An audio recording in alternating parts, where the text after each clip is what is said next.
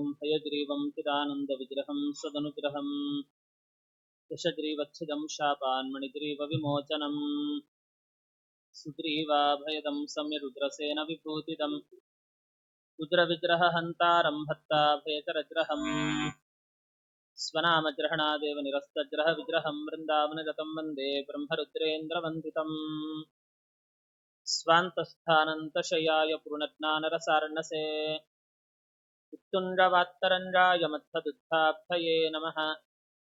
गुरुमखिलगुणज्ञं सद्गुणैकाधिवासं शमदमपरिनिष्ठं सत्त्वनिष्ठं वरिष्ठं सकलजनशिष्टं नित्यनिर्धूतकष्टं भयमुखपदनिष्ठं मां भजन्तु प्रपन्नाः।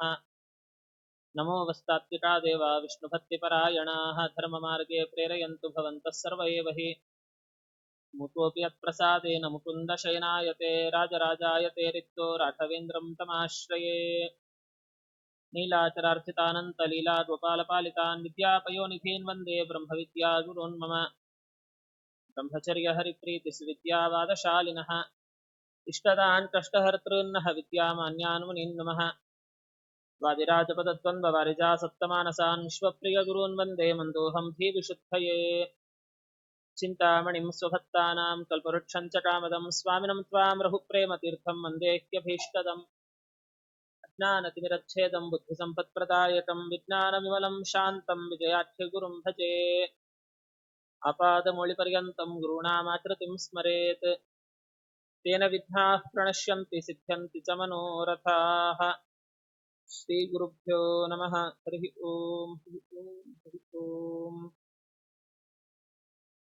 ॐ प्रकटीकृतटीकोत्तरमर्कटीकृतमायिराट् चरकृतात् व्यासतत्त्वनमस्करीन्द्रः कृपां मयि सत्यं सत्यं पुनः सत्यं विष्णुतीर्थप्रसादतः सर्वे कामा भवन्त्येव शपथो बिम्बसन्निधौ। परम ಪವಿತ್ರವಾದಂತಹ ದಿವಸ ಮಹಾಶಿವರಾತ್ರಿ ಹಾಗೂ ಶ್ರೀ ವಿಷ್ಣುತೀರ್ಥರ ಆರಾಧನಾ ಮಹೋತ್ಸವ.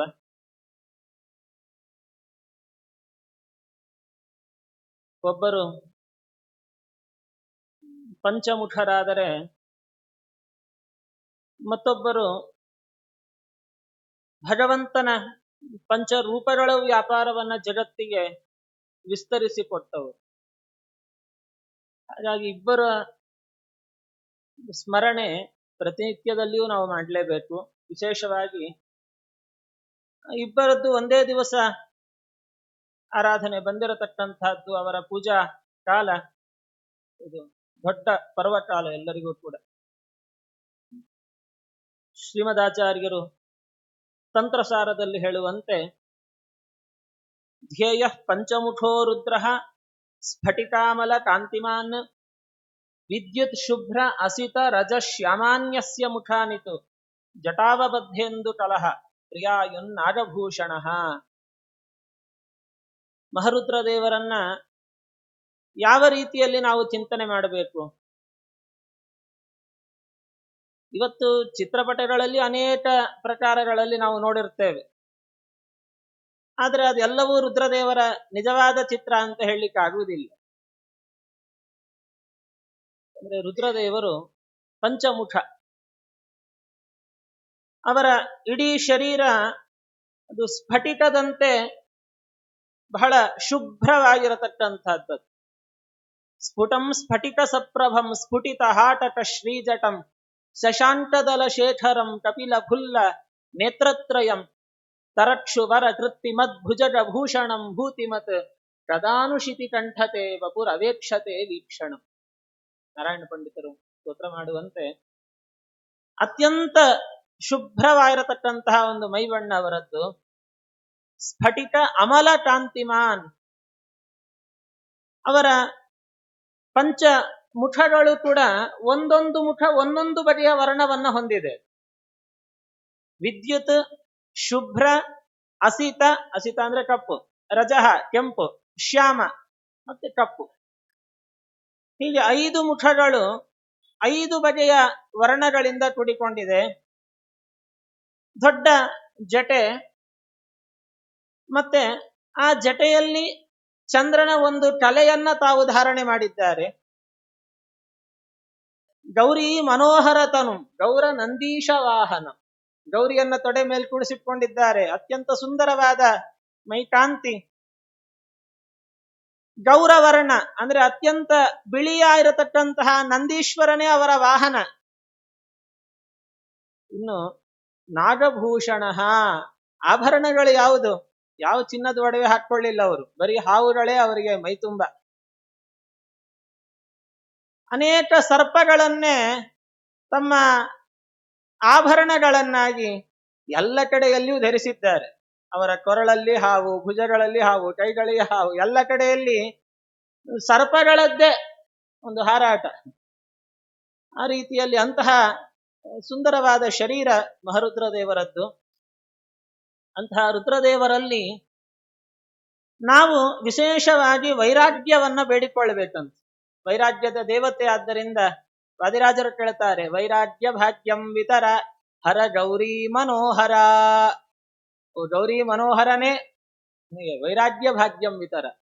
ವೈರಾಗ್ಯವೇ ನಿಜವಾದ ಭಾಗ್ಯ, ಶ್ರೀಮಂತಿಕೆ ನಿಜವಾದ ಭಾಗ್ಯ ಅಲ್ಲ, ವೈರಾಗ್ಯ ನಿಜವಾದ ಭಾಗ್ಯ. ಆ ಭಾಗ್ಯವನ್ನ ನನಗೆ ಚೆನ್ನಾಗಿ ಕರುಣಿಸು ಅಂತ ಮಹರುದ್ರದೇವರಲ್ಲಿ ಪ್ರಾರ್ಥನೆಯನ್ನ ಮಾಡಿಕೊಳ್ಳುತ್ತಾರೆ. ಇವತ್ತು ರುದ್ರದೇವರು ಭೂಮಿಯಲ್ಲಿ ಅವತರಿಸಿದ ದಿವಸ ಆದ್ದರಿಂದ ವಿಶೇಷವಾಗಿ ರುದ್ರದೇವರ ಪೂಜೆ, ಅವರ ಚಿಂತನೆಯನ್ನ ಮಾಡಿ ದೊಡ್ಡ ಹಬ್ಬ ಆಚರಣೆ ಮಾಡಬೇಕು. ಇವತ್ತು ಉಪವಾಸ ಕೂಡುವುದಲ್ಲ, ಇವತ್ತು ಉಪವಾಸ ಅನ್ನೋದು ವರ್ಜ್ಯ. ಎಂಥವರು ಉಪವಾಸ ಮಾಡಲಿಕ್ಕಿಲ್ಲ. ಎಲ್ಲಿವರೆಗೆ ಅಂದ್ರೆ, ಯದ್ಯಪಿ ವಿಷ್ಣು ಪಂಚಕ ಮಾಡುವವರಿಗೆ ಶ್ರವಣೋಪವಾಸ ಅಂತಿರ್ತದೆ. ಸಾಮಾನ್ಯ ಇವತ್ತು ಶ್ರವಣ ನಕ್ಷತ್ರ ಇರುತ್ತೆ ಶಿವರಾತ್ರಿ ದಿವಸ, ಆದ್ರೂ ಉಪವಾಸ ಮಾಡೋ ಹಾಗಿಲ್ಲ, ನಿಷೇಧ. ಯಾಕಂದ್ರೆ ಶಿವರಾತ್ರಿ ಇರೋಣದರಿಂದ ಶ್ರವಣ ನಕ್ಷತ್ರ ಇದ್ರೂ ಕೂಡ ಇವತ್ತು ಉಪವಾಸ ಮಾಡಬೇಡಿ, ಒಳ್ಳೆ ಹಬ್ಬದ ಅಡಿಗೆ ಮಾಡಿ ಊಟ ಮಾಡಿ ಅಂದ್ರು. ಆ ರೀತಿಯಲ್ಲಿ ಅಂದ್ರೆ ದೊಡ್ಡ ಹಬ್ಬ ಆಚರಣೆ ಮಾಡುವಂತಹ ಒಂದು ಪರ್ವಕಾಲ ಇದು. ರುದ್ರದೇವರ ಪರಮ ವೈಷ್ಣವೋತ್ತಮರಾದ್ದರಿಂದ ಅವರ ಚಿಂತನೆಯನ್ನು ವಿಶೇಷವಾಗಿ ಮಾಡಬೇಕು. ಅದರಂತೆ ಅಂಥ ರುದ್ರದೇವರ ಸನ್ನಿಧಾನ ಪಾತ್ರರಾಗಿರತಕ್ಕಂತಹ ಅಡವಿ ಸ್ವಾಮಿಗಳು ಮತ್ತೆ ಆರಣ್ಯಕಾಚಾರ್ಯರು ಅಥವಾ ಅವಧೂತ ಶಿರೋಮಣಿಗಳು ಅಂತಲೇ ಅನೇಕ ಹೆಸರುಗಳಿಂದ ಪ್ರಖ್ಯಾತರಾದ ಮಾದನೂರಿನ ಶ್ರೀ ವಿಷ್ಣುತೀರ್ಥ ಗುರುಸಾರ್ವಭೌಮರ ಆರಾಧನಾ ಮಹೋತ್ಸವ. ಈ ಭೂಮಿಯಲ್ಲಿ ಅದರಲ್ಲಿಯೂ ಕೂಡ ವಿಶೇಷವಾಗಿ ಭರತಖಂಡದಲ್ಲಿ ಅನೇಕ ಜನ ಜ್ಞಾನಿಗಳು ತಾವು ಅವತಾರವನ್ನ ಮಾಡಿದ್ದುಂಟು. ಜ್ಞಾನಿಗಳು ಅವತಾರ ಮಾಡುವುದು ಯಾಕೆ ಅಂದ್ರೆ ಒಂದು ಎರಡು ಪ್ರಯೋಜನ ಇರ್ತದೆ ಅದಕ್ಕೆ ಪ್ರಧಾನವಾಗಿ. ಒಂದು, ಪರಮಾತ್ಮನ ಆದೇಶದಂತೆ ಯಾರ್ಯಾರು ಸಜ್ಜನರು ತತ್ವಜ್ಞಾನ ಶೂನ್ಯರಾಗಿ, ಯಾವ ವಿಷಯ ವೈರಾಗ್ಯ ಇಲ್ಲ, ತತ್ವಜ್ಞಾನ ಇಲ್ಲ, ಹರಿಭಕ್ತಿ ಇಲ್ಲ, ಏನೋ ವ್ಯರ್ಥವಾಗಿ ಪಶುಗಳಂತೆ ಜೀವನವನ್ನ ಮಾಡಿಕೊಂಡಿರ್ತಾರೆ, ಅಂಥವರನ್ನೆಲ್ಲ ಹತ್ರ ತೆರೆದು ಅವರಿಗೆ ಭಗವತ್ ತತ್ವದಲ್ಲಿ ಅಭಿರುಚಿಯನ್ನುಂಟು ಮಾಡಿ ಅಂಥ ಅನೇಕ ಸಾಧನಾ ಜೀವಿಗಳನ್ನು ಸಾಧನೆಯ ಮಾರ್ಗದಲ್ಲಿ ಕರ್ಕೊಂಡು ಬರುವಂತಹದ್ದು. ಅಂದ್ರೆ ಅನೇಕ ಸಜ್ಜನರ ಉದ್ಧಾರ, ಅದು ಒಂದು ದೊಡ್ಡ ಪ್ರಯೋಜನವಾದರೆ, ಮತ್ತೊಂದು ಏನು ಜ್ಞಾನಿಗಳಿಗೆ ಅವರಿಗೂ ಅಪರೋಕ್ಷ ಜ್ಞಾನ ಆಗಿರುತ್ತದೆ, ಒಂದು ಕಿಂಚಿತ್ ಪ್ರಾರಬ್ಧ ಅನ್ನತಕ್ಕಂಥದ್ದು ಇರ್ತದೆ ಅವರಿಗೂ ಕೂಡ. ಅದನ್ನು ಬೇಗ ಭೋಗ ಮಾಡಿ ಕಳ್ಕೊಂಡು ಹೋಗ್ಲಿಕ್ಕೂ ಬಂದಿರ್ತಾರವರು. ಆ ರೀತಿಯಲ್ಲಿ ಅನೇಕ ಜನ ಜ್ಞಾನಿಗಳು ಅವತಾರವನ್ನ ಮಾಡಿದ್ದುಂಟು. ಸರಿ, ಅವರು ಅವತಾರ ಮಾಡಿದ್ದಾರೆ, ಬೇಕಾದ ಸಾಧನೆ ಮಾಡಿದ್ದಾರೆ, ಅದನ್ನು ನಾವು ಯಾಕೆ ಚಿಂತನೆ ಮಾಡಬೇಕು?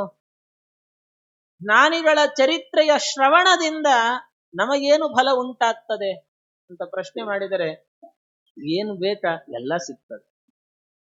ಇದು ಅದು ಅಂತ ಏನಿಲ್ಲ. ಯತ್ಕೀರ್ತನಂ ದಾಸ್ಯತಿ ಸಂತತಿ ಪ್ರಭಾವಿರತ್ತಿ ಭಕ್ತಿ ಶ್ರುತಿ ಪೂರ್ವ ಸಂಪದಂ. ಜ್ಞಾನಿಗಳ ಕೀರ್ತನೆ ಎನ್ನುವಂತಹದ್ದು ಎರಡು ಬಗೆಯ ಸಂಪತ್ತನ್ನ ನಮಗೆ ಕೊಡುತ್ತದಂತೆ. ಐಹಿಕವಾದದ್ದು ಕೊಡುತ್ತದೆ, ಆಂತರಂಗಿಕವಾದ ಆಧ್ಯಾತ್ಮಿಕವಾದ ಸಂಪತ್ತನ್ನು ಕೊಡುತ್ತದೆ. ಅಂದ್ರೆ ಇಹಕ್ಕೂ ಆಯ್ತು ಪರಕ್ಕೂ ಆಯ್ತು ಅಂತಾರೆ. ಯತ್ ಕೀರ್ತನಂ, ವಿಷ್ಣು ತೀರ್ಥರಂತಹ ಜ್ಞಾನಿಗಳ ಕೀರ್ತನೆ ಒಳ್ಳೆ ಸಂತತಿಯನ್ನ ಕೊಡುತ್ತದೆ, ಒಳ್ಳೆ ಕಾಂತಿಯನ್ನ ಕೊಡುತ್ತೆ, ಭಕ್ತಿಯನ್ನ ಕೊಡುತ್ತದೆ, ತತ್ವಜ್ಞಾನವನ್ನ ಕೊಡುತ್ತೆ, ಒಳ್ಳೆಯ ಅಪೂರ್ವವಾದ ತತ್ವಗಳ ಶ್ರವಣ ಆಗುವಂತೆ ಮಾಡುತ್ತೆ, ವಿಷಯ ವೈರಾಗ್ಯವನ್ನುಂಟು ಮಾಡುತ್ತದೆ. ಹೀಗೆ ಮೋಕ್ಷೋಪಯೋಗಿಯಾದ ಏನೇನು ಸಾಧನೆಗಳಿದ್ದಾವೆ ಎಲ್ಲವನ್ನೂ ನಮಗೆ ತಂದು ಕೊಡುತ್ತದೆ. ಅದಕ್ಕೋಸ್ಕರ ಭಗವದ್ಭಕ್ತರ ಚರಿತ್ರೆಯನ್ನು ನಾವು ಶ್ರದ್ಧೆಯಿಂದ ಶ್ರವಣ ಮಾಡಬೇಕು. ದೇವರ ಭಕ್ತರ ಚರಿತ್ರೆ ಅಂದ್ರೆ ಅದು ದೇವರ ಚರಿತ್ರೆನೇ. ಅವರ ಅಂತರ್ಯಾಮಿಯಾಗಿ ಆ ರೂಪದಿಂದ ಕೂತು ಅನೇಕ ಲೀಲೆಗಳನ್ನ ಏನು ಆ ಸ್ವಾಮಿ ಮಾಡಿರುತ್ತಾನೆ ಅವನದ್ದೇ ಲೀಲಾ ಅಂತ ಅರ್ಥ. ವಿಷ್ಣು ತೀರ್ಥರ ಚರಿತ್ರೆ ಕೇಳ್ತಾ ಇದ್ದೇವೆ. ಅವರು ಅನೇಕ ಪವಾಡ ತೋರಿಸಿದ್ದಾರೆ, ಬೇಕಾದ ಗ್ರಂಥ ಬರೆದಿದ್ದಾರೆ, ದೊಡ್ಡ ದೊಡ್ಡ ಮಹಿಮೆಗಳೆಲ್ಲ ಇದ್ದಾವೆ. ಇದೆಲ್ಲ ವಿಷ್ಣು ತೀರ್ಥರೇ ಮಾಡಿಬಿಟ್ರು ಅಂತ ಹೇಳಿದ್ರೆ ಅದು ವಿಷ್ಣು ತೀರ್ಥರ ಚರಿತ್ರೆಯನ್ನು ಹೇಳಲಿಕ್ಕೆ ಹೋಗಿ ಹೊಗಳಿಕ್ಕೆ ಹೋಗಿ ಅವರನ್ನ ಬೈದ ಹಾಗಾಗ್ತದೆ. ಅವರಂತಾರೆ, ಯಾಕಪ್ಪ ಇಷ್ಟೆಲ್ಲ ನನ್ನ ನಿಂದೆ ಮಾಡ್ತೀಯ? ಯಾಕಂದ್ರೆ ಅವ್ರು ಹೇಳಲಿಕ್ಕೆ ಹೊರಟಿದ್ದೆ ಜೀವ ಅಸ್ವತಂತ್ರ, ದೇವ ನಿಜ ಸ್ವಾತಂತ್ರ್ಯ, ಜೀವ ಜಡರು ದೇವರ ಅಧೀನರೆಂದು, ಜೀವೋತ್ತಮರಲ್ಲಿ ಭಕುತಿ ಜಡದಲ್ಲಿ ವಿರಕೃತಿ, ಎಲ್ಲ ತತ್ವಗಳನ್ನು ಉಪದೇಶ ಮಾಡಲಿಕ್ಕೆ ಬಂದವರು ಮಹಾನುಭಾವರು. ಆದ್ದರಿಂದ ವಿಷ್ಣು ತೀರ್ಥರ ಚರಿತ್ರೆ ಅಂದ್ರೆ ಅವರ ಅಂತರ್ಯಾಮಿಯಾಗಿ ವಿಷ್ಣು ತೀರ್ಥ ಅಂತ ಹೆಸರಿಟ್ಕೊಂಡು, ಜಯತೀರ್ಥಾಚಾರ್ಯ ಅಂತ ಹೆಸರಿಟ್ಕೊಂಡು ಏನೆಲ್ಲ ಮಹಿಮೆಗಳನ್ನ ಅವರ ಅಧಿಷ್ಠಾನದಲ್ಲಿ ಕೂತು ಸ್ವಾಮಿ ಪ್ರಕಟ ಮಾಡಿದ್ದಾನೆ ಅವನದ್ದೇ ಲೀಲಾ ಅದೆಲ್ಲ. ಆ ಪರಮಾತ್ಮನ ಸ್ತೋತ್ರವೇ ಇದೆಲ್ಲವೂ ಕೂಡ. ಅಂತಹ ಭಗವಂತನ ಮಹಾತ್ಮ್ಯವೇ. ಧನ್ಯಾಹಿ ಮಾನ್ಯಾಹ ಸ್ಫುಟ ನೈಜ ಯೋಗ್ಯತಾ. ಅಂಥ ಚರಿತ್ರೆಯನ್ನ ಯಾರು ಶ್ರವಣ ಮಾಡುತ್ತಾರೆ ಅಥವಾ ಶ್ರವಣ ಮಾಡಬೇಕು ಅಂತ ನಮಗೆ ಮನಸ್ಸುಂಟಾದರೂ ಸಾಕು, ನಾವು ಧನ್ಯರು, ನಾವು ಮಾನ್ಯರು, ನಾವು ಮಹಾ ಯೋಗ್ಯತೆ ಉಳ್ಳವರು. ಆದ್ದರಿಂದ ಅಂಥ ಗುರುಗಳು ವಿಶೇಷವಾಗಿ ಭೂಮಿಯಲ್ಲಿ ಅವತಾರ ಮಾಡಿ ಬಹುಬಗೆಯ ಸಾಧನೆಗಳನ್ನ ಆಚರಣೆ ಮಾಡಿರ್ತಾರೆ. ತುಂಬಾ ನಮ್ಮ ಕಣ್ಣಿಗೆ ಮೇಲ್ನೋಟಕ್ಕೆ ಕಾಣುವ ಸಾಧನೆಗಳು ಅಂದ್ರೆ ತುಂಬಾ ತೀರ್ಥಯಾತ್ರೆಗಳನ್ನ ಮಾಡಿರ್ತಾರೆ, ಅನೇಕ ತೀರ್ಥಕ್ಷೇತ್ರಗಳ ಸಂಚಾರವನ್ನ ಬೇಕಾದಷ್ಟು ಬಾರಿ ಮಾಡಿರ್ತಾರೆ, ಅನೇಕ ಜನರಿಗೆ ಅನ್ನದಾನ, ವಸ್ತ್ರದಾನ, ವಿದ್ಯಾದಾನ ಇತ್ಯಾದಿ ನಾನಾ ತರಹದ ದಾನಗಳನ್ನ ಮಾಡಿರ್ತಾರೆ. ಇನ್ನು ಎಲ್ಲ ಬಗೆಯ ಭೋಜಗಳನ್ನ ತ್ಯಾಗ ಮಾಡಿರ್ತಾರೆ. ನಿರಂತರವಾಗಿ ಅನೇಕ ಪ್ರತಿಮೆಗಳು, ದೊಡ್ಡವರು ಜ್ಞಾನಿಗಳು ಅಂದ್ರೆ ದೊಡ್ಡ ಸಂಸ್ಥಾನ ಇರ್ತದೆ, ಅನೇಕ ನೂರಾರು ಪ್ರತಿಮೆಗಳು, ಶಾಲಗ್ರಾಮಗಳು ಎಲ್ಲ ಇಟ್ಟು ವಿಶೇಷವಾಗಿ ದೇವತಾರ್ಚನೆಯನ್ನು ತಾವು ಮಾಡಿರ್ತಾರೆ. ಹೀಗೆ ನಾವು ಒಂದು ಬಾಹ್ಯ ದೃಷ್ಟಿಯಿಂದ ಅವರ ಅನೇಕ ಬಗೆಯ ಸಾಧನೆಗಳನ್ನ ನಾವು ಲೆಕ್ಕಾಚಾರ ಹಾಕ್ತೇವೆ. ಆದರೆ ಈ ಏನು ನಾವು ನೋಡುವ ದೇವರ ಪೂಜಾದಿಗಳು, ತೀರ್ಥಯಾತ್ರಾದಿಗಳು, ದಾನಾದಿಗಳು ಇದೆಲ್ಲ ಏನಿದ್ದಾವಲ್ಲ, ಇದೆಲ್ಲ ಅವರ ನಿಜವಾದ ಸಾಧನೆಯ ಮುಂದೆ ಅತ್ಯಲ್ಪ ಅಂತ ಇದೆಲ್ಲವೂ. ಯಾಕೆ ಹಾಗೆ ಅಂದ್ರೆ ಸದಾ ಹರಿಶ್ರೀ ಚರಣಾರವಿಂದ ಜ ಪ್ರಸನ್ನ ಗಂಗಾಪ್ಲುತಿ ಮಂಡಲಾನಾಂ. ನಿರಂತರವಾಗಿ ದೇವರ ಚಿಂತನೆಯನ್ನ ಮಾಡುತ್ತಾ ಒಳ ಇರತಕ್ಕಂತಹ ಏನು 72,000 ನಾಡಿಗಳಿದ್ದಾವೆ, 72,000 ನಾಡಿಗಳಲ್ಲಿ 72,000 ನದಿಗಳು ಹರಿತಾ ಇದ್ದಾವೆ. ನಾವು ಯಾವ್ದ್ಯಾವ್ದೋ ನದಿ ಸ್ನಾನ ಅಂತ ಅಲ್ಲಿ ಇಲ್ಲಿ ಹುಡುಕಾಡಿಕೊಂಡು ಓಡಿದರೆ ಜ್ಞಾನಿಗಳಾದವರು ಒಳಗಿನ ನದಿಗಳಲ್ಲಿ ಸ್ನಾನವನ್ನ ಮಾಡ್ತಿರ್ತಾರಂತೆ. ಧೀರರನುದಿನ ನಾಡಿ ನದಿಯಲ್ಲಿ ಮಜ್ಜನವ ಗೈಯುವರು ಅಂತಂದ್ರು. ಅವರು ಧೀರರು, ಅದಕ್ಕೆ ಅವರು ಧೀರರು. ಒಳಗಿನ ನಾಡಿ ನದಿಗಳಲ್ಲಿ ಸ್ನಾನ ಮಾಡುತ್ತಾರೆ. ಒಳಗಿರುವ ದೇವರ ಚಿಂತನೆ ಅಂತರಂಗದಲ್ಲಿ ಶ್ರೀಹರಿಯ ಸಾಕ್ಷಾತ್ಕಾರದಿಂದ ಎಡಬಿಡದೆ ಚಿಂತನೆ ಮಾಡ್ತಾ ಇರ್ತಾರಲ್ಲ, ಅಂತಹ ಪರಿಶುದ್ಧಾತ್ಮರಾದ ಮಹನೀಯರಿಗೆ ಈ ಗಂಗಾದಿ ಸ್ನಾನಗಳ ಒಂದು ಪುಣ್ಯ ಅನ್ನೋದು ಅದು ಯಾವ ಲೆಕ್ಕಕ್ಕೆ ಅಂತ ಪ್ರಶ್ನೆ ಮಾಡ್ತಾರೆ. ನಮಗೆ ಆ ಉತ್ತಮ ಯೋಗ್ಯತಾ ಇಲ್ಲ, ಅದು ಬರಲಿ ಅನ್ನೋದಕ್ಕೋಸ್ಕರ ಗಂಗಾದಿಗಳ ಹತ್ರ ಓಡಿಕೊಂಡು ಹೋಗ್ತೇವೆ ನಾವು. ಆದರೆ ಅವರಿಗೆ ಇದೆಲ್ಲವೂ ಬಹಳ ಅತ್ಯಲ್ಪ. ಇದು ಅಂದ್ರೆ ದೇವರ ಚಿಂತನೆಯಿಂದ ಬರುವ ಪುಣ್ಯದ ಮುಂದೆ ಈ ಗಂಗಾ, ಯಮುನಾ, ಸರಸ್ವತಿ ಎಲ್ಲದರ ಸ್ನಾನಾದಿಗಳ ಪುಣ್ಯ ಅದು ಅತ್ಯಲ್ಪವಾದಂತಹ ಒಂದು ಪುಣ್ಯ. ಅದರಂತೆ ನಿರಂತರವಾಗಿ ಶ್ರೀಮದ್ ಆನಂದ ತೀರ್ಥರ ತೀರ್ಥ ಅಂದ್ರೆ ಶಾಸ್ತ್ರ, ಆಚಾರ್ಯರ ಶಾಸ್ತ್ರದಲ್ಲಿಯೇ 24 ತಾಸು ವಿಹಾರ ಮಾಡತಕ್ಕಂಥವರಿಗೆ ಈ ಯಾವುದೋ ಹೊರಗಿನ ತೀರ್ಥಕ್ಷೇತ್ರಗಳ ಯಾತ್ರಾ ಮಾಡಿದ್ರು, ಹಂಗ್ ಮಾಡಿದ್ರು, ಹಿಂಗ್ ಮಾಡಿದ್ರು, ಅದೇನ್ ಲೆಕ್ಕಕ್ಕೆ ಇಲ್ಲ ಅವರು. ಕಿಂ ತೀರ್ಥಯಾತ್ರಾಚರಣಂ ಮಹಾತ್ಮನಾಂ, ಅವರಿಗೆ ಇದೇನ್ ದೊಡ್ಡ ಕುತೂಹಲಕಾರಿಯಾದ ಸಂಗತಿ ಅಲ್ಲ ಅವರಿಗೆ. ಯಾಕೆಂದ್ರೆ ಈ ಹೊರಗಿನ ಎಲ್ಲಾ ತೀರ್ಥಯಾತ್ರಾದಿಗಳ ಪುಣ್ಯ ಆನಂದ ತೀರ್ಥರ ಶಾಸ್ತ್ರವನ್ನು ಹಿಡಿದ್ರೆ ಬರುತ್ತದೆ. ಕೂತಲ್ಲೇ ಎಲ್ಲಾ ಪುಣ್ಯ ಬಂದ್ಬಿಡ್ತದೆ. ದಾಸರು ಹೇಳಿದ್ರಲ್ಲ, ಎಲ್ಲಿ ಹರಿಕಥಾ ಪ್ರಸಂಗವೋ ಅಲ್ಲಿ ಗಂಗಾ ಯಮುನಾ ಅಂತ. ಕೂತಲ್ಲಿ ಎಲ್ಲಾ ಗಂಗಾ ಸ್ನಾನ, ಎಲ್ಲಾ ತೀರ್ಥಗಳ ಯಾತ್ರೆ, ಅನಾಯಾಸವಾಗಿ ಆ ಪುಣ್ಯವನ್ನು ಅವರು ಸಂಪಾದನೆ ಮಾಡಿಕೊಳ್ಳುತ್ತಾರೆ. ಅಷ್ಟೇ ಅಲ್ಲ, ಪ್ರತ್ಯುತ್ತರಂ, ಜ್ಞಾನಿಗಳು ತುಂಬಾ ವ್ರತಗಳನ್ನ ಮಾಡಿರುತ್ತಾರೆ, ದೊಡ್ಡ ದೊಡ್ಡ ವ್ರತಗಳು. ಅದರಲ್ಲಿ ವಿಶೇಷವಾಗಿ ಉಪವಾಸಾದಿಗಳು, ದಿನಗಳಿಗಟ್ಲೆ ಮಂಡಲಗಳಿಗಟ್ಲೆ ಉಪವಾಸ, ಕಾಷ್ಠಮೌನ ವ್ರತ ಎಲ್ಲ ವಿಷ್ಣು ತೀರ್ಥರು ಮಾಡಿದರು. ವಿಷ್ಣು ತೀರ್ಥರು ತೀರ್ಥಯಾತ್ರಾ ಮಾಡಿದರು, ತೀರ್ಥ ಸ್ನಾನಗಳನ್ನ ಮಾಡಿದರು. ಅದರಂತೆ ಅವರು ಕಾಷ್ಠಮೌನಾದಿ ವ್ರತಗಳನ್ನ ಅನುಷ್ಠಾನ ಮಾಡಿದರು. ಆದರೆ ಈ ಏನು ಕಾಷ್ಠಮೌನ ವ್ರತ ಅಂತ ಅಂದ್ರೆ ಕಟ್ಟಿಗೆ ಅಂತೆ ಸುಮ್ಮನೆ ಇದ್ದು ಬಿಡುವಂತದ್ದು, ಏನು ಯಾವುದಕ್ಕೂ ಚಲಿಸೋಲ್ಲ, 40 ದಿವಸ ಪೂರ್ಣ ಮೌನ. ಕಷ್ಟ ಅಲ್ವಾ? ಪ್ರವಚನ ಆಡುವ ಕಾಲಕ್ಕೆ ಒಂದ್ ಸ್ವಲ್ಪ ಸುಮ್ಮನೆ ಇರಪ್ಪ ಅಂದ್ರೆ ಅಷ್ಟರಲ್ಲೇ ಏನೋ ಒಣಗಿರ್ತಾರೆ ಪಟ್ಟದವರ ಕಿವಿಯಲ್ಲಿ. ಅಂತದ್ದು 40 ದಿವಸ, 40 ನಿಮಿಷ ಅಲ್ಲ, ತಾಸಲ್ಲ, ಅಷ್ಟೊಂದು ದೀರ್ಘಕಾಲ ಏನೋ ಮಾತನಾಡದೆ ಇರತಕ್ಕಂಥದ್ದು, ಅದು ನಿಜವಾದ ದೊಡ್ಡ ಸಾಧನೆ. ಅದು ಬೇಕಾದ್ರೆ ಉಪವಾಸ ಬೇಕಾದ್ರೂ ಮಾಡ್ತೀವಿ, 40 ದಿವಸ ಮಾತು ಬಿಟ್ಟು ಅದೊಂದು ಸಾಧ್ಯವೇ ಇಲ್ಲ. ಆದರೆ ವಿಷ್ಣು ತೀರ್ಥರು ಅಂಥದ್ದನ್ನು ಅನುಷ್ಠಾನ ಮಾಡಿದ್ದಾರೆ. ಶ್ರೀಮದಾಚಾರ್ಯರು ಹೇಗೆ ಕಾಷ್ಠಮೌನ ಮದಧಾದುಪವಾಸಂ, ಹಾಗೆ ವಿಷ್ಣು ತೀರ್ಥರು ಕಾಷ್ಠಮೌನ ವ್ರತದ ಅನುಷ್ಠಾನ ಮಾಡಿದ್ದಾರೆ.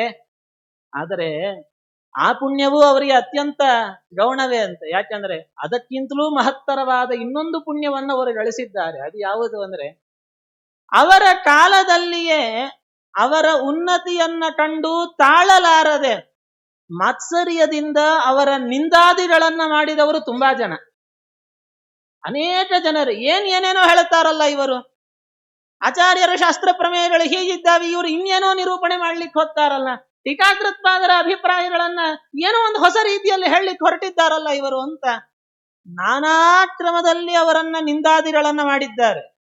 ಇದು ಸ್ಪಷ್ಟ ಚರಿತ್ರೆಯಲ್ಲಿ ದಾಖಲೆಯಾಗಿದೆ. ಸ್ವಯಂ ವಿಷ್ಣು ತೀರ್ಥರೇ ಇದರ ಬಗ್ಗೆ ತಮ್ಮ ಗ್ರಂಥಗಳಲ್ಲಿ ಬಾಯಿ ಬಿಚ್ಚಿದ್ದಾರೆ. ಸುಪುಣ್ಯೇ ಭಾರತೇರಣ್ಯೆ, ಅವರ ನ್ಯಾಯಸುಧಾ ವ್ಯಾಖ್ಯಾನದ ಒಂದು ಶ್ಲೋಕ ಇದು. ಅವರ ರಸರಂಜನೆ ಅಂತ ಒಂದು ವ್ಯಾಖ್ಯಾನ ಉಂಟು, ಅದರಲ್ಲಿ ಮಂಗಳಾಚರಣೆಯಲ್ಲಿ ಹೇಳೋ ಶ್ಲೋಕ, ಅದನ್ನೇ ಅಧ್ಯಾತ್ಮ ರಸರಂಜನೆಯಲ್ಲಿ ಇಟ್ಟರವರು. ಸುಪುಣ್ಯೇ ಭಾರತೇರಣ್ಯೆ ಯೇ ವಿಜ್ಞಾನ ವಿವರ್ಜಿತಾಹ ದುಶಾಸ್ತ್ರ ದೂಷಿತಾತ್ಮಾನಃ ಕಿಮ್ಮಾಂ ನಿಂದಂತಿ ದುರ್ಬಲಾಹ ಅಂತ. ಬಹಳ ಈ ಮಾತು ಹೇಳ್ಬೇಕಾದ್ರೆ ತುಂಬಾ ಎದೆಗಾರಿಕೆ ಬೇಕಾಗ್ತದೆ. ಇಂಥ ಪುಣ್ಯತಮವಾದ ಭಾರತ ವರ್ಷದಲ್ಲಿ ಹುಟ್ಟಿ ಯಾವ್ದ್ಯಾವುದೋ ದುಶಾಸ್ತ್ರಗಳಿಂದ ನಿಮ್ಮ ಅಂತಃಕರಣವನ್ನ ಕಲುಷಿತಗೊಳಿಸಿಕೊಂಡು ನನ್ನನ್ನ ನಿಂದೆ ಮಾಡುತ್ತಾ ಇದ್ದೀರಲ್ಲ, ಬೇಕಾದ್ದು ಮಾಡಿಕೊಳ್ಳಿ ನೀವು ಅಂತಂದ್ರು. ಅದರಿಂದ ನನಗೆ ಯಾವ ತೊಂದರೆ ಇಲ್ಲ. ದುಶಾಸ್ತ್ರ ಕಿಮ್ಮಾಂ ನಿಂದಂತಿ ದುರ್ಬಲಾಹ, ದುರ್ಬಲರಾಗಿ ನನ್ನನ್ನು ಬೇಯಿದರೆ ಏನು ಬೇಕಾದ್ರೂ ಬೇಕೊಳ್ಳಪ್ಪ, ನನಗದ್ರಿಂದ ಏನೂ ಚಿಂತೆ ಇಲ್ಲ. ನಿಂದಕರು ಇರಬೇಕು ಸಜ್ಜನರಿಗೆ. ದಾಸರು ಹೇಳಿದ್ದಲ್ಲ, ಹಂದಿ ಇದ್ದರೆ ಕ್ಯಾರಿ ಶುದ್ಧಿ ಹೆಂಗೋ ಹಾಗೆ. ಹಂದಿ ಇದ್ರೆ ತಾನೇ ಕೇರಿ ಶುದ್ಧಿ ಆಗ್ಲಿಕ್ಕೆ. ನಿಂದಕರು ಇರಲೇಬೇಕು. ಹಿಂದೆ ನನ್ನ ಅಂದವರೆಲ್ಲ ಚೆನ್ನಾಗಿರಲಿ. ವಿಷ್ಣು ತೀರ್ಥರು ಅದೇ ಮಾತಂದ್ರು, ಬೇಕಾದ ನನ್ನ ನಿಂದೆ ಮಾಡಿಕೊರಪ್ಪ ಅಂತ. ಆದರೆ ನೋಡಿ, ಯಾರ ನಿಂದೆಗೂ ಅವರ ಪ್ರತ್ಯಕ್ಷವಾಗಿ ಅವರ ಎದುರುಗಡೆ ಬಂದು ಬೈದವರಿಗೂ ಕೂಡ ಯಾವತ್ತೂ ಮನಸ್ಸಿನಲ್ಲೂ ಕೇಡು ಚಿಂತನೆ ಮಾಡಲಿಲ್ಲ. ಇದು ನಿಜವಾದ ಮೌನ, ಕಾಷ್ಠ ಮೌನ ಇದು. ಯಾರಾದ್ರೂ ಒಂದು ಮಾತು ಬೈಬೇಕಾಗಿಲ್ಲ, ಏನೋ ಒಂದ್ ಸಣ್ಣ ಮಾತು ಅಂದ್ಬಿಟ್ರೆ ತಕ್ಷಣ ಸಿಟ್ಟು ಬರ್ತದೆ. ಏನ್ರಿ ನಮ್ಮನ್ನ ಹಿಂಗಂತೀರಾ, ಏನ್ ಗೊತ್ತಾ, ನಾವ್ ಯಾರು ಅಂತ ಗೊತ್ತುಂಟಾ ನಿಮಗೆ, ಜಗಳಕ್ಕೆ ಹೋಗ್ತೇವೆ ಅಂತಹದ್ದು. ಅಷ್ಟು ಜನ ಎಷ್ಟು ಬಗೆಯಲ್ಲಿ ನಿಂದೆಗಳನ್ನ ಮಾಡಿದರು, ಬಾಯಿಂದ ಒಂದು ಮಾತು ಅವರು ಬಾಯಿ ಬಿಚ್ಚಲಿಲ್ಲ. ಯಾರಿಗೂ ಹೊರಗಡೆ ಅಲ್ಲ, ಮನಸ್ಸಿನಲ್ಲೂ ಕೇಡಾಗ್ಲಿ ಅಂತ ನೆನೆಸ್ಲಿಲ್ಲ. ಅಂಥ ಮಹಾತ್ಮರಿಗೆ ಈ ಕಾಷ್ಠಮೌನ ವ್ರತ ಎಲ್ಲ ಏನ್ ದೊಡ್ಡ ಸಂಗತಿ ಅದು. ಅಷ್ಟೇ ಅಲ್ಲ, ಸದಾ ಪರಿತ್ಯಕ್ತ ಮನೋ ವಿಮೋಹನ ಸ್ವಸುಂದರಿ ತುಸ್ತ್ಯಜ ಭೋಜ ಸಂಪದಾಂ. ವಿಷ್ಣು ತೀರ್ಥರು ತಮ್ಮ ಜೀವನದಲ್ಲಿ 3 ಬಾರಿ ಸರ್ವಸ್ವದಾನವನ್ನ ಆಚರಣೆ ಮಾಡಿದ್ದಾರೆ. 3 ಬಾರಿ. ಅದು ದಾಖಲೆ ಮಾಡಿದ್ದಾರೆ ಅವರ ಒಂದು ಚರಿತ್ರೆಯಲ್ಲಿ. ಸರ್ವಸ್ವ ವಿಶ್ರಾಣನ ಕರ್ಮ ಶರ್ಮದಂ. ಸರ್ವಸ್ವ ವಿಶ್ರಾಣನ ದಾನ ಕೊಡೋದು. ಇಡೀ ಸಂಪತ್ತನ್ನ 3 ಬಾರಿ ಅವರು ದಾನವನ್ನ ಮಾಡಿದ್ದಾರೆ. ಈ ಒಂದು ತ್ಯಾಗ ಇದೆಯಲ್ಲ, ಯದ್ಯಪಿ ನಮಗೆ ಅದೇ ಬಹಳ ದೊಡ್ಡ ತ್ಯಾಗ ಅಂತ, ಏನ್ ಇದ್ದಿದ್ದೆಲ್ಲ ಮನೆ ಮಠ ಸಂಪತ್ತು ಆಸ್ತಿ ಎಲ್ಲಾ ಒಪ್ಸಿ ಅವರು ಉಟ್ಟ ಬಟ್ಟೆಯಲ್ಲಿ ಹೊರ ಹೋಗುವಂತದ್ದು ಬಹಳ ದೊಡ್ಡ ಸಂಗತಿ ಅಲ್ವಾ. ನಾವು ಊಹೆ ಮಾಡ್ಲಿಕ್ಕೂ ಆಗದ ಸಂಗತಿ, ನಮ್ಮ ಜನ್ಮದಲ್ಲಿ ಆಗುವಲ್ಲ ಅದು. ಆದರೆ ಅಂಥ ಒಂದು ತ್ಯಾಗವು ಅವರ ಮತ್ತೊಂದು ತ್ಯಾಗದ ಮುಂದೆ ತುಂಬಾ ಅಲ್ಪ ಅಂತಾರೆ. ಯಾವ ತ್ಯಾಗ ಅದು ಅಂದ್ರೆ ಏನು? ಸದಾ ಪರಿತ್ಯಕ್ತ ಮನೋವಿಮೋಹನ. ಎಲ್ಲ ಜನರ ಮನಸ್ಸನ್ನ, ಎಂತೆಂಥ ಯೋಗಿಗಳ ಮನಸ್ಸನ್ನು ಸೆಳೆದು ಹಾಕತಕ್ಕಂತಹ ಈ ಬಾಹ್ಯವಾದ ವಿಷಯ ಸುಖಗಳ ತ್ಯಾಗ ಮಾಡಿದ್ದಾರಲ್ಲ ಅವರು. ಯಾವುದೋ ನಾನಾ ಬಗೆಯ ಸ್ವಸುಂದರಿ ದುಸ್ತ್ಯಜ ಭೋಗ ಸಂಪದ, ಕ್ಷುಲ್ಲಕವಾಗಿರತಕ್ಕಂಥ ನಾನಾ ಬಗೆಯ ಭೋಗಗಳನ್ನ, ಸ್ತ್ರೀಯಾದಿ ಭೋಗವನ್ನ ಅವರು ತ್ಯಾಗ ಮಾಡಿದ್ದಾರಲ್ಲ, ಅಂಥ ತ್ಯಾಗದ ಮುಂದೆ ಈ ತ್ಯಾಗ ಏನು ದೊಡ್ಡ ಸಂಗತಿ ಅಲ್ಲ ಅಂತ. ಮಹಾವಿರಕ್ತರಾಗಿ ಅಂತಃಶತ್ರುಗಳನ್ನೇ ನಿಗ್ರಹ ಮಾಡಿದ್ದಾರವರು.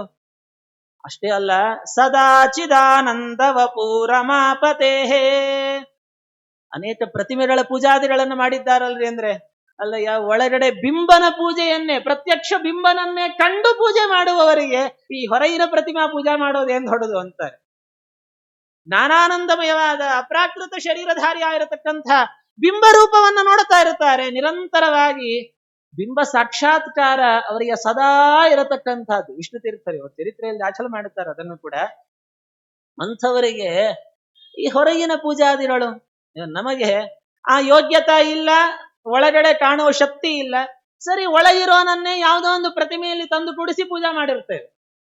ಪ್ರತ್ಯಕ್ಷ ಒಳಗಡೆನೆ ದೇವರನ್ನ ಕಂಡು ಪೂಜಾ ಮಾಡುವವರು ತಾವು ಪೂಜಾ ಮಾಡಿ ಬಿಂಬ ಪೂಜೆಯನ್ನ ಹೇಗೆ ಮಾಡಬೇಕು ಅನ್ನುವುದನ್ನ ಗ್ರಂಥಗಳ ದ್ವಾರ ತಿಳಿಸಿಕೊಟ್ಟವರು ವಿಷ್ಣು ತೀರ್ಥರು. ಅವರ ಷೋಡಶಿ ಚತುರ್ದಶಿಗಳನ್ನು ನೋಡಿದಾಗ ಸುಲಭ ಪೂಜಾ ಪ್ರಕರಣ ಅಂತ ಮಾಡಿಕೊಟ್ಟಿದ್ದಾರೆ. ಅವರ ಅಧ್ಯಾತ್ಮ ರಸರಂಜಿನಿ ನೋಡಿದಾಗ ಬಿಂಬ ಪೂಜಾ ಪ್ರಕರಣ ಅಂತಲೇ ಒಂದು ಪ್ರತ್ಯೇಕ ಪ್ರಕರಣ ಉಂಟು. ಪ್ರಾತರುತ್ಥಿತ ಏವ ಸಂತತ ಮಾತನೋಮಿ ಸುಭಾಷಿತಂ ತದ್ವಿರುದ್ಧ ಮಥಾಪಿತೇಸ್ತುನು ಬಂದಿಗೀತಮಿತಿ ಪ್ರಭೋ.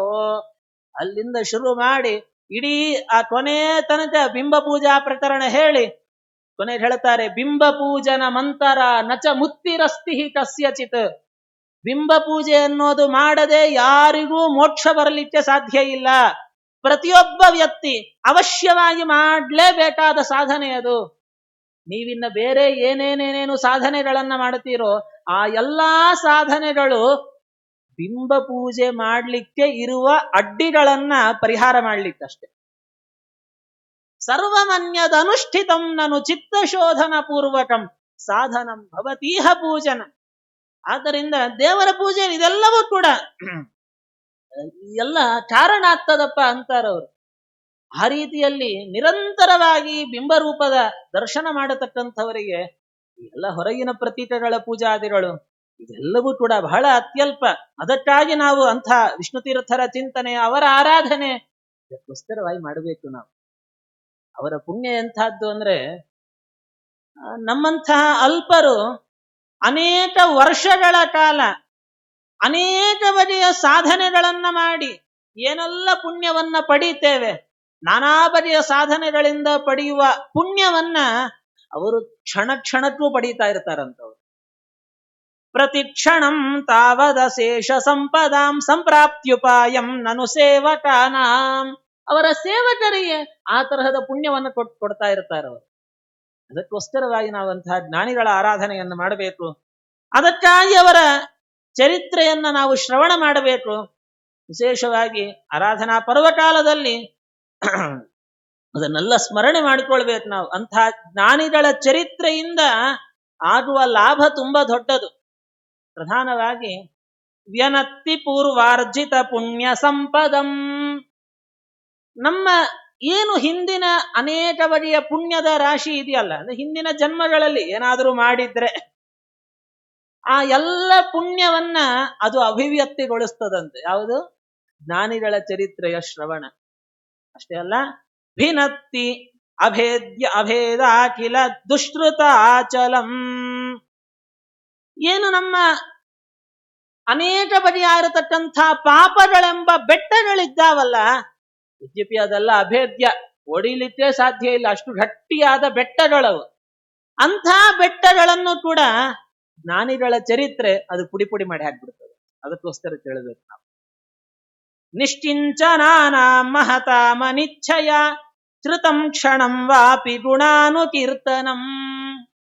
ಅದಕ್ಕಾಗಿ ಅವರ ಗುಣಾನುಕೀರ್ತನಂ ಪುಂಸಾಂ, ವಿಶೇಷವಾಗಿ ಅಂತಹ ಜ್ಞಾನಿಗಳ ಅನುಕೀರ್ತನೆಯನ್ನ ನಾವು ಮಾಡಬೇಕು. ಮಹತಾಂ ಅನಿಚ್ಛಯ, ಯಾಕೆ ಮಾಡಬೇಕು? ಅವರ ಅನುಗ್ರಹ ಪಡೆಯಲಿಕ್ಕೋಸ್ಕರವಾಗಿ ಮಾಡಬೇಕು. ಆ ರೀತಿಯಲ್ಲಿ ಇಂಥ ವಿಷ್ಣು ತೀರ್ಥರು ಸಾರ್ವಭೌಮರ ಅವರ ಅವತಾರವೇ ಬಹಳ ಅಪೂರ್ವ, ಅದು ದಿವ್ಯವಾಗಿರತಕ್ಕಂಥ ಕ್ರಮದಲ್ಲಿ. ಅದನ್ನು ಜ್ಞಾನಿಗಳ ಅವತಾರ ಮಾಡಬೇಕಾದರೆ ಬಹಳ ವಿಶಿಷ್ಟವಾದ ಕ್ರಮದಲ್ಲಿ ಅವರು ಭೂಮಿಗೆ ಬಂದಿರ್ತಾರೆ. ಅದರಂತೆ ಕೃಷ್ಣ ಮತ್ತೆ ತುಂಗಭದ್ರಾ ನದಿ ತೀರ, ಅದರಲ್ಲಿ ಶ್ರೀಗೋಷ್ಠ ಅನ್ನತಕ್ಕಂತಹ ಒಂದು ಚಿಕ್ಕ ಗ್ರಾಮ, ಅಲ್ಲಿ ತಿರುಮಲಾಚಾರ್ಯರು ಅನ್ನತಕ್ಕಂಥ ಜ್ಞಾನಿಗಳು ವಾಸ ಮಾಡಿಕೊಂಡಿದ್ರಂತೆ. ಬಹಳ ದೊಡ್ಡ ಜ್ಞಾನಿಗಳವರು. ಅವರ ಬಗ್ಗೆ ತುಂಬಾ ವರ್ಣನೆ ಮಾಡಿದ್ದಾರೆ. ಸಮಯ ಹೆಚ್ಚಿಲ್ಲ, ಆದ್ದರಿಂದ ಸಮಯ ತಕ್ಕಂತೆ ಸಂಕ್ಷಿಪ್ತ ಹೇಳುತ್ತೇನೆ. ಶ್ರೀಕೃಷ್ಣ ಪಾದಾಂಬುಜ ರಾಜಹಂಸ. ತಿರುಮಲಾರ್ಯರು ಎಂಥವರು ಅಂದ್ರೆ, ನಿರಂತರವಾಗಿ ದೇವರ ಪಾದಕಮಲದಲ್ಲಿ ಹಂಸ ಪಕ್ಷಿಯಂತೆ ನಿರಂತರ ಆಸಕ್ತರಾಗಿರತಕ್ಕಂಥವರು. ಸಜ್ಜನರ ವೃಂದಕ್ಕೆ ಶಿರೋಮಣಿಪ್ರಾಯರಾಗಿರತಕ್ಕಂಥವರು ತಿರುಮಲಾರ್ಯರು. ಅತ್ಯಪೂರ್ವವಾದ ಕೀರ್ತಿಯನ್ನ ಗಳಿಸಿದ್ದಾರೆ. ತುಂಬಾ ಶ್ರವಣಾದಿಗಳನ್ನ ಮಾಡಿರತಕ್ಕಂಥವರು. ಅಂಥ ಮಹಾನುಭಾವರು. ಅತ್ಯಂತ ಪರಿಶುದ್ಧವಾದ ಅಂತಃಕರಣ ಅವರದ್ದು. ಅಷ್ಟೇ ದೀರ್ಘಾಯುಷಿಗಳು ಆಗಿದ್ರವರು. ಜೈವಾತೃಕೋ ಭೂತ್ಸುಕಲೋ ಮಹಾಮತಿ. ಮಹಾ ತೇಜಸ್ಸು. ತಿರುಮಲಾರ್ಯರ ಶರೀರದಿಂದ ದಿವ್ಯವಾದ ತೇಜಸ್ಸು ಹೊರಹೊಮ್ಮುತ್ತಿತ್ತಂತೆ. ನಿರಂತರವಾಗಿ ಶ್ರೀಮದ್ ಭಾಗವತದ ಚಿಂತನೆಯಲ್ಲೇ ಅವರು ಆಸಕ್ತರಾಗಿದ್ರು. ಅವರ ಭಾಗವತದ ಅಧ್ಯಯನ ಪಾರಾಯಣ ಕ್ರಮ ಹೇಗಿತ್ತು ಅಂತಂದ್ರೆ, ಅವರ ಚರಿತ್ರೆಯಲ್ಲೇ ವರ್ಣನೆ ಮಾಡುತ್ತಾರೆ.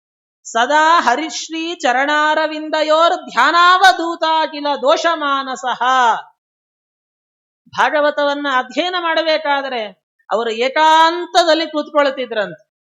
ಏಕಾಂತದಲ್ಲಿ ಯಾರ ಸದ್ದು ಇರಬಾರದು, ಯಾರ ಗೊಡವೆ ಇಲ್ಲದೆ ಒಬ್ಬರೇ ಬಾಗಿಲು ಹಾಕೊಂಡು ಕೂತು ಒಂದೊಂದು ಶ್ರೀಮದ್ ಭಾಗವತದ ಪಂಕ್ತಿಗಳನ್ನು ಅವರು ಅಧ್ಯಯನ ಮಾಡುತ್ತಾ ಸಂಭ್ರಮದಿಂದ ಎದ್ದು ಕುಣಿದಾಡಿ ಬಿಡ್ತಿದ್ರಂತೆ ತಿರುಮಲಾರ್ಯರು. ಒಂದೊಂದು ಭಾಗವತದ ವಾಕ್ಯ, ಒಂದೊಂದು ಪದವನ್ನ ಅಧ್ಯಯನ ಮಾಡುವಾಗ ಏನವರಿಗೆ ವಿಶೇಷವಾದ ಅರ್ಥಗಳ ಸ್ಫುರಣೆ ಆಗ್ತಿತ್ತು, ಎಷ್ಟೆಲ್ಲ ದೇವರ ಚಿಂತನೆ ಬರ್ತಿತ್ತು. ಆ ಒಂದು ಆನಂದದಿಂದ ಎದ್ದು ನರ್ತನಾದಿಗಳನ್ನ ಮಾಡಿಬಿಡ್ತಿದ್ರಂತೆ. ವಿಷ್ಣು ತೀರ್ಥರು ಅಂಥವರೇ. ಅವರ ತಾತಂದಿರಿವರು ತಿರುಮಲಾರ್ಯರು ಅಂತ ಹೇಳಿದರೆ, ಅವರು ಅದೇ ರೀತಿಯಲ್ಲಿ ಇರತಕ್ಕಂಥವರು. ಗೂಢಶ್ಚರನ್ ನಿತ್ಯಮಲಕ್ಷಿತ ಕ್ರಿಯ. ಬಾಗಿಲು ಹಾಕೊಂಡು ಆ ರೀತಿಯಲ್ಲಿ ಅಧ್ಯಯನವನ್ನ ಮಾಡಬೇಕಂತೆ. ನೋಡ್ಲಿಕ್ಕೆ ಮತ್ತೊಬ್ಬ ಅಗ್ನಿಯಂತೇನೆ ಕಣ್ಗೊಳಿಸ್ತಾ ಇದ್ರು ಅಂತ ಹೇಳ್ತಾರೆ. ಧನಂಜಯ ಅಂದ್ರೆ ಅಗ್ನಿದೇವರಂತೇನೆ ಇದ್ರವರು. ಆ ರೀತಿ ಅಂಥ ವಿಶಿಷ್ಟವಾದ ಸಾಧನೆಯನ್ನ ಮಾಡಿ ಪರಮಾತ್ಮನನ್ನ ಒಲಿಸಿಕೊಂಡಿರತಕ್ಕಂಥ ಪುಣ್ಯಾತ್ಮರು. ಆದ್ದರಿಂದ ಅವರಿಗೆ ತ್ರಿಕಾಲ ಜ್ಞಾನ ಅನ್ನೋದು ಪ್ರಾಪ್ತವಾಗಿತ್ತಂತೆ. ಯಾರನ್ನು ನೋಡ್ಲಿ ಅವ್ರಿಗೇನು ಅವ್ರ ಹಿಂದಿನದ್ದು ಭೂತ ಭವಿಷ್ಯದ ವರ್ತಮಾನಗಳು ಎಲ್ಲವೂ ಸ್ಫುಟವಾಗಿ ಗೊತ್ತಾಗ್ತಿತ್ತು ಅವರಿಗೆ. ನಿಶ್ಚಿತ್ಯ ಸತ್ಯಂ ಕಿಲ ಪಾಮರ ಅಪಿ. ಇದು ಅಂದಿನ ಕಾಲದ ಅನೇಕ ಜನರ ಅನುಭವ ಸಿದ್ಧವಾಗಿತ್ತಂತೆ. ಅವ್ರಿಗೇನು ಹೇಳಿರ್ತಾರೆ ಅವ್ರ ಜೀವನದಲ್ಲಿ ನಡೆದಿರತ್ತೆ ಅಂತ ಅರ್ಥ. ಆದ್ರಿಂದ ಜನರೆಲ್ಲರೂ ಕೂಡ ತಿರುಮಲಾರ್ಯರನ್ನ ಬಹಳ ಭಕ್ತಿಯಿಂದ ಅವರು ಕಾಣುತ್ತಾ ಇದ್ರು. ಅವರು ನಿಜೋಪದೇಶಾಮೃತ ಭಾಗ್ಯಭಾಗಿನಾಂ. ನಿರಂತರವಾಗಿ ಪಾಠ ಪ್ರವಚನ ಮಾಡುತ್ತಿದ್ರು. ಯಾರಾದರೆ ನಾನಾ ಬಗೆಯ ಸಾಂಸಾರಿಕವಾದ ತಾಪತ್ರಯಗಳಿಂದ ನೊಂದಿರುತ್ತಾರೋ ಅಂಥವರಿಗೆ ದಿವ್ಯವಾದ ಮೋಕ್ಷಪ್ರದವಾದ ಅಧ್ಯಾತ್ಮದ ತತ್ವಗಳನ್ನ ಬಹಳ ಸುಂದರವಾಗಿ ಅವರು ಉಪದೇಶ ಮಾಡ್ತಿದ್ರು. ಮೋಕ್ಷದ ಸನ್ಮಾರ್ಗಕ್ಕೆ ಕರ್ಕೊಂಡು ಬರ್ತಾ ಇದ್ರು. ತದೈವ ಮೈಷಾಂ ಚರಣಾರವಿಂದಯೋ. ಯಾರು ಅವರ ಸೇವಾದಿಗಳನ್ನ ಮಾಡುತ್ತಾ ಇದ್ರು ಅವರಿಗೆ ವಿಶೇಷವಾಗಿ ಆಚಾರ್ಯರ ಶಾಸ್ತ್ರದ ದೀಕ್ಷೆಯನ್ನ ವಿಶೇಷವಾಗಿ ಕೊಡ್ತಿದ್ರಂತೆ. ಹಾಗಾಗಿ ಅವರಿಗೂ ಕೂಡ ತುಂಬಾ ಜನ ಶಿಷ್ಯರಿದ್ರು. ತಿರುಮಲಾರಿಯರಿಗೂ ಇಂತಹ ತಿರುಮಲಾರಿಯರು ಅವರ ವಿವಾಹದ ಕ್ರಮ ಬಹಳ ಅದ್ಭುತ. ಅದು ಯದ್ಯಪಿ ಚಿಕ್ಕ ವಯಸ್ಸಿನಲ್ಲಿ ವಿವಾಹ ಆಗಿತ್ತು ಅವರಿಗೆ, ವಿವಾಹ ಆದರೂ ಕೂಡ ಅವರು ನಿರಂತರವಾಗಿ ವಿರಕ್ತರಾಗಿ ಅವರು ಸಂತತಿಯಲ್ಲಿ ಮನಸ್ಸು ಮಾಡಲಿಲ್ಲಂತ. ಯಾವಾಗಲೂ ಭಾಗವತಾದಿಗಳ ಅಧ್ಯಯನ ಅದರಲ್ಲಿಯೇನೆ ಮುಳುಗಿಬಿಟ್ಟಿದ್ರು ಅವರು. ನಿರಂತರ ಭಾಗವತ ಓದೋದು, ಒಂದೊಂದು ಶ್ಲೋಕದ ವಿಶೇಷಾರ್ಥಗಳನ್ನ ನೋಡುತ್ತಾ ನರ್ತನಾದಿಗಳನ್ನ ಮಾಡೋದು, ಅದೇ ರೀತಿಯಲ್ಲಿ ಹಾಗೆಯೇ ಕಾಲವನ್ನ ಕಳೆದು ಬಿಟ್ಟಿದ್ರು ಅವರು. ಇಂಥ ತಿರುಮಲಾರಿಯರಿಗೆ ಸುಮಾರು ಅವರ ಜೀವನದಲ್ಲಿ ಅವರಿಗೆ 64 ವರ್ಷ ವಯಸ್ಸು ಬರ್ತಾ ಇದೆ. ಆ ಸಮಯದಲ್ಲಿ ಅವರ ಪತ್ನಿಯ ವಿಯೋಗವೂ ಆಗ್ತಾ ಇದೆ, ಆದರೆ ಸಂತತಿ ಇರಲಿಲ್ಲ. ಅಂಥ ಕಾಲದಲ್ಲಿ ಪರಮಾತ್ಮನ ಪ್ರೇರಣಾನುಸಾರವಾಗಿ ಅವರಿಗೆ ಒಮ್ಮೆ ಮನಸ್ಸಿಗೆ ಬರ್ತಾ ಇದೆ, ಇಷ್ಟು ದಿವಸ ನನಗೆ ಇಷ್ಟು ವರ್ಷ ಜೀವನದಲ್ಲಿ ಕಳೆದು ಹೋಗಿದ್ದಾವೆ, ಆದರೆ ಇನ್ನೂ ಮಕ್ಕಳಿಲ್ಲ ನನಗೆ. ಮಕ್ಕಳನ್ನ ಪಡೆದಾಗಲೇ ಋಣತ್ರಯದಿಂದ ಮುಕ್ತನಾಗಬೇಕಲ್ಲ, ಪಿತೃ ಋಣದಿಂದ ಮುಕ್ತನಾಗಬೇಕು ಅಂದ್ರೆ ಸಂತತಿಯನ್ನ ಪಡಿಬೇಕು ಅಂತ ಶಾಸ್ತ್ರ. ಪ್ರಜಯ ಪಿತೃಭ್ಯ ಅಂತ ಉಪನಿಷತ್ತು ಹೇಳುತ್ತೆ. ಹಾಗಾಗಿ ಅಂಥ ಸಂತತಿಯನ್ನ ನಾನು ಪಡೆದು ಪಿತೃ ಋಣವನ್ನ ತೀರಿಸಿಕೊಳ್ಬೇಕಾಗಿದೆ, ಏನ್ ಮಾಡೋದು ಅಂತ ಅವರಿಗೆ ವಿಚಾರ ಮಾಡಿ ಮತ್ತೊಂದು ವಿವಾಹವನ್ನ ಮಾಡಿಕೊಳ್ಬೇಕು ಅಂತ ಬಯಸಿದರಂತೆ. ಜ್ಞಾನಿಗಳ ವಿಚಿತ್ರ ಚರ್ಯೆ ಹೇಗಿರ್ತದೆ ಅಂದ್ರೆ, ವಿವಾಹ ಮಾಡಿಕೊಳ್ಬೇಕು, ಒಳ್ಳೆ ಕನ್ಯಾಮಣಿಯನ್ನು ಹುಡುಕ್ಬೇಕು. ಅವರಿಗೂ 64 ವರ್ಷದ ವೃದ್ಧರು. ಅದಕ್ಕೋಸ್ಕರ ಕನ್ಯೆಯನ್ನು ಹುಡುಕಾಡಿಕೊಂಡು ಅಂದಿನ ಕಾಲದಲ್ಲಿ ಆ ದೇಶದ ಒಬ್ಬ ದೊರೆ, ನರಸಿಂಹ ಭೂಪಾಲ ಅಂತ ಆತನ ಹೆಸರು, ಆ ರಾಜನ ಮನೆಗೆ ಹೋಗಿದ್ದಾರಂತೆ. ಯಾಕಂದ್ರೆ ರಾಜನಿಗೆ ಒಬ್ಬ ಮಗಳಿದ್ಲು, ಬಹಳ ಸುಂದರಿಯಾಗಿರತಕ್ಕಂಥ ಕನ್ಯೆ, ಬಹಳ ಸೌಶೀಲ್ಯಾದಿ ಗುಣ ಸಂಪನ್ನಳು. ಅಂಥ ಕನ್ಯಾಮಣಿಯನ್ನ ಕೇಳಬೇಕು ಅಂತ ರಾಜನ ಮನೆಗೆ ಹೋಗ್ತಾ ಇದ್ದಾರೆ. ಹೋಗಿ ಹೀಗೆ ನಿನ್ನ ಮಗಳನ್ನ ನನಗೆ ಕೊಟ್ಟು ವಿವಾಹ ಮಾಡಬೇಕು ಅಂತ ಕೇಳಿದ್ರಂತ. ವಿಚಿತ್ರ ಏನು ಅಂತಂದ್ರೆ, ಯಾವತ್ತಾದ್ರೆ ಇವರು ಹೋಗಿ ಕನ್ಯೆಯನ್ನ ಯಾಚನೆ ಮಾಡಿದ್ರು, ಆ ಹಿಂದಿನ ದಿವಸ ರಾತ್ರಿಯೇ ಆ ರಾಜನಿಗೂ ಸ್ವಪ್ನ. ಮಲ್ಕೊಂಡಾಗ ಉಷಃಕಾಲದಲ್ಲಿ ಪರಮಾತ್ಮ, ಅದು ಚರಿತ್ರೆಯಲ್ಲಿ ವ್ಯಾಖ್ಯಾನಕಾರ, ಅದಕ್ಕೆ ಪ್ರಭಾ ಅಂತ ಒಂದು ವ್ಯಾಖ್ಯಾನ ಉಂಟು ಅವರ ಚರಿತ್ರೆಗೆ. ಆ ವ್ಯಾಖ್ಯಾನಕಾರ ಹೇಳುವಂತೆ ಪರಮಾತ್ಮ ತಿರುಪತಿಯ ಶ್ರೀನಿವಾಸ ದೇವರೇ ಆತ ರಾಜನ ಮನೆ ದೈವ. ಆತ ರಾಜನ ಸ್ವಪ್ನದಲ್ಲಿ ಹೇಳುತ್ತಾನೆ, ನಾಳೆ ದಿವಸ ನಿನ್ನಲ್ಲಿಯೋ ಒಬ್ಬ ದೊಡ್ಡ ವಿದ್ವಾಂಸರು ಬರ್ತಾರೆ, ಕನ್ಯಾರ್ಥಿಯಾಗಿ ಬರ್ತಾರೆ. ಅದೇ ಕಾಲಕ್ಕೆ ಒಬ್ಬ ಪ್ರತಿವಾದಿಯೂ ಕೂಡ ವಾಕ್ಯಾರ್ಥವನ್ನ ಬೇಸಿ ಬರ್ತಾನೆ. ಆ ಬಂದಿರುವಂತಹ ವಿದ್ವಾಂಸರು ಆ ಪ್ರತಿವಾದಿಯನ್ನ ಸೋಲಿಸ್ತಾರೆ, ಅವರಿಗೆ ನಿನ್ನ ಮಗಳನ್ನು ಕೊಟ್ಟು ವಿವಾಹ ಮಾಡು. ದೇವರು ಹೆಂಗೆಲ್ಲ ಕೂಡಿಸಿರ್ತಾರೆ ನೋಡ್ರಿ.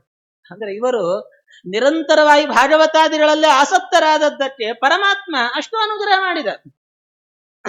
ಸರಿಯಾಗಿ ಬೆಳಗ್ಗೆ ರಾಜ ಹೇಳುತ್ತಾನೆ, ತನ್ನ ಪತ್ನಿಯನ್ನೆಬ್ಬಿಸಿ ತನಗಾಗಿರತಕ್ಕಂತಹ ಸ್ವಪ್ನದ ವಿಚಾರವನ್ನೆಲ್ಲ ತಾನು ತಿಳಿಸಿಕೊಡುತ್ತಾನೆ. ಬಹಳ ಸಂತೋಷದಿಂದ ಇರುವಾಗ ಸರಿಯಾಗಿ ಅವತ್ತಿನ ದಿವಸನೇನೆ ಸ್ವಪ್ನ ಸೂಚನೆ ಆದಂತೆ ಒಬ್ಬ ಪರಮತಿಯ ವಿದ್ವಾಂಸ, ಕಾಶೀನಾಥ ದೀಕ್ಷಿತ ಅಂತ ಆತನ ಹೆಸರಂತ, ಅದನ್ನು ವ್ಯಾಖ್ಯಾನಕಾರರು ಅದನ್ನು ಉಲ್ಲೇಖ ಮಾಡುತ್ತಾರೆ. ಆತ ವಾಕ್ಯಾರ್ಥ ಅಪೇಕ್ಷೆಯಿಂದ ಇವರ ಆಸ್ಥಾನಕ್ಕೆ ಬರತಕ್ಕಂಥವನಾಗ್ತಾನೆ. ಸರಿಯಾಗಿ ತಿರುಮಲಾರಿಯರು ಬಂದ್ರು, ಅವನ ಜೊತೆಯಲ್ಲಿ ಬಹಳ ಅದ್ಭುತವಾಗಿ ವ್ಯಾಖ್ಯಾನವನ್ನ ಮಾಡಿ ಆಚಾರ್ಯರ ಸಿದ್ಧಾಂತವನ್ನು ಅವರು ಎತ್ತಿ ಹಿಡಿತಕ್ಕಂಥವರಾಗ್ತಾರೆ. ಇಷ್ಟಾದ ಮೇಲೆ ರಾಜನ ಹತ್ರ ಬಂದು ಕೇಳುತ್ತಾರೆ, ಓ ರಾಜನೇ, ಕನ್ಯಾರ್ಥಿಯಾಗಿ ಬಂದಿದ್ದೇನೆ, ಗೃಹ ಮಾಗತೋಸ್ಮಿ ಕನ್ಯಾಮ್ಮೆ ದೇಹಿ, ನಿನ್ನ ಮಗಳನ್ನು ನನಗೆ ಕೊಟ್ಟು ಲಗ್ನ ಮಾಡು. ಎಷ್ಟೇ ಸ್ವಪ್ನ ಆಗಿರಬಹುದು, ಏನೇ ಹೇಳಿರಬಹುದು, ಇವ್ರು ನೋಡಿದ್ರೆ 64 ವರ್ಷ ವೃದ್ಧರು ಇವರು. ನಾವು ಚವನ ಮಹರ್ಷಿಗಳ ಕಥೆಯಲ್ಲಿ ಕೇಳ್ತೀವಿ ನೋಡ್ರಿ. ಚವನ ಋಷಿಗಳು ಹಾಗೆ ಬಂದವರು ಸೌಭರಿ ಹತ್ರ ಒಂದು ಯಾಚನೆ ಮಾಡಿದ್ರಲ್ಲ, 50 ಜನ ಹೆಣ್ಮಕ್ಕಳನ್ನು ಮದುವೆ ಮಾಡಿಕೊಂಡು ಹೋದ್ರವರು. ಆ ರೀತಿಯಲ್ಲಿ ಇವರ ಕಥೆಯಲ್ಲೂ ಹಾಗೆ. ಅದಕ್ಕೆ ರಾಜನಿಗೆ ಬರಬಹುದಾದ ಸಂಶಯವನ್ನ ಮೊದಲೇ ಇವರೇ ಪರಿಹಾರ ಮಾಡಿಬಿಟ್ರು. ಏನೋ ಒಬ್ಬ ವೃದ್ಧ ಇದ್ದೇನೆ, ಹೇಗೆ ಕೊಟ್ಟು ಮದುವೆ ಮಾಡೋದು ಅಂತ ಚಿಂತೆ ಮಾಡಬೇಡ, ಏನೋ ಯೋಚನೆ ಮಾಡಬೇಡ, ಹರಿಸಂಕಲ್ಪ ಹಾಗೇ ಇದೆ. ಇವಳಲ್ಲಿ ಮುಂದೆ 4 ಪುತ್ರಾಹ, 4 ಜನ ಗಂಡು ಮಕ್ಕಳಾಗ್ತಾರೆ, ಒಬ್ಬ ಹೆಣ್ಣು ಮಗು ಆಗ್ತದೆ. ಭವಿಷ್ಯವನ್ನು ನುಡಿದು ಬಿಟ್ಟು. ತ್ರಿಕಾಲ ಜ್ಞಾನ ಮಹಾತ್ಮರಿಗೆ ದುರ್ಲಭವಾದದ್ದು ಯಾವುದೂ ಇಲ್ಲ ತಾನೆ. ಆ ರೀತಿಯಲ್ಲಿ ಆ ಒಂದು ವಿಷಯವನ್ನು ಹೇಳುತ್ತಾರೆ. ಸರಿ, ರಾಜ ತನಗೂ ಸ್ವಪ್ನ ಆದದ್ದರಿಂದ ಕೊಟ್ಟು ವಿವಾಹವನ್ನ ಮಾಡ್ತಾನೆ. ಕ್ರಮೇಣ 4 ಜನ ಗಂಡು ಮಕ್ಕಳು, ಬಾಳಾಚಾರ್ಯರು, ನರಸಿಂಹಾಚಾರ್ಯರು, ಶೇಷಾಚಾರ್ಯರು ಮತ್ತೆ ಶ್ರೀನಿವಾಸಾಚಾರ್ಯರು ಅಂತ ಹೇಳಿ 4 ಜನ. ಅದರಲ್ಲಿ ದೊಡ್ಡವರು ಬಾಳಾಚಾರ್ಯರು, ಇವರೇ ಮುಂದೆ ವಿಷ್ಣು ತೀರ್ಥರಯ್ಯ ತಂದೆ ಆಗತಕ್ಕಂಥವರು. ಯದ್ಯಪಿ ಚರಿತ್ರೆಯಲ್ಲಿ ಇವರ ಹೆಸರನ್ನ ನರಹರಿ ಆಚಾರ್ಯರು ಅಂತ ವ್ಯಾಖ್ಯಾನದಲ್ಲಿ ಉಲ್ಲೇಖ ಮಾಡಿದ್ದುಂಟು. ಬಾಳಾಚಾರ್ಯರು ಅಂತಲೂ ಪ್ರಾಯ 2 ಹೆಸರು ಇದ್ದಿರಬಹುದು ಪ್ರಸಿದ್ಧಿಯವರು. ಈ ಮೊದಲನೇ ಬಾಳಾಚಾರ್ಯರೇನಿದ್ದಾರೆ ಅವರ ಪತ್ನಿ ಭಾಗೀರಥಿ ಬಾಯಿ ಅಂತ ಹೇಳಿ. ಹೀಗಿರುವಾಗ ಒಂದು ದಿವಸ ಈ ತಿರುಮಲಾರ್ಯರು ತಾವು ಪರಮಾತ್ಮನ ಧ್ಯಾನ ಮಾಡುತ್ತಾ ಕೂತಿದ್ದಾರೆ. ಇದ್ದಕ್ಕಿದ್ದಂತೆ ಅವರ ಮನಸ್ಸಿನಲ್ಲಿ ಏನೋ ಒಂದು ಸ್ಫುರಣೆ ಆಗ್ತದೆ. ಅಂದ್ರೆ ಇದು ಸ್ವಪ್ನ ಅಂತಲೂ ಹೇಳಲಿಕ್ಕಿಲ್ಲ, ಹಾಗಂತ ಜಾಗ್ರದ ಅವಸ್ಥೆನೂ ಅಲ್ಲ. ಏನು ಮನಸ್ಸಿನಲ್ಲಿ ಇದ್ದಕ್ಕಿದ್ದ ಹಾಗೆ ಒಂದು ಇಂಟ್ಯೂಷನ್ ಅಂತ ಹೇಳ್ತೇವಲ್ಲ, ಒಂದು ಅಂತಃಪ್ರಜ್ಞೆ, ಒಳಗಡೆಯಿಂದ ಒಂದು ಸ್ಫುರಣೆ ಬರ್ತದೆ ಅವರಿಗೆ. ಆ ಸ್ಫುರಣೆಯಲ್ಲಿ ಅವರು ನೋಡ್ತಾ ಇದ್ದಾರೆ, ಸಾಕ್ಷಾತ್ತಾಗಿ ಟೀಕಾಕೃತ್ಪಾದರೆ ಎದುರುಗಡೆ ಬಂದು ನಿಂತಿದ್ದಾರೆ. ಟೀಕಾರಾಯರು ಬಂದಿದ್ದಾರೆ. ಕದಾಚಿ ವಿಚಿಂತಯ ಮಾಸುರಿದಂ ದಯಾಧಿಯಾ. ಅವರ ಮುಖ ನೋಡಿದಾಗ ಏನೋ ಒಂದ್ ಸ್ವಲ್ಪ ಅಸಮಾಧಾನ ಕಂಡು ಬರ್ತಾ ಇತ್ತಂತೆ. ಯಾಕೆ ಅಂತ ವಿಚಾರ ಮಾಡಿದಾಗ ಟೀಕಾಕೃತ್ಪಾದರ ಅವರ ಮನಸ್ಸಿನ ಯೋಚನೆ ಇವರಿಗೆ ತಿಳಿತಾ ಬರ್ತದೆ. ಟೀಕಾಕೃತ್ಪಾದರು ವಿಚಾರ ಮಾಡ್ತಾರೆ, ಆನಂದ ತೀರ್ಥಾಮೃತ ತೀರ್ಥ ಸಂಚಯೇ. ನಾನು ಭೂಮಿಯಲ್ಲಿ ಅವತಾರವನ್ನ ಮಾಡಿ ಏನು ಶ್ರೀಮದಾಚಾರ್ಯರ ದಿವ್ಯವಾಗಿರತಕ್ಕಂಥ ಸಿದ್ಧಾಂತ ಇದೆ, ಅದು ಯಾವಾಗಾದರೆ ಈ ಕಲಿಕಾಲದ ಪ್ರಭಾವದಿಂದ ಅದರ ಒಂದು ಫಲ ಜನರಿಗೆ ಸಿಗದೆ ಹೋಗುವ ಪರಿಸ್ಥಿತಿ ಬಂತೋ, ಆ ಸಮಯದಲ್ಲಿ ನಾನು ಅವತಾರ ಮಾಡಿ ನನ್ನ ಒಂದು ಟೀಕಾ ಗ್ರಂಥಗಳ ಮೂಲಕ ಪ್ರತಿಯೊಬ್ಬರಿ ಸಜ್ಜನರಿಗೂ ಆಚಾರ್ಯರ ಅಭಿಪ್ರಾಯ ತಿಳಿಯುವಂತೆ ನಾನು ಮಾಡಿದ್ದೇನೆ. ಆದರೆ ನನ್ನ ಒಂದು ಪ್ರಯತ್ನವೂ ಕೂಡ ಇವತ್ತು ವಿಫಲ ಆಗುವ ಪರಿಸ್ಥಿತಿ ಬರ್ತಾ ಇದೆಯಲ್ಲ. ಅಷ್ಟೆಲ್ಲ ಮಾಡಿಕೊಟ್ಟಿದ್ದೇನೆ, ಮಾಡಿಯೂ ಕೂಡ 100 ವರ್ಷಗಳಾಗಿದ್ದಾವೆ. ಇಷ್ಟಾದ್ರೂ ಇವತ್ತು ಪುನಃ ಚಳಿಕಾಲದ ಒಂದು ಪ್ರಭಾವದಿಂದ ಇವಾಗ ಆಚಾರ್ಯರ ಶಾಸ್ತ್ರದ ಮಾತುಗಳು ಅರ್ಥ ಆಗ್ಲಿಲ್ಲ ಅಂತ ಟೀಕಾಕೃತ್ಪಾದರ ಬಂದ್ರು. ಟೀಕಾಕೃತ್ಪಾದರ ಮಾತುಗಳಿಗೆ ಮತ್ತೆ ಅನೇಕ ವ್ಯಾಖ್ಯಾನಗಳು ಯದ್ಯಪಿ ಬಂದಿದ್ದಾವೆ. ಆದರೆ ಭೂಮಿಯಲ್ಲಿ ಕಲಿಯುಗದ ಪ್ರಭಾವದಿಂದ ಅನೇಕ ಜನ ಸಜ್ಜನರು ನನ್ನ ಸುಧಾದಿ ಗ್ರಂಥಗಳನ್ನ ಅಧ್ಯಯನ ಮಾಡುವಾಗಲೂ ಕೂಡ ನಾನು ಯಾವ ಅಭಿಪ್ರಾಯದಿಂದ ಆ ವಾಕ್ಯಗಳನ್ನು ಹೇಳಿರುತ್ತೇನೆ, ಆ ವಾಕ್ಯಗಳಿಗೆ ಅರ್ಥವನ್ನೇ ತಿರುಚಿ ತಮ್ಮ ಬುದ್ಧಿಸ್ಥವಾದ ಅರ್ಥವನ್ನೇ ಹೇಳುತ್ತಾ ಬರ್ತಾ ಇದ್ದಾರೆ. ದೊಡ್ಡ ದುರಂತ ನಡೆದು ಹೋಗ್ತಾ ಇದೆಯಲ್ಲ ಲೋಕದಲ್ಲಿ ಅಂತ ಟೀಕಾಕೃತ್ಪಾದರು ವಿಚಾರ ಮಾಡ್ತಿದ್ದಾರಂತೆ. ಯಾಕಂದ್ರೆ ಸಾಮಾನ್ಯ ನಾವೊಂದು ಗ್ರಂಥವನ್ನ ಅಧ್ಯಯನ ಮಾಡಬೇಕಾದರೆ ತುಂಬಾ ಜನ ಮಾಡುವ ತಪ್ಪು ಏನಪ್ಪಾ ಅಂತಂದ್ರೆ, ಆ ಗ್ರಂಥಕಾರರ ಅಭಿಪ್ರಾಯ ಏನು ಅಂತ ಇವರು ಅದನ್ನು ಇಣಿಟ್ಟು ನೋಡುವುದಿಲ್ಲ. ತಮ್ಮ ತಲೆಯಲ್ಲಿ ಏನಿದೆ ಅದನ್ನ ಗ್ರಂಥದಲ್ಲಿ ತೂರ್ಲಿಕ್ಕೆ ಪ್ರಯತ್ನವನ್ನು ಮಾಡುತ್ತಾರೆ. ಎಲ್ಲ ಮಾಡೋದು ಅದೇ ಕೆಲಸ. ಗ್ರಂಥಕಾರರ ಅಭಿಪ್ರಾಯವನ್ನ ತಮ್ಮ ತಲೆಯಲ್ಲಿ ತೂರಿಸಿಕೊಳ್ಳುವುದಿಲ್ಲ, ತಮ್ಮ ತಲೆಯಲ್ಲಿದ್ದನ್ನ ಅದರ ಮೇಲೆ ಹೇರೋ ಪ್ರಯತ್ನವನ್ನ ಮಾಡುತ್ತಾರೆ. ಅದರಿಂದ ಏನಾಗತ್ತೆ, ಎಷ್ಟೋ ಗ್ರಂಥಗಳು ಅದರ ನಿಜವಾದ ಅಭಿಪ್ರಾಯ ಏನು ಹೊರ ಬೀಳೋದಿಲ್ಲ. ಅದನ್ನು ಯಾರು ಹೇಳಿರ್ತಾರೆ ಅವೇ ಅಭಿಪ್ರಾಯವೇ ಗ್ರಂಥಕಾರರ ಅಭಿಪ್ರಾಯ ಅಂತ ಚಲಾವಣೆ ಆಗಿರ್ತದೆ. ತುಂಬಾ ದೊಡ್ಡ ದುರಂತ. ಅನೇಕ ಗ್ರಂಥಗಳ ಮೇಲೆ ಇಂಥ ಕೆಲಸಗಳು ನಡೀತಾ ಇರ್ತವೆ ಸಮಾಜದಲ್ಲಿ. ಅದನ್ನೇ ಟೀಕಾಕೃತ್ಪಾದರು ಹೇಳ್ತಾರೆ, ಅಥಾದುನಾ ಕರ್ಕಶ ತರ್ಕ ತಾರ್ಕಿಕೋನ್ಮಿಷತ್ ಪರಿಷ್ಕಾರ ಪರಿಷ್ಕೃತಾಪಿವಾ. ಅನೇಕ ಜನರು ತಮ್ಮ ತಮ್ಮ ಮನಸ್ಸಿಗೆ ಬಂದ ಹಾಗೆ ನಾನಾ ರೀತಿಯಲ್ಲಿ ತಮ್ಮ ಒಂದು ಪಾಂಡಿತ್ಯ ಪ್ರದರ್ಶನ.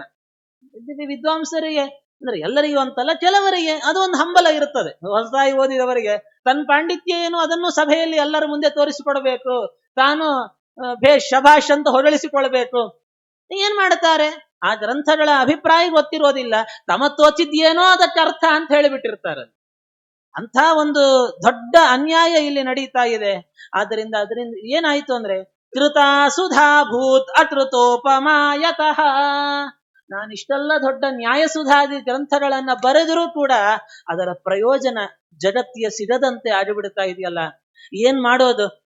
ಆದ್ದರಿಂದ ನನ್ನ ಅಭಿಪ್ರಾಯವನ್ನ ಜನರಿಗೆ ತೋರಿಸಿಕೊಡಬೇಕಾದರೆ ಅದಕ್ಕೋಸ್ಕರ ಅಂಥ ಕೆಲಸವನ್ನ ಮಾಡುವ ನನ್ನ ಒಬ್ಬ ಶಿಷ್ಯನನ್ನ ನಾನು ಜಗತ್ತಿಗೆ ಕೊಟ್ಟು ಕಳಿಸ್ತೇನೆ ಅಂತ ಟೀಕಾಕೃತ್ಪಾದರು ವಿಚಾರವನ್ನ ಮಾಡುತ್ತಾ ಇದ್ದಾರೆ. ಅದೆಲ್ಲ ತಿರುಮಲಾರ್ಯರ ಮನಃಪಟದಲ್ಲಿ ಹೊಳಿತಾ ಇದೆ ಅದೆಲ್ಲವೂ ಕೂಡ. ಇಷ್ಟೆಲ್ಲ ಅವರು ವಿಚಾರವನ್ನ ಮಾಡಿ ಅದೇ ಕಾಲಕ್ಕೆ ಇನ್ನೊಂದು ಅಂಶವೂ ಗೊತ್ತಾಗ್ತದೆ.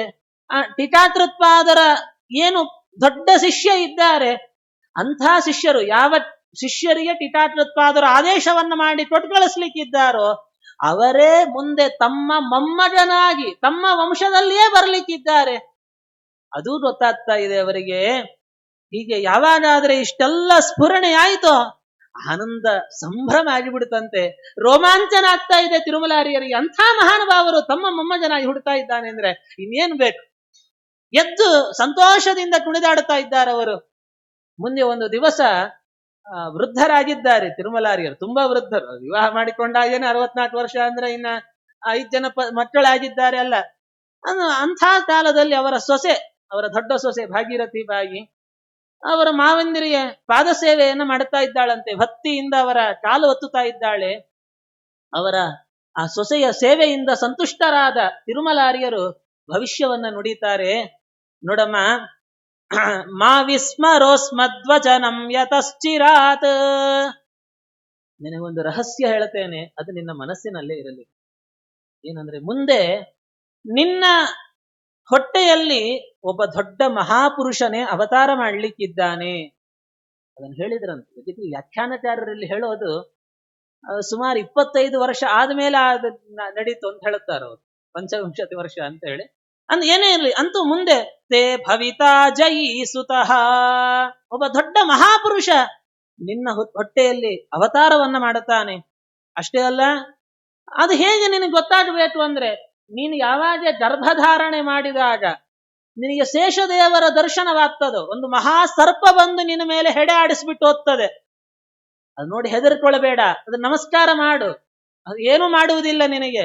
ಇದೆಲ್ಲ ನೀನು ನೆನಪಿಟ್ಕೋ. ತ್ವಾಂಭೋಜಿ ರಾಜ ಪರಿಪೂರ್ಣ ದೋಹದಾಂ. ಮುಂದೆ ನಿನಗೆ ಟೀಕಾಕೃತ್ಪಾದರ ಅನುಗ್ರಹದಿಂದ ಹುಟ್ಟುವಂಥ ಮಗು ಅದು, ಅಂಥ ಮಗು ಆಗ್ತದೆ.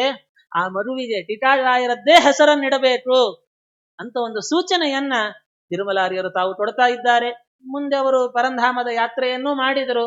ನಂತರ ಕೆಲವು ವರ್ಷದ ನಂತರದಲ್ಲಿ ಮುಂದೆ ಅವರ ಸೊಸೆ ಗರ್ಭಧಾರಣೆಯನ್ನ ಮಾಡಿದ್ದಾರೆ.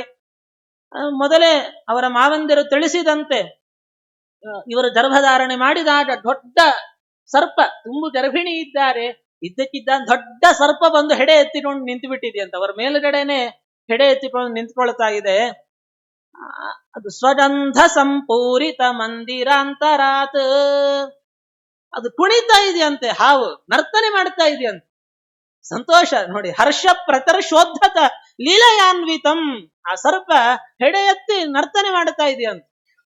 ಅಷ್ಟೇ ಅಲ್ಲ, ಯಾವುದೋ ಸರ್ಪ ಅಂತ ಬಂದಿರಬಹುದಲ್ಲ, ಟೀಕಾರಾಯರೇ ಬಂದಿದ್ದಾರೆ ಅಂತ ಕುರುಹು ಏನು ಅಂದ್ರೆ, ಆ ಸರ್ಪ ಬಂದದ್ದಕ್ಕೆ ಸುತ್ತಮುತ್ತ ಎಲ್ಲ ಒಳ್ಳೆ ಸುಗಂಧ ಬಂತಂತ. ಜ್ಞಾನಿಗಳೇ ಬಂದಿದ್ದಾರೆ, ಟೀಕಾಕೃತ್ಪಾದರು ಬಂದಿದ್ದಾರೆ ಗೊತ್ತಾಗ್ತಾ ಇದೆ. ಅದನ್ನ ಆ ಸೊಸೆ ನೋಡ್ತಾ ಇದ್ದಾಳೆ. ಥಟ್ಟನೆ ಅವರ ಮಾವಂದಿರ ಮಾತು ನೆನಪಾಯಿತು. ಅದೇ ಕಾಲಕ್ಕೆ ಸುತ್ತಮುತ್ತ ಇದ್ದವರು ಹೇಳಿದ್ರು, ಶೃಣುಷ್ವ ವಾಕ್ಯ ಮಂಬನೋ ಭಯನ್ನತೆ ಭವಿಷ್ಯತಿ. ಅಮ್ಮ ಹೆದರಬೇಡಮ್ಮ, ಅದಕ್ಕೆ ಪೂಜೆ ಮಾಡು, ಒಂದು ಹಾಲು ನೈವೇದ್ಯಕ್ಕೆ ಇಡುವುದಕ್ಕೆ, ಹಾವಿಗೆ ಹಾಲು ನೈವೇದ್ಯ ಮಾಡು, ಮತ್ತೆ ನಿಂದೇ ಹೆಸರಿಡ್ತೇನೆ ಅಂತ ಹರಕೆ ಹಾಕೋ, ಅದೇನ್ ಮಾಡಲ್ಲ ನಿನ್ಗೆ ಹೇಳಿದ್ರಂತೆ. ಆಯ್ತು, ಅದೇ ರೀತಿಯಲ್ಲಿ ಹರಕೆ ಹಾಕೊಂಡಿದ್ದಾಳೆ ಆಕಿ. ತಕ್ಕಂತೆ ಮುಂದೆ ಒಳ್ಳೆಯ ಪುಣ್ಯ ಪವಿತ್ರವಾಗಿರತಕ್ಕಂಥ ಪರ್ವಕಾಲದಲ್ಲಿ ಅದು ಟೀಕಾಕೃತ್ಪಾದರ ಅನುಗ್ರಹದಿಂದ ಅವರ ಶಿಷ್ಯನೇ ಅವತಾರವನ್ನ ಮಾಡಿದ್ದಾರಂತೆ. ವಿಷ್ಣುತೀರ್ಥರ ಅವತಾರದ ಕಾಲ ಅಂದ್ರೆ ಶ್ರಾವಣ ಬಹುಳ ಅಷ್ಟಮಿ, ಗೊತ್ತಾಯ್ತಲ್ಲ, ಇವತ್ತು ಒಂದು ಗೋಕುಲಾಷ್ಟಮಿಯ ದಿವಸನೇನೆ ಅವತಾರ ಮಾಡಿರತಕ್ಕಂಥದ್ದು. ಈಶ್ವರ ನಾಮ ಸಂವತ್ಸರ ಈ ಕ್ರಿಸ್ತ ಶಕ ನೋಡಿಕೊಂಡಾಗ 1756ನೇ ಇಸ್ವಿಯಲ್ಲಿ ಭಾಗೀರಥಿ ಬಾಯಿಯಲ್ಲಿ ಅವರು ಅವತಾರವನ್ನ ಮಾಡುತ್ತಾ ಇದ್ದಾರೆ. ಇತಿ ಸೂಚಯನ್ನ ಭಸಿ ಕೃಷ್ಣ ತಿಥೌ ನಿಶಿಚಂದಿರೋದರ ಸಮಯೇ. ಅದು ಯಾವಾಗ ಅವತಾರ ಮಾಡಿದ್ದು? ಕೃಷ್ಣಾವತಾರ ಆದದ್ದು ಯಾವಾಗ? ಶ್ರಾವಣ ಬಹುಳ ಅಷ್ಟಮಿ ರಾತ್ರಿ ಚಂದ್ರೋದಯ ಆಗುವ ಕಾಲಕ್ಕೆ ತಾನೆ. ಇವರು ಅದೇ ಸಮಯದಲ್ಲೇ ಅವತಾರವನ್ನು ಮಾಡಿದ್ದಾರೆ. ಕೃಷ್ಣನ ಅನುಗ್ರಹ ಪಡೆದ, ಕೃಷ್ಣನಿಂದಲೇ ಉಪದೇಶ ಪಡೆದ ಜ್ಞಾನಿಗಳಿವರು. ಆಗ ಅದೇ ಸಮಯದಲ್ಲೇನೆ ಅವತಾರವನ್ನ ಮಾಡ್ತಾ ಇದ್ದಾರೆ. ಪೃಥುಭಾವ ಗರ್ಭಿತ ಮನಾ ಜನನಿ, ಅಂಥ ತಾಯಿಯ ಶುಭ ಗರ್ಭದಿಂದ ಇವರು ಅವತಾರವನ್ನ ಮಾಡ್ತಾ ಇದ್ದಾರೆ. ಮುಂದೆ ಅವರು ಅವತಾರ ಮಾಡಿದ ತಕ್ಷಣವೇ ಅವರಿಗೆಲ್ಲ ಸಂಸ್ಕಾರಗಳನ್ನ ಜಾತಕರ್ಮ ಸಂಸ್ಕಾರ ಮಾಡಿದ್ರು, ಹುಟ್ಟಿದ ತಕ್ಷಣ ಮಾಡುವ ಕೆಲಸ. ಅದರ ನಂತರ ನಾಮಕರಣವನ್ನ ಮಾಡುತ್ತಾ ಮೊದಲೇ ಮಾವಂದಿರು ಸೂಚನೆ ಕೊಟ್ಟಂತೆ ಜಯತೀರ್ಥ ಅಂತಲೇನೆ ಅವರಿಗೆ ನಾಮಕರಣವನ್ನ ಮಾಡುತ್ತಾ ಇದ್ದಾರೆ. ಅನಂತರ ಮುಂದೆ ಚೌಲ, ಅಕ್ಷರಾಭ್ಯಾಸ, ಮುಂದೆ ಉಪನಯನ, ಎಲ್ಲ ಸಂಸ್ಕಾರಗಳನ್ನು ಆಯಾ ಕಾಲಕ್ಕೆ ತಕ್ಕಂತೆ ಉಪನಯನಾದಿ ಸಂಸ್ಕಾರಗಳನ್ನು ವಿಶೇಷವಾಗಿ ಮಾಡ್ತಾ ಇದ್ದಾರೆ. ಉಪನಯನಾದ ನಂತರದಲ್ಲಿ ವಿಶೇಷವಾಗಿ ಅವರ ಮೊದಲ ಪಾಠ ಅಂತಂದ್ರೆ ಸುಮಧ್ವ ವಿಜಯ. ಸಮುಮೋದ ಮಧ್ವ ವಿಜಯೈಕರತೆ ನಿಜ ಪೂರ್ವ ಸಂಸ್ಮೃತಿ ಮವಾಪ್ಯ ಗುರುಹು. ಸುಮಧ್ವ ವಿಜಯವನ್ನ ಅವರು ಎಷ್ಟು ಅಧ್ಯಯನ ಮಾಡಿದ್ದಾರೆ ಅಂತಂದ್ರೆ ಚರಿತ್ರೆಯಲ್ಲಿ ದಾಖಲು ಮಾಡುತ್ತಾರೆ ಕೃಷ್ಣಾಚಾರ್ಯರು. ಸುಮಧ್ವ ವಿಜಯ, ಇಡೀ ಸುಮಧ್ವ ವಿಜಯ ಅವರಿಗೆ ಬಾಯ್ಪಾಠ. ಅಧ್ಯಯನ ಮಾಡಿ ಅದರ ಪಾರಾಯಣ ಮಾಡಿ ಮಾಡಿ ಮಾಡಿ ಮಾಡಿ ಶ್ರೀಮದಾಚಾರ್ಯರ ಪೂರ್ಣ ಅನುಗ್ರಹ ಆಗಿದೆ. ಯಾವಾಗ ಚಿಕ್ಕ ವಯಸ್ಸಿನಲ್ಲಿಯೇನೆ ಆಚಾರ್ಯರ ಅನುಗ್ರಹದಿಂದ ಪೂರ್ವ ಜನ್ಮದ ಸ್ಮರಣೆ ಆ ಸಣ್ಣ ವಯಸ್ಸಿನಲ್ಲೇ ವಿಷ್ಣು ತೀರ್ಥರಿಗೆ ಬಂದಿತ್ತಂತೆ. ಇದರಿಂದ ಇವರ ಮಹಾತ್ಮ್ಯವು ಗೊತ್ತಾಗತ್ತೆ, ಸುಮಧ್ವಿಜಯದ ಮಹಿಮೆ ಏನು ಅನ್ನೋದು ಗೊತ್ತಾಗ್ತದೆ. ಅವರದ್ದೇ ಒಂದು ಕೃತಿ ಸುಮಧ್ವ ವಿಜಯ ಪ್ರಮೇಯ ಫಲ ಮಾಲಿಕಾ ಅಂತ ಒಂದು ಗ್ರಂಥವನ್ನ ರಚನೆ ಮಾಡಿ 16 ಸರ್ಗಕ್ಕೆ 16 ಫಲವನ್ನ ನಿರೂಪಣೆ ಮಾಡಿದ್ದಾರೆ ವಿಷ್ಣು ತೀರ್ಥರು. ಅದನ್ನು ಹೇಳ್ತಾ ಇದ್ದಾರೆ. ಸುಮಧ್ವ ವಿಜಯದ ಒಂದು ನಿರಂತರವಾದ ಪಾರಾಯಣದಿಂದ ನಿಜ ಪೂರ್ವ ಸಂಸ್ಮೃತಿ, ತಮ್ಮ ಹಿಂದಿನ ಅನೇಕ ಜನ್ಮಗಳ ಸ್ಮರಣೆ ಬರ್ತಾ ಇದೆ ಅವರಿಗೆ. ಆ ಒಂದು ಸ್ಮರಣೆಯಿಂದ ಸಂತುಷ್ಟರಾಗ್ತಾ ಇದ್ದಾರೆ. ಅದರಿಂದ ವಿಶೇಷವಾಗಿ ಶಾಸ್ತ್ರಾಧ್ಯಯನಕ್ಕೆ ತೊಡಗ್ತಾ ಇದ್ದಾರೆ. ಇನ್ನು ಹೆಚ್ಚಿನ ಗ್ರಂಥಗಳನ್ನ ಅಧ್ಯಯನ ಮಾಡಬೇಕು. ಅಷ್ಟೇ ಅಲ್ಲ, ನನಗೆ ಪರಮಾತ್ಮನನ್ನ ತೋರಿಸಿಕೊಡತಕ್ಕಂಥ ಒಬ್ಬ ಗುರುಗಳು ಬೇಕು. ಕೇವಲ ಶಾಸ್ತ್ರಾಧ್ಯಯನ ಅನ್ನೋದು ಅದು ಮುಕ್ತಿದಾಯಕ ಆಗೋದಿಲ್ಲ. ಗುರುಮುಖದಿಂದ ಅದಕ್ಕೆ ಅಧ್ಯಾತ್ಮಪರವಾದ ಅರ್ಥ ತಿಳ್ಕೊಂಡಾಗ್ಲೇನೆ ಮೋಕ್ಷ ಸಿಗುವಂತಹದ್ದು. ಆ ರೀತಿಯ ಚಿಂತನೆ ಮಾಡಬೇಕು. ಅದಕ್ಕೋಸ್ಕರವಾಗಿ ಅಂಥ ಗುರುಗಳು ಯಾರು ಅಂತ ಅವರು ವಿಚಾರವನ್ನ ಮಾಡತಾ, ಅದನ್ನ ನಾವು ವಿಚಾರ ಮಾಡಿದರೆ ಗೊತ್ತಾಗುವಂತಹದ್ದಲ್ಲ, ಅದಕ್ಕೆ ಜ್ಞಾನಿಗಳ ಸೇವಾದಿಂದಲೇ ತಿಳಿಬೇಕು ಅಂತ ಮಂತ್ರಾಲಯಕ್ಕೆ ಬರ್ತಾ ಇದ್ದಾರೆ ಜಯತೀರ್ಥಾಚಾರ್ಯರು, ಅರ್ಥಾತ್ ವಿಷ್ಣು ತೀರ್ಥರು. ಮಂತ್ರಾಲಯಕ್ಕೆ ಬಂದು ವಿಶೇಷವಾಗಿ ರಾಯರ ಸೇವೆಯನ್ನ ಮಾಡಿದಾಗ ಗುರುರಾಜರ ಅನುಗ್ರಹವನ್ನ ಮಾಡ್ತಾ ಇದ್ದಾರೆ. ಅಲ್ಲೇ ಸಮೀಪದ ಐಜಿ ಗ್ರಾಮ ಅಂತ ಹೇಳಿ, ಅಲ್ಲಿ ವೆಂಕಟ ನರಸಿಂಹಾಚಾರ್ಯರು ಅಂತ ಬಹಳ ದೊಡ್ಡ ಜ್ಞಾನಿಗಳು, ಅವರ ಮಕ್ಕಳು ರಾಮಾಚಾರ್ಯರು ಅಂತ ಹೇಳಿ, ಅವರೇ ವ್ಯಾಸ ತತ್ವಜ್ಞ ತೀರ್ಥರು ಅಂತ ಮುಂದೆ ಅವರು ಸನ್ಯಸ್ತರಾಗಿ ಅವರು ಅನೇಕ ಗ್ರಂಥಗಳನ್ನ, ಮಾನಸ ಸ್ಮೃತಿ ಮುಂತಾದ ದೊಡ್ಡ ದೊಡ್ಡ ಕೃತಿಗಳನ್ನೆಲ್ಲ ಜಗತ್ತಿಗೆ ನೀಡಿದ್ದಾರೆ. ವಾಸುದೇವ ವಿಠಲ ಅನ್ನೋ ಅಂಕಿತದಿಂದ 100 ದೇವರ ನಾಮಗಳನ್ನ ರಚನೆ ಮಾಡಿ ದಾಸ ಸಾಹಿತ್ಯವನ್ನು ಅವರು ಬೆಳೆಸಿದ್ದಾರೆ. ಅಂಥ ಗುರುಗಳು ಅವರೇ ನಿನ್ನ ಗುರುಗಳು, ಅವರ ಬಳಿಯಲ್ಲಿ ಹೋಗುವಂತ ಸೂಚನೆ ಆಗ್ತಾ ಇದೆ. ತಕ್ಕಂತೆ ಐಜಿ ಗ್ರಾಮಕ್ಕೆ ಬಂದು ವ್ಯಾಸ್ತತ್ವಜ್ಞರ ಬಳಿಯಲ್ಲಿ ವಿಶೇಷವಾಗಿ ಅವರು ಸೇವಾಸಕ್ತರಾಗಿ ಆಚಾರ್ಯರ ಶಾಸ್ತ್ರವನ್ನ ಅಧ್ಯಯನ ಮಾಡ್ತಾ ಇದ್ದಾರೆ. ಗುರುಕುಲ ವಾಸವನ್ನ ಹೇಗೆ ಮಾಡಬೇಕು ಅಂತ ಉಪನಿಷತ್ತುಗಳು ತಿಳಿಸಿಕೊಟ್ಟಿದ್ದಾವೋ ಅದೇ ಕ್ರಮದಲ್ಲಿ ಏನೇ ಮಾಡುತ್ತಾ ತದುಪಾಸ್ತಿ ಪೂರ್ವಕಂ ಸರ್ವಶಾಸ್ತ್ರಾಣಿ ಅಲ್ಪಕಾಲೇ ಸುಶ್ರಾವ ಅಂತ ಹೇಳುತ್ತಾರೆ. ಗುರುಗಳ ಉಪಾಸನೆ ಮಾಡುತ್ತಾ ಎಲ್ಲಾ ಶಾಸ್ತ್ರಗಳ ಜ್ಞಾನವನ್ನ ಬಹಳ ಅಲ್ಪ ಕಾಲದಲ್ಲೇನೆ ವಿಶೇಷವಾಗಿ ಶ್ರವಣವನ್ನ ಮಾಡಿದ್ದಾರೆ. ಗುರುಕುಲ ವಾಸ ಮಾಡುವಾಗಲೇನೆ ಅನೇಕ ಮಹಿಮೆಗಳನ್ನು ತೋರಿಸಿಕೊಟ್ಟಿದ್ದಾರೆ. ಒಂದು ಪ್ರಸಂಗದಲ್ಲಿ ತಮ್ಮ ಗುರುಪುತ್ರನಿಗೆ, ಅವರ ಐತಿ ಗೋಪಾಲಕೃಷ್ಣಾಚಾರ್ಯರು ಪುರಾಶ್ರಮದ ಮಗ, ಅವರಿಗೆ ಒಂದು ಅಪಮೃತ್ಯು ಬರುವಂತಹ ಪ್ರಸಂಗ ಇರ್ತದೆ. ಅದಕ್ಕೋಸ್ಕರವಾಗಿ ಒಂದು ಸಪ್ತಕ ತುಂಗಭದ್ರಾ ನದಿ ತೀರದಲ್ಲಿ ಏಕಾಗ್ರ ಚಿತ್ತದಿಂದ ನರಸಿಂಹ ಮಂತ್ರವನ್ನ ಬಿಡದೆ ಜಪ ಮಾಡಬೇಕಾಗಿರುತ್ತದೆ. ಅದು ಸತತವಾಗಿ ಜಪ ಮಾಡಿ ಆ ಪುಣ್ಯದಿಂದ ಅಪಮೃತ್ಯುವನ್ನ ಪರಿಹಾರ ಮಾಡಬೇಕು. ಆ ರೀತಿಯಲ್ಲಿ ಮಾಡುವುದಕ್ಕೋಸ್ಕರವಾಗಿ ವ್ಯಾಸತತ್ವಜ್ಞರು ತಮ್ಮ ಶಿಷ್ಯರಿಗೆ ನೇಮಿಸಿದರಂತೆ. ಅಂದ್ರೆ ಇವರಿಗೆ ಡಿ ರಾಮಾಚಾರ್ಯರು ಜಯತೀರ್ಥಾಚಾರ್ಯರಿಗೆ ಆ ಒಂದು ಗುರು ಸೇವಾ ರೂಪವಾದ ಆ ಜವಾಬ್ದಾರಿಯನ್ನು ಒಪ್ಪಿಸಿದ್ದಾರೆ. ಆಯ್ತು ಅಂತ ಆ ನದಿ ತಡಕ್ಕೆ ಹೋಗಿದ್ದಾರೆ. ಸತತವಾಗಿ ಉಗ್ರ ನರಸಿಂಹ ಮಂತ್ರವನ್ನ ಜಪ ಮಾಡಿದ್ದಾರೆ. ವಿಶೇಷವಾಗಿ 7 ದಿವಸಗಳ ಕಾಲ ಜಪವನ್ನ ಮಾಡಿ ಆ ಒಂದು ಪುಣ್ಯವನ್ನ ಗುರುಪುತ್ರನಿಗೆ ಧಾರೆ ಎರೆದು ಕೊಡ್ತಾ ಇದ್ದಾರೆ. ಅಷ್ಟೆಲ್ಲ ದೊಡ್ಡ ಸಾಧನೆ ಏನು, 7 ದಿವಸಗಳ ಕಾಲ ನಿದ್ರಾಹಾರಾದಿಗಳಿಲ್ಲದೆ ಸತತವಾಗಿ ಜಪ ಮಾಡೋದು ಅಂತಂದ್ರೆ ಅದು ನದಿ ತೀರದಲ್ಲಿ ನಿಂತ್ಕೊಂಡು ದೊಡ್ಡ ಸಾಧನೆ. ಅಷ್ಟೆಲ್ಲ ಮಾಡಿ ಮರಳಿ ಬಂದಿದ್ದಾರಂತೆ. ಸರಿಯಾಗಿ ಅದೇ ಕಾಲಕ್ಕೆ ಇಲ್ಲಿ ವ್ಯಾಸ್ತತ್ವಜ್ಞರು ಶಿಷ್ಯರಿಗೆ ಸುಧಾದಿ ಗ್ರಂಥಗಳ ಪಾಠವನ್ನ ಮಾಡುತ್ತಾ ಇದ್ರಂತೆ. ಇಲ್ಲಿ ಜಯತೀರ್ಥಾಚಾರ್ಯರು ಬಂದಿದ್ದಾರೆ. ತುಂಬಾ ಹಸಿವೆ ಆಗ್ತಾ ಇದೆ. ಏನಿದೆ ಅಂತ ನೋಡಿದ್ರಂತೆ. ಅಲ್ಲೇ ಗೋಪಾಲಕೃಷ್ಣ ದೇವರಿಗೆ ಅಭಿಷೇಕಕ್ಕೆ ಅಂತ ಅಲ್ಲಿ ಹಾಲು ಮೊಸರು ತುಪ್ಪ ಎಲ್ಲಾ ತುಂಬಿಸಿಟ್ಟಿದ್ರು. ನೇರ ಹೋಗಿ ಆ ಎಲ್ಲ ಹಾಲು ಮೊಸರು ಎಲ್ಲ ಪಾನ ಮಾಡಿ ಅಲ್ಲೇ ವಿಶ್ರಾಂತರಾಗ್ತಾ ಇದ್ದಾರಂತೆ. ಅದೇ ಸಮಯಕ್ಕೆ ಸುಧಾಪಾಠ ಮಾಡುವಂತಹ ವ್ಯಾಸ್ತತ್ವಜ್ಞರು ಅವರು ಇದ್ದಕ್ಕಿದ್ದಂತೆ ನಿಲ್ಲಿಸಿ ಶಿಷ್ಯರಿಗೆ ಪಂಚಾಮೃತ ಸೂಕ್ತ ಹೇಳು ಅಂತ ಹೇಳಿದ್ರು. ಏನಪ್ಪ ನ್ಯಾಯಸುಧೆಗೂ ಪಂಚಾಮೃತ ಸೂಕ್ತಕ್ಕೂ ಎಲ್ಲಿ ಸಂಬಂಧ? ಆಯ್ತು, ಗುರುಗಳು ಹೇಳಿದ್ದಾರೆ ಪಂಚಾಮೃತ ಸೂಕ್ತ ಆಪ್ಯಾಯ ಸ್ವಸಮೇತುತೆ ಎಲ್ಲ ಪಠಣೆ ಆಯ್ತು. ಅಷ್ಟರಲ್ಲಿ ಇದೆಲ್ಲ ಘಟನೆ ಚರ್ಯೆಯನ್ನು ನೋಡುತ್ತಾ ಇದ್ದಾರೆ. ಏನು ವಿಚಿತ್ರ ಚರ್ಯೆ ಜಯತೀರ್ಥಾಚಾರ್ಯರದ್ದು. ಅದು ಮೊದಲೇ ಇವರ ಮೇಲೆ ಸ್ವಲ್ಪ ಕಟಾಕ್ಷನೂ ಇತ್ತು ಬೇರೆ ಶಿಷ್ಯಂದ್ರಿಗೆ, ಕೆಲವರಿಗೆಲ್ಲ. ಯಾಕಂದ್ರೆ ಗುರುಗಳಿಗೆ ತುಂಬಾ ಅಚ್ಚುಮೆಚ್ಚಿನ ಶಿಷ್ಯರು ಇವರು ಅಂತ ಹೇಳಿ.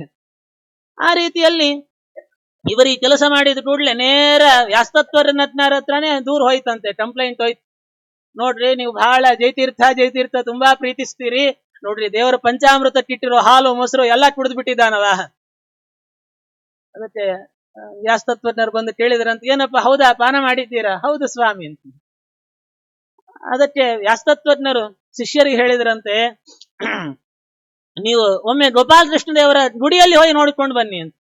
ಹೋಗಿ ನೋಡಿದರೆ ಪರಮಾತ್ಮನ ಒಂದು ಬಾಯಿಯಿಂದಲೇ ಆ ಹಾಲು ಮೊಸರು ಎಲ್ಲ ಸೋರುತ್ತಾ ಇತ್ತಂತ. ಅದಕ್ಕೆ ಅವರು ಹೇಳಿದ್ರು, ಇವರು ತಾವು ಕುಡಿದಿದ್ದಲ್ಲ, ಬಿಂಬನಿಗೆ ಅಭಿಷೇಕ ಮಾಡಿರತಕ್ಕಂಥದ್ದು. ನೀವೇನು ಆ ಹೊರ ಇರೋ ಪ್ರತಿಮೆಗೆ ಸುರಿಲಿಕ್ಕೆ ಇಟ್ಟಿದ್ದೀರಿ, ಇವರು ಒಳ ಇರೋ ಪ್ರತಿಮೆಗೆ ಅಭಿಷೇಕ ಮಾಡಿದ್ದಾರೆ, ಇನ್ನೇನಿಲ್ಲ ಅಂತ. ಆ ರೀತಿಯಲ್ಲಿ ಅಂದ್ರೆ ಜ್ಞಾನಿಗಳಿಗೆ ಅಂತರಂಗದ ಚಿಂತನೆ ಎಷ್ಟು ಉನ್ನತವಾಗಿರುತ್ತದೆ ಅನ್ನೋದು ನಾವು ಎಲ್ಲದರಿಂದ ಅರ್ಥ ಮಾಡಿಕೊಳ್ಳಬಹುದು, ಎಲ್ಲ ಘಟನೆಗಳಿಂದ. ಹಾಗೆ ಗುರುಪುತ್ರನ ಅಪಮೃತ್ಯುವನ್ನು ತಾವು ಪರಿಹಾರ ಮಾಡಿದ್ದಾರೆ. ವಿಶೇಷವಾಗಿ ಆ ಸಮಯದಲ್ಲೇ ವ್ಯಾಸ್ತತ್ವಜ್ಞರ ಆಶೀರ್ವಾದ ಮಾಡಿದ್ರು. ಅವಧೂತ ಶಿರೋಮಣಿಯಾಗಿ ನೀನು ಮೆರೀತಕ್ಕಂಥವನಾಗುವಂತ ಆಶೀರ್ವಾದವನ್ನ ಮಾಡ್ತಾ ಇದ್ದಾರೆ. ಹೀಗೆ ಅಂಥ ಅನೇಕ ಲೀಲೆಗಳಿದ್ದಾವೆ. ಈಗ ಗುರುಗಳ ಬಳಿಯಲ್ಲಿ ಅಧ್ಯಯನಾದಿಗಳನ್ನೆಲ್ಲ ಮುಗಿಸಿಕೊಂಡು ಮನೆಗೆ ಬರ್ತಾ ಇದ್ದಾರೆ. ಮನೆಗೆ ಬಂದು ವಿವಾಹವೂ ಆಯಿತು. ವಿವಾಹದ ನಂತರದಲ್ಲಿ ತಮ್ಮ ಗಾರ್ಹಸ್ಥ್ಯ ಜೀವನವನ್ನ ಬಹಳ ಅಚ್ಚುಕಟ್ಟಾಗಿ ನಡೆಸಿಕೊಂಡು ಬರ್ತಾ ಇದ್ದಾರೆ. ಒಂದು ಕಡೆಯಲ್ಲಿ ಏನು ಶಾಸ್ತ್ರೋಕ್ತವಾದ ಕರ್ಮಾನುಷ್ಠಾನವನ್ನೂ ಬಿಡದೆ, ಜೊತೆಯಲ್ಲಿ ಅಂತರಂಗದಲ್ಲಿ ಬಿಂಬನ ಉಪಾಸನೆಯನ್ನೂ ಸತತವಾಗಿ ಬಿಡದೆ ಮಾಡಿಕೊಂಡು ಬಂದಿದ್ದಾರೆ ಜಯತೀರ್ಥಾಚಾರ್ಯರು. ಆ ಸಮಯದಲ್ಲಿಯೇನೆ ಒಮ್ಮೆ ಏನು ಮಧ್ಯಾಹ್ನ ಕಾಲದಲ್ಲಿ ಅವರ ತಮ್ಮ ಪತ್ನಿಯೊಂದಿಗೆ ಇರತಕ್ಕಂಥ, ಅಂದ್ರೆ ಅಲ್ಲೇ ಪತ್ನಿ ಪಾದಸೇವಾ ಮಾಡ್ತಾ ಇದ್ದಾರೆ. ಅಂಥ ಸಮಯದಲ್ಲಿ ಏನೇ ಒಬ್ಬ ದಾಸಪ್ಪ ಹಾಡಾಡಿಕೊಂಡು ಹೋದ್ನಂತೆ. ಹಾಡು ಕೇಳಿದ್ವಲ್ಲ, ಮಂಚಬಾರದು ಮಡದಿ ಬಾರದು ಕಂಚು ಕನ್ನಡಿ ಬಾರವು ಸಂಚಿತಾರ್ಥವು ಕಿಂಚಬಾರದು ಮುಂಚೆ ಮಾಡಿರೋ ಧರ್ಮವ. ಆ ಹಾಡನ್ನ ಯಾವಾಗಾದ್ರೆ ಶ್ರವಣ ಮಾಡಿದ್ರು ತಮ್ಮ ಏನು ಯಾವ ಪ್ರಯೋಜನ ಇದೆ ಅಧ್ಯಾತ್ಮದ ದಾರಿ ಅದು ಅರಿವಾಗ್ತಾ ಇದೆ. ತಕ್ಷಣದಲ್ಲಿ ಏನೇ ಕೆಲವರೆಲ್ಲ ಹೇಳುವುದುಂಟು, ಅವ್ರಿಗೆ ಮುಂದೆ ಏನೂ ಇರಲಿಲ್ಲ, ಈ ಹಾಡು ಕೇಳಿದ ತಕ್ಷಣ ಇದ್ದಕ್ಕಿದ್ದ ಹಾಗೆ ಜ್ಞಾನೋದಯ ಆಗೋಯ್ತು ಅಂತ. ಹಾಗೆಲ್ಲ ತಿಳಿಬೇಡಿ, ಖಂಡಿತ ಆ ಥರ ಇಲ್ಲ. ಅವರು ವಿಶೇಷವಾಗಿ ದೊಡ್ಡ ಬಿಂಬೋಪಾಸಕರಾಗಿ ಅನೇಕ ಗ್ರಂಥಗಳನ್ನ ರಚನೆ ಮಾಡಿದ್ದಾರೆ ಪುಣ್ಯಾತ್ಮರು. ಅವರು ಪೂರ್ವಜನ್ಮದ ಸ್ಮೃತಿಯನ್ನು ಮೊದಲೇ ಪಡ್ಕೊಂಡಿರ್ತಕ್ಕಂತಹ ಮಹಾನುಭಾವರವರು. ಆದ್ದರಿಂದ ಇದ್ದಕ್ಕಿದ್ದ ಏನೋ ಹಾಡು ಕೇಳಿದ ತಕ್ಷಣ ಏನೋ ಬಲ್ಬ್ ಹೊಳದಾಗಿ ಒಳಗಡೆ ಬಿಂಬಾಪರೋಕ್ಷ ಎದ್ದು ಹೊರಟು ಬಿಟ್ರು, ಹಾಗೆಲ್ಲ ಏನೋ ಲೆಕ್ಕಾಚಾರ ಹಾಕ್ಲಿಕ್ಕೆ ಹೋಗ್ಬಾರದು. ಅದು ಅವರ ಚರಿತ್ರೆಗೆ ಒಂದು ವಿರುದ್ಧವಾಗಿರತಕ್ಕಂಥ ಒಂದು ಕಥಾ. ಅದು ಇದು ವಿಶೇಷವಾಗಿ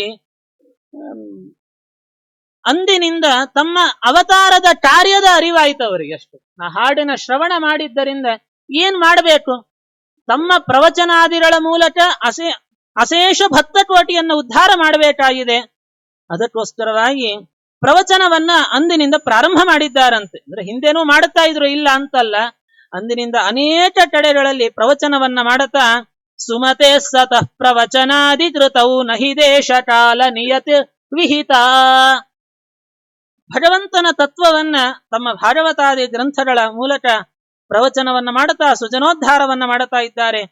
ಏಕಾಂತದಲ್ಲಿ ವಾಸ ಮಾಡಬೇಕು ಅಂತ ಅಪೇಕ್ಷೆ ಆಯ್ತಂತೆ. ಅದಕ್ಕೋಸ್ಕರ ಅಲ್ಲಿಂದ ಶಾಂತಗಿರಿ ಅಂತ ಒಂದು ಪ್ರದೇಶ, ಅಲ್ಲಿಗೆ ವಿಷ್ಣು ತೀರ್ಥರು ತಾವು ಹೊರತಕ್ಕಂಥವರಾಗಿದ್ದಾರೆ. ಅಪಿ ದೂರ ದೇಶ ನಿವಸನ್ನಿಜ ಸತ್ ಪ್ರಿಯ ಪೂರ್ವ ಜನ್ಮ ಜತ ಶಿಷ್ಯತತಿಂ. ಆ ಶಾಂತಗಿರಿಯಲ್ಲಿ ಹೋಗಿ ಅಲ್ಲೂ ಏಕಾಂತದಲ್ಲಿ ಬಹಳ ಕಾಲ ಅವರು ವಾಸ ಮಾಡತಕ್ಕಂಥವರಾಗಿದ್ದಾರೆ. ಅಲ್ಲಿಂದ ಯಾರಾದರೆ ಸಮೀಪದ ಶಿಷ್ಯರಿರ್ತಾರೋ ಅವರಿಗೆ ವಿಶೇಷವಾಗಿ ಬೋಧನೆ ಮಾಡಿ ಅವರು ಉದ್ಧಾರವನ್ನ ಮಾಡುತ್ತಾ ಇದ್ದಾರೆ ಸರಿ. ಆದರೆ ತಮಗೆ ಸಂಬಂಧಪಟ್ಟ ತಮ್ಮ ಹಿಂದಿನ ಜನ್ಮದಲ್ಲಿ ವಿಶೇಷವಾಗಿ ತಮ್ಮ ಸೇವಾದಿಗಳನ್ನು ಮಾಡಿದ ಶಿಷ್ಯರಿರ್ತಾರಲ್ಲ, ಅವರು ಕೂಡ ಇವಾಗ ಎಲ್ಲೆಲ್ಲೆಲ್ಲ ಹುಟ್ಟಿರ್ತಾರೆ. ಅವರ ಉದ್ಧಾರವನ್ನು ಮಾಡಬೇಕು. ದೊಡ್ಡವರ ಜವಾಬ್ದಾರಿ ಎಷ್ಟಿರ್ತದೆ ನೋಡ್ರಿ. ಬರೀ ಈ ಜನ್ಮದವರು ಮಾತ್ರ ಅಲ್ಲ, ಹಿಂದಿನ ಜನ್ಮಗಳ ಸಂಪರ್ಕ ಹೊಂದಿರದ ಶಿಷ್ಯರು ಅಲ್ಲಲ್ಲಿರ್ತಾರೆ. ಅವರನ್ನೂ ಉದ್ಧಾರ ಮಾಡಬೇಕು ಅಂತ ಹೇಳಿ ಅಲ್ಲಿಂದ ಅವರು ಕಿನ್ನಾಳ ಗ್ರಾಮಕ್ಕೆ, ಅದು ಕಿನ್ನರಪುರ ಅಂತ ಪ್ರಸಿದ್ಧವಾದಂತಹದ್ದು, ಕ್ರಮೇಣ ಅದು ಕಿನ್ನಾಳ ಅಂತ ಆಡುಭಾಷೆಯಲ್ಲಿ ಆಗಿದೆ. ಅಂತಹ ಕಿನ್ನಾಳ ಗ್ರಾಮಕ್ಕೆ ಬರ್ತಾ ಇದ್ದಾರೆ. ಅಲ್ಲಿ ಬಂದು ಅಲ್ಲಿರತಕ್ಕಂಥ ಅನೇಕ ಜನ ಶಿಷ್ಯರಿಗೆ ಅವರು ತತ್ವ ಮಾರ್ಗವನ್ನ ಬೋಧನೆ ಮಾಡುತ್ತಾ ಇದ್ದಾರೆ. ಯದ್ಯಪಿ ಗೃಹಸ್ಥಾಶ್ರಮಿಗಳಾಗಿರತಕ್ಕಂಥವರು ಆದರೂ ಕೂಡ ಅವರು ಸನ್ಯಾಸಿಗಳಂತೇನೆ ಜೀವನ ಮಾಡಿದ್ದಾರೆ ವಿಷ್ಣು ತೀರ್ಥರು. ಗೃಹಸ್ಥರು ಅಂತ ಹೆಸರಿಗೆ ಅಷ್ಟೇನೆ, ಅವರು ಯತಿಗಳಂತೇನೆ, ಯಾವ ಯತಿಗಳಿಗೂ ಕಡಿಮೆ ಇಲ್ಲ. ಅವರು ಆ ರೀತಿಯಲ್ಲಿ ಜೀವನ ಮಾಡಿರತಕ್ಕಂಥವರು. ಕ್ಷಿತಿಪಾಲಯೋಪಿ ಗುರುಪಾದ ಮುಖಾಂಬುಜಲಬ್ಧ ತತ್ವ ಮಕರಂದರಸೈಹಿ. ಅನೇಕ ಜನ ಗೃಹಸ್ಥ ಶಿಷ್ಯರು ಅಷ್ಟೇ ಅಲ್ಲದೆ ಅನೇಕ ಜನ ಮಹಾರಾಜರು ಕೂಡ, ಅಂದ್ರೆ ಅಂದಿನ ಕಾಲದಲ್ಲಿ ರಾಜ್ಯಗಳನ್ನು ಆಳತಕ್ಕಂಥ ರಾಜರು ಕೂಡ ಇವರ ಬಳಿಯಲ್ಲಿ ಬಂದು ಶ್ರವಣಾದಿಗಳನ್ನ ಮಾಡುತ್ತಾ ಇದ್ರು ಅಂತ ಚರಿತ್ರೆಯಲ್ಲಿ ದಾಖಲು ಮಾಡುತ್ತಾರೆ. ಮುಂದೆ ವಿಶೇಷವಾಗಿ ಅಪರೋಕ್ಷ ಜ್ಞಾನಕ್ಕೆ ಸಾಧನೆಯನ್ನ ಮಾಡಬೇಕು. ಅಂಥ ಅಪರೋಕ್ಷ ಬಿಂಬಾಪರೋಕ್ಷ ಆಗಬೇಕು ಅಂದ್ರೆ ಅದರ ಮೊದಲ ಹಂತ ಅಂತಂದ್ರೆ ವೈರಾಗ್ಯ. ಅಂಥ ವೈರಾಗ್ಯವನ್ನ ಪಡೆದುಕೊಳ್ಳಬೇಕು. ವೈರಾಗ್ಯ ಅನ್ನೋದು ಯದ್ಯಪಿ ಜ್ಞಾನಿಗಳಿಗೆ ಕೂತಲ್ಲೇ ಬರಬಹುದು, ಆದರೂ ಕೂಡ ಜನರಿಗೆ ಒಂದು ಸೂಚನೆ ಕೊಡಬೇಕು. ಯಾಕೆಂದ್ರೆ ವೈರಾಗ್ಯ ಅನ್ನತಕ್ಕಂಥದ್ದು ಪರಿದರ್ಶಯನ್ ಸ್ವಮಮಲಂ ವಿತರನ್. ಎಂಥ ದೊಡ್ಡ ವಿರಕ್ತ ಪುರುಷನಿಗಾದರೂ ಕೂಡ ಸುತ್ತಲೂ 10 ವಿಷಯ ಸಂಗತಿಗಳು ಅವನ ಸುತ್ತಲೂ ಇದ್ದಾಗ ಅವನ ಮನಸ್ಸು ಸ್ವಲ್ಪ ಚಂಚಲ ಆಗತಕ್ಕಂಥದ್ದು ಸಹಜ. ಅದಕ್ಕೋಸ್ಕರವಾಗಿ ಯಾವ ವಿಷಯ ಸಂಘವೂ ನನಗೆ ಬೇಡ, ಸುವಿರಕ್ತಿ ಯುಕ್ತ ದೃಢ ಭಕ್ತಿ ಮತ. ಹಾಗಾಗಿ ನಾನು ಏಕಾಂತದಲ್ಲಿ ಕೂತು ಕಾಷ್ಠಮೌನ ವ್ರತವನ್ನ ಅನುಷ್ಠಾನ ಮಾಡುತ್ತೇನೆ ಅಂತ ಸಂಕಲ್ಪವನ್ನ ಮಾಡಿ ಅವಧೂತ ಚರ್ಯೆಯನ್ನು ಅವಲಂಬಿಸಿದರು ವಿಷ್ಣು ತೀರ್ಥರು. ಅವಧೂತರಂತಂದ್ರೆ ಯಾರಿಗೂ ತಾವು ಯಾರು ಏನು ಗೊತ್ತಾಗಬಾರದು, ಎಲ್ಲಿಯೋ ಓಡಾಟ, ಹೇಗೋ ಇರೋದು. ಆ ರೀತಿಯಲ್ಲಿ ಅವಧೂತ ಭಾವಂ ಅವಲಂಬ್ಯ ಮುದಾ ಸಜಯಾರ್ಯವರ್ಯ ಚರಣಸ್ಸು ಶುಭೇ. ಅವಧೂತ ಚರ್ಯೆಯನ್ನು ಅವಲಂಬಿಸಿಕೊಂಡು ಅವರು ಸತತವಾಗಿ ಪರಮಾತ್ಮನ ಪಾದಾರವಿಂದಗಳ ಸ್ಮರಣೆಯನ್ನ ಮಾಡ್ತಾ ಬಂದಿದ್ದಾರೆ. ಬಹುಧೇತಿ ಸಜ್ಜನ ಮನಃಪಟಲಂ. ಜೊತೆಯಲ್ಲಿ ಧ್ಯಾನದಲ್ಲಿ ಎಂಥ ಉನ್ನತ ಸ್ಥಾಯಿಯನ್ನ ಪಡೆದರು ಅಂದ್ರೆ ಸಮಾಧ್ಯವಸ್ಥೆಯನ್ನೇ ಅವರು ತಲುಪಿಬಿಟ್ರಂತೆ. ಸಾಧನೆ ಅದು.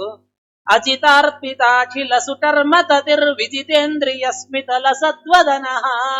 ಒಂದೊಂದು ಪದದ ಅರ್ಥ ಬಿಡಿಸ್ಲಿಕ್ಕೆ ತುಂಬಾ ಸಮಯ ಬೇಕು. ತುಂಬಾ ಅದ್ಭುತ ಚರಿತ್ರೆ ವಿಷ್ಣು ತೀರ್ಥರದ್ದು.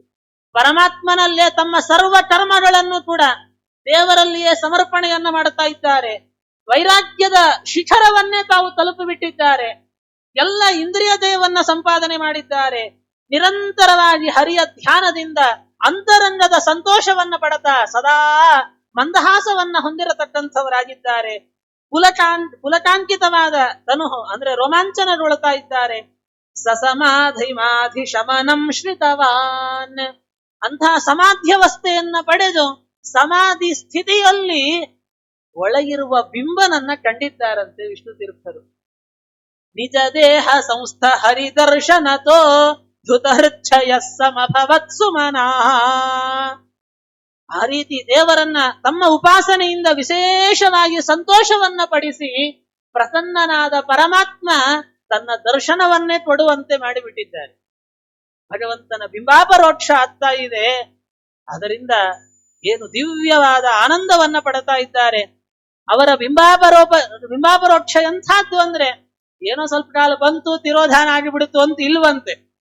ಕೃಷ್ಣಾರ್ಯರು ಹೇಳ್ತಾರೆ, ಅಪಿ ಸನ್ಮನಃ ಪ್ರಣಯ ಸಂಭ್ರಮತಾನ್ ಹೇಳ್ತಾರೆ, ಸಂಭ್ರಮತಃ ನಿಗೃಹೀತ ದಿವ್ಯ ಚರಣಾಂಬುರುಹ. ಇವರ ಹೃದಯದಲ್ಲಿ ಕೃಷ್ಣ ತಾನು ಅಂತರ್ಯಾಮಿಯಾದ ಬಿಂಬರೂಪಿಯಾದ ಪರಮಾತ್ಮ ವಿಷ್ಣು ತೀರ್ಥರ ಭಕ್ತಿ ಎನ್ನುವಂತಹ ಹಗ್ಗದಿಂದ ಚೆನ್ನಾಗಿ ಅವರ ಪಾದಗಳನ್ನು ಕಟ್ಟಿಸಿಕೊಂಡ್ಬಿಟ್ಟಿದ್ದಾನಂತೆ. ಆದ್ರಿಂದ ಇವರ ಹೃದಯವನ್ನ ಬಿಟ್ಟು ಆಚೆ ಹೋಗ್ಲಿಕ್ಕೆ ದೇವರಿಗೆ ಸಾಧ್ಯವೇ ಆಗ್ತಾ ಇಲ್ಲ. ದೇವರು ಸಮರ್ಥನ, ಸರ್ವ ಸಮರ್ಥ ಅಂತ ದೇವರಿಗೆ ಹೆಸರು. ಅವನು ಈಶ, ಆದ್ರೂ ಭಕ್ತರನ್ನು ಬಿಟ್ಟು ಹೋಗ್ಲಿಕ್ಕೆ ಅಸಮರ್ಥನಾಗಿಬಿಟ್ಟನಂತೆ ದೇವರು. ಹಾಗೆ ವರ್ಣನೆ ಮಾಡುತ್ತಾರೆ, ನಜಹೌ ಹರಿ ಪ್ರಭವರೋಹಿ ಗುರೋಹ ಅತಿ ದುಸ್ತ್ಯ ಜಯ ಪ್ರಣಯ ಬಂಧ ಇಹ. ಅವರ ಪ್ರಣಯದ ಬಂಧ ಅನ್ನೋದು ಅಷ್ಟು ಗಟ್ಟಿಯಾಗಿ ಅದು ಬಿಟ್ಟು ಹೋಗ್ಲಿಕ್ಕೆ ಸಾಧ್ಯವೇ ಇಲ್ಲ. ದೇವರದ್ದು ವಿಷ್ಣು ತೀರ್ಥರದ್ದು ಪ್ರೀತಿಯ ಬಾಂಧವ್ಯ ಅಷ್ಟು ದೃಢವಾಗಿರತಕ್ಕಂಥದ್ದು. ಆದ್ದರಿಂದ ಸತತವಾಗಿ ಅವರಿಗೆ ಪರಮಾತ್ಮನ ದರ್ಶನ ಆಗ್ತಾ ಇತ್ತು. ವಿಶೇಷವಾಗಿ ಪಾಠ ಪ್ರವಚನಗಳನ್ನ ಮಾಡುತ್ತಾ ಸಂಚಾರವನ್ನ ಮಾಡುತ್ತಾ ಇದ್ದಾರೆ. ದೇವರ ಚಿಂತನೆಯಲ್ಲಿ, ಭಾಗವತಾದಿ ಗ್ರಂಥಗಳ ಅವಲೋಚನೆಯಲ್ಲಿ ಅವಲೋಚಯನ್ ಬಹಿರಿ ಇಹಾಂತರಪಿ ಪ್ರತತಂ ಹರಿಂ ಪ್ರಮದ ಭಾರವಶಃ. ಆ ಸಂತೋಷದ ಭಾರದಲ್ಲಿ, ಭಾರ ಅಂದ್ರೆ ದೃಢವಾದ ಆ ಸಂತೋಷದಲ್ಲಿ ಕೇವಲ ಒಳಯ ಮಾತ್ರ ಅಲ್ಲ, ಹೊರಗೂ ಒಳಗೂ ಏಕಕಾಲದಲ್ಲಿ ಹರಿದರ್ಶನವನ್ನು ಮಾಡುವ ಸ್ಥಾಯಿಯನ್ನು ತಲುಪಿಬಿಟ್ಟು ವಿಷ್ಣುತೀರ್ಥ. ಒಂದು ರೂಪದ ದರ್ಶನ ಆಗುವುದೇ ಕಷ್ಟ ನಮ್ಮ ಯೋಗ್ಯತೆಗೆ. ಒಳಗೂ ಹೊರಗೂ ಬಹಿರಂತರಪಿ, ಹೊರಗೂ ಒಳಗೂ ಸತತವಾಗಿ ಹರಿಯ ಮೂರ್ತಿಗಳನ್ನ ದರ್ಶನ ಮಾಡುತ್ತಾ ನಿಜ ಸಂಘ ಕಾಂಕ್ಷಿ ಜನ ಸಂಘವೃತೋ ವಿಚಚಾರ ಭಾಗವತ ಸಂಘವರಹ. ಯಾರು ತಮ್ಮ ನಿಜ ಶಿಷ್ಯರಿದ್ದಾರೆ, ಅಂಥ ತಮ್ಮ ಆತ್ಮೀಯರಾದ ತಮ್ಮದೇ ಆದ ನೈಜ ಶಿಷ್ಯರ ಜೊತೆಯಲ್ಲಿ ಸೇರಿಕೊಂಡು ಸಂಚಾರವನ್ನ ಮಾಡುತ್ತಾ ಇದ್ದಾರೆ. ಅವರು ಎಲ್ಲೇ ತಿರುಗಾಡ್ಲಿ, ಏನೇ ಕೆಲಸ ಮಾಡ್ಲಿ, ಒಳಗಡೆ ಬಿಂಬನ ಪೂಜೆಯನ್ನಂತೂ ಒಂದು ಕ್ಷಣವೂ ಬಿಡುತ್ತಾ ಇರಲಿಲ್ಲಂತೆ. ಪರಮ ಪ್ರಸನ್ನ ಹರಿಮಾತ್ಮಗತಂ ಪರಿಪೂಜಯನ್ ವಿಷಯ ಭೋಜ ಚಯೈ. ವಿವಿಧವಾದ ಪೂಜೆ, ಆ ಬಿಂಬನ ಪೂಜೆಯನ್ನು ಒಂದೇ ರೀತಿಯಲ್ಲಂತೆ. ದಿನ ದಿನವೂ ಕೂಡ ಹೊಸ ಹೊಸ ಪ್ರಕಾರಗಳಲ್ಲಿ ಆ ಬಿಂಬನ ಪೂಜೆಯನ್ನ ಮಾಡುತ್ತಾ ಆ ಪರಮಾತ್ಮನಿಗೆ ಎಲ್ಲವನ್ನು ಕೂಡ ಸಮರ್ಪಣೆಯನ್ನ ಮಾಡುತ್ತಾ, ಆತ್ಮ ಸಮರ್ಪಣ. ಇದೇ ಬಿಂಬಾರ್ಪಣ ವಿಧಿ ಅಂತ ವಿಷ್ಣು ತೀರ್ಥರದ್ದೇ ಒಂದು ಗ್ರಂಥ ಇದೆ. ಬಿಂಬನಿಗೆ ಯಾವ ರೀತಿಯಲ್ಲಿ ನಾವು ಎಲ್ಲವನ್ನೂ ಸಮರ್ಪಣೆ ಮಾಡಬೇಕು, ನಮ್ಮ ಕರ್ಮಗಳನ್ನು ಸಮರ್ಪಣೆ ಮಾಡಬೇಕು, ನಮ್ಮ ಪ್ರಾಣೇಂದ್ರಿಯಾದಿಗಳನ್ನು ಅವನಿಗೆ ಸಮರ್ಪಣೆ ಮಾಡಬೇಕು, ಎಲ್ಲವನ್ನು ಯಾವ ರೀತಿ ದೇವರ ಸಮರ್ಪಣೆ. ಅದೇ ಒಂದು ಸರ್ವ ಸಮರ್ಪಣ ಒಂದು ಪ್ರಕರಣನೇ ಮಾಡಿಕೊಟ್ರು ಸಾರೋದ್ಧಾರದಲ್ಲಿ. ಎರಡು ರೀತಿಯಲ್ಲಿ ಇರ್ತದೆ ದೇವರಿಗೆ ಸಮರ್ಪಣೆ ಅನ್ನೋದು. ಒಂದು ಆತ್ಮ ಸಮರ್ಪಣ, ಇನ್ನೊಂದು ಆತ್ಮೀಯ ಸಮರ್ಪಣ ಅಂತ ಹೇಳಿ. ಆ ಒಂದೊಂದರಲ್ಲೂ ಮತ್ತೆ ಅನೇಕ ವಿಭಾಗಗಳಿದ್ದಾವೆ. ಹಾಗೆ ಎಲ್ಲವನ್ನು ಆತ್ಮೀಯ ಸಮರ್ಪಣ, ನಮ್ಮನ್ನ ನಾವು ಪರಮಾತ್ಮನಿಗೆ ಸಮರ್ಪಣೆ ಮಾಡಿಕೊಳ್ಳೋದು. ಆತ್ಮೀಯ ಸಮರ್ಪಣ ಅಂತಂದ್ರೆ ಯಾರು ನಮ್ಮವರಿರುತ್ತಾರೆ ಅವರನ್ನೂ ದೇವರ ಅಧೀನತ್ವೇನ ಸತತವಾಗಿ ಚಿಂತನೆ ಮಾಡುತ್ತಾ ಬರೋದು. ನೋಡಿದ ಪ್ರತಿಯೊಂದು ವಸ್ತುವನ್ನು ಇದು ಹರಿ ಅಧೀನ, ಇದು ಹರಿ ಅಧೀನ, ಎಲ್ಲ ಕಡೆ ಸತ್ತಾದಿ ಪ್ರಧಾನಾಗಿ ಸ್ವಾಮಿಯೇ ನೆಲೆಸಿದ್ದಾನೆ ಅಂತ ಎಡಬಿಡದ ಚಿಂತನೆ, ಅವನಿಗೆ ಎಲ್ಲವನ್ನು ಒಪ್ಪಿಸುವಂತಹದ್ದು. ಏನೇನು ಮಾಡುವ ಎಲ್ಲ ಅನುಭವಿಸುವ ಪ್ರತಿಯೊಂದು ವಿಷಯ ಭೋಗಗಳನ್ನ ದೇವರಿಗೆ ಸಮರ್ಪಣೆ, ಪ್ರತಿಯೊಂದು ಕರ್ಮಗಳನ್ನು ದೇವರಿಗೆ ಸಮರ್ಪಣೆ. ಏನು ಮಾಡುವ ಕರ್ಮಗಳು ಲಕ್ಷ್ಮೀ ನಿವಾಸನಿಗರ್ಪಿಸು, ಅನುಸಂಧಾನ ಪೂರ್ವಕದಿಂದ ಸಂದೇಹಿಸದಿ ಬಿಡ ದಿನ ದಿನದಿ. ಅದನ್ನೇ ಮಾಡಿದ್ರು ವಿಷ್ಣು ತೀರ್ಥರು. ಸುಸಮರ್ಪಯನ್ ನಿಜ ಕೃತಂ ಸುಕೃತಂ. ಪ್ರತಿಯೊಂದು ಸುಕೃತವನ್ನ ಸುಸಮರ್ಪಯನ್, ಅನುಸಂಧಾನ ಪುರಸ್ಸರವಾಗಿ ಅದನ್ನು ಒಂದು ಸರ್ವ ಸಮರ್ಪಣಾ ಗದ್ಯ ಅಂತ ಉಂಟು ವಿಷ್ಣು ತೀರ್ಥರದ್ದು. ಅಂದ್ರೆ ರಾಯರದ್ದೇನು ಸರ್ವ ಸಮರ್ಪಣಾ ಗದ್ಯ ಇದೆಯಲ್ಲ, ಇವರ ಬಿಂಬಾರ್ಪಣ ವಿಧಿಯು ಅಂತದ್ದೇ. ನೋಡಿದರೆ ಇದನ್ನೇ ಕಾಪಿ ಅಂತ ಒಂದೇ ಜರಾಕ್ಸ್ ಕಾಪಿ ಇದ್ದಾಗಿರ್ತದೆ ಎರಡು ಗ್ರಂಥಗಳು ಕೂಡ. ಆ ರೀತಿಯಲ್ಲಿ ಪರಮಾತ್ಮನಿಗೆ ಅನುಸಂಧಾನ ಪೂರ್ವಕವಾಗಿ ಸಮರ್ಪಣೆಯನ್ನ ಮಾಡುತ್ತಾ ಸತತಂ ಗುರುರಾಟ್, ಯಾವಾಗ್ಲೂ ದೇವರದ್ದೇ ಚಿಂತನೆಯಲ್ಲಿ ಮೈ ಮರೆತಿರ್ತಾ ಇದ್ರು. ಆ ಬಿಂಬನ ಚಿಂತನೆಯಲ್ಲಿ ಏನವರಿಗೆ ಸಂತೋಷದ ಉದ್ರೇಕ ಆಗ್ತಾ ಇತ್ತು. ಅದರಿಂದ ತ್ವಚ ಗಾಯತಿ ತ್ವಚ ನೃತ್ಯತಿತು, ನಗುವರು, ರೋಧಿಸುವರು, ನಾಟ್ಯವಾಡುವರು ಅಂತ ಹೇಳಿದ ಹಾಗೆ ಆ ಒಂದು ಸ್ಥಿತಿಯನ್ನು ತಲುಪಿದ್ದಾರೆ ವಿಷ್ಣು ತೀರ್ಥರು. ವಿಶೇಷವಾಗಿ ಅನೇಕ ಜನ ಭಕ್ತರಿಗೆ ತಮ್ಮ ಉಪದೇಶಾದಿಗಳನ್ನ ಮಾಡುತ್ತಾ ಸಂಚಾರವನ್ನ ಮಾಡುತ್ತಾ ಇದ್ದಾರೆ. ಹೀಗಿರುವಾಗ ಅವರಿಗೆ ಬದರಿಕಾಶ್ರಮದ ಯಾತ್ರಾ ಮಾಡಬೇಕು ಅಂತ ಮನಸ್ಸಿಗೆ ಬಂತಂತೆ. ಬದರಿ ಯಾತ್ರೆಯ ಒಂದು ಸಂಕಲ್ಪವನ್ನ ಮಾಡಿ ಕೃಷ್ಣಾ ನದಿ ತೀರಕ್ಕೆ ಅವರು ಬರ್ತಾ ಇದ್ದಾರೆ. ಅದೇ ಕಾಲದಲ್ಲಿ ಅವರಿಗೆ ಒಂದು ಸ್ವಪ್ನ ಆಗ್ತದೆ. ಮೊನ್ನೆ ಉಲ್ಲೇಖ ಮಾಡಿದೆ ಈ ಕಥೆಯನ್ನು ನ್ಯಾಯಸುಧಾ ಸ್ತೋತ್ರದ ಬಗ್ಗೆ ಹೇಳುವಾಗ, ತುಂಬಾ ಸಂಕ್ಷಿಪ್ತವಾಗಿ ಹೇಳಿಬಿಟ್ಟೆ. ಮತ್ತೆ ಸ್ವಪ್ನ ಅವರಿಗೆ ಅಂದ್ರೆ ಸ್ವಪ್ನದಲ್ಲಿ ಟೀಟಾಕೃತ್ಪಾದರು ಬಂದದ್ದು, ಅದು ಬದ್ರಿನಾರಾಯಣ ಅಲ್ಲ, ಟೀಟಾಕೃತ್ಪಾದರು ಬಂದದ್ದು. ಅದು ಚರಿತ್ರೆಯಲ್ಲಿ ತುಂಬಾ ವಿಸ್ತೃತವಾಗಿ, ಅದರಲ್ಲಿಯೂ ಅವರದ್ದು ಪಂಚರತ್ನ ಅಂತ ಒಂದು ಗ್ರಂಥ ಇದೆ, ವಿಶ್ವತೀರ್ಥರ ಚರಿತ್ರೆ. ಅದು ಸಂಸ್ಕೃತದಲ್ಲೂ ಇದೆ, ಕನ್ನಡದಲ್ಲೂ ಇದೆ. ಸಂಸ್ಕೃತದ ಗ್ರಂಥದಲ್ಲಿ ಬಹಳ ವಿಸ್ತಾರ, 2 ಅಧ್ಯಾಯಗಳಲ್ಲಿ ಇರೋದೇ 5 ಅಧ್ಯಾಯ, 2 ಅಧ್ಯಾಯಗಳಲ್ಲಿ ಅವರ ಬದರಿಯದ್ದೇ ಪ್ರಸಂಗದ್ದೇ ಉಲ್ಲೇಖ ವಿಸ್ತಾರ ಮಾಡಿದ್ದಾರೆ. ಸಮಯದ ತಕ್ಕಂತೆ ನೋಡುವುದಾದರೆ ಅವರಿಗೆ ಸ್ವಪ್ನ ಆಗ್ತದೆ. ಸ್ವಪ್ನದಲ್ಲಿ ಟೀಟಾಕೃತ್ಪಾದರು ಸಾಕ್ಷಾತ್ತಾಗಿ ಬಂದು ಅವರು ಉಪದೇಶ ಮಾಡುತ್ತಾರೆ. ವಿಷ್ಣು ತೀರ್ಥರೇ ಅಂದ್ರೆ ಜಯತೀರ್ಥರೇ, ಇವರ ಹೆಸರು ಜಯತೀರ್ಥರೇ ತಾನೆ, ಇನ್ನು ಸನ್ಯಾಸ ಆಗ್ಲಿಲ್ಲ, ಅವ್ರ ಜೀವನದ ಕೊನೆ ಹಂತದಲ್ಲಿ ಸನ್ಯಾಸ ತಗೊಂಡಿದ್ರು ಜಯತೀರ್ಥಾಚಾರ್ಯರು. ಅದಕ್ಕೆ ನೀವು ಈಗ ಬದರಿ ಯಾತ್ರೆ ಹೊರಡುವಂತಹದ್ದು ಹರಿಸಂಕಲ್ಪ ಇಲ್ಲ, ಅದು ಹರಿಪ್ರೀತಿಕರವಾದ ಕೆಲಸ ಅಲ್ಲ ಅಂದುಬಿಟ್ರು. ಯಾಕೆಂದ್ರೆ ಪ್ರತಿಯೊಬ್ಬರಿಗೂ ಕೂಡ ಸ್ವಾಮಿ ಅವರನ್ನ ಭೂಮಿಗೆ ಕಳಿಸುವಾಗ ಒಂದಿಷ್ಟು ಸಾಧನೆ ಅಂತ ಒಂದಿಷ್ಟು ವಿಧಾನ ಮಾಡಿ ಕಳಿಸಿರ್ತಾನೆ, ಅಂದ್ರೆ ನಮಗೆ ನೇಮಿಸಿ ಕಳಿಸಿರ್ತಾನೆ. ಅದನ್ನ ಮಾಡದೆ ಅವರು ಬೇರೆ 1000 ಪುಣ್ಯಕರ್ಮ ಮಾಡಿದ್ರೂನು ದೇವರಿಗೆ ಅದು ಸಂತೋಷ ಆಗೋದಿಲ್ಲ. ಹಾಗಾದ್ರೆ ನಾವು ಏನು ಸಾಧನೆಯನ್ನು ಅದು ಮೊದಲು ತಿಳಿಬೇಕು. ಅದೇ ರೀತಿಯಲ್ಲಿ ಪ್ರತಿಭಯ ಪ್ರತಿಬದ್ಧ. ಆದ್ದರಿಂದ ನೀವು ಈಗ ಹೊರಡುವಂತಹದ್ದು ಅದು ದೇವರ ಸಂಕಲ್ಪಕ್ಕಿಲ್ಲ, ಬೇಡ ಅಂದುಬಿಟ್ರಂತೆ ಟೀಕಾಕೃತ್ಪಾದರು. ತಕ್ಷಣ ಎಚ್ಚರ ಆಗತ್ತೆ. ಅದು ಟೀಕಾರಾಯರು ಬರೋದು ಒಬ್ಬ ರಾಜನ ವೇಷದಲ್ಲಿ ಬಂದು ಹೇಳಿದ್ರು, ಅರ್ಜುನ ತಾನೇ ಆ ರಾಜನ ವೇಷದಲ್ಲಿ ಬಂದು ಹೇಳಿದ್ರು ಅವರು. ತಕ್ಷಣ ಎಚ್ಚರ ಆಗತ್ತೆ, ವಿಚಾರ ಮಾಡುತ್ತಾರೆ, ಇದೇನಿದು ಹಿಂದ್ ಸ್ವಪ್ನ ಆಯ್ತು, ಅದು ಯಾರೋ ರಾಜ ಬಂದು ಹೇಳುತ್ತಾ ಇದ್ದಾನಲ್ಲ. ಅಂತಂದ್ರೆ ಬದರಿ ಯಾತ್ರಾ ಅನ್ನೋದು ಎಷ್ಟು ದೊಡ್ಡದದು. ಪ್ರತಿಯೊಬ್ಬರು ಕೂಡ ಬದರಿ ಖಂಡದ ಯಾತ್ರೆಯನ್ನು ಒಮ್ಮೆ ಆದ್ರೂ ಮಾಡಲೇಬೇಕು. ಬದರಿ ಕ್ಷೇತ್ರ ಭರತಖಂಡದ ಒಂದು ಪರಮ ಪವಿತ್ರವಾದ ಭೂಮಿ ಅದು. ನೇದೃಶಂ ಸ್ಥಲಮಲಂ ಶಮಲಗ್ನಂ ತಾನೆ. ಪಾಪ ಪರಿಹಾರಕವಾದ ಕ್ಷೇತ್ರಗಳಲ್ಲಿ ಬದರಿ ಸಮಾನವಾದ ಕ್ಷೇತ್ರ ಇಲ್ಲ ಅಂತ ಮಧ್ವಾಚಾರ್ಯರು ಕಾಷ್ಟಮೌನ ಮಾಡುವಾಗ ಬರೆದಿಟ್ಟ ಶ್ಲೋಕ ಅದು. ಅದು ಹೀಗಿರುವಾಗ ಅದನ್ನೇ ಇವರು ಬೇಡ ಅಂತ ಹೇಳ್ತಾ ಇದ್ದಾರಲ್ಲ, ಯಾಕೆ ಹಿಂಗ್ ಮಾಡ್ತಾ ಇದ್ದಾರೆ ಅಂತ.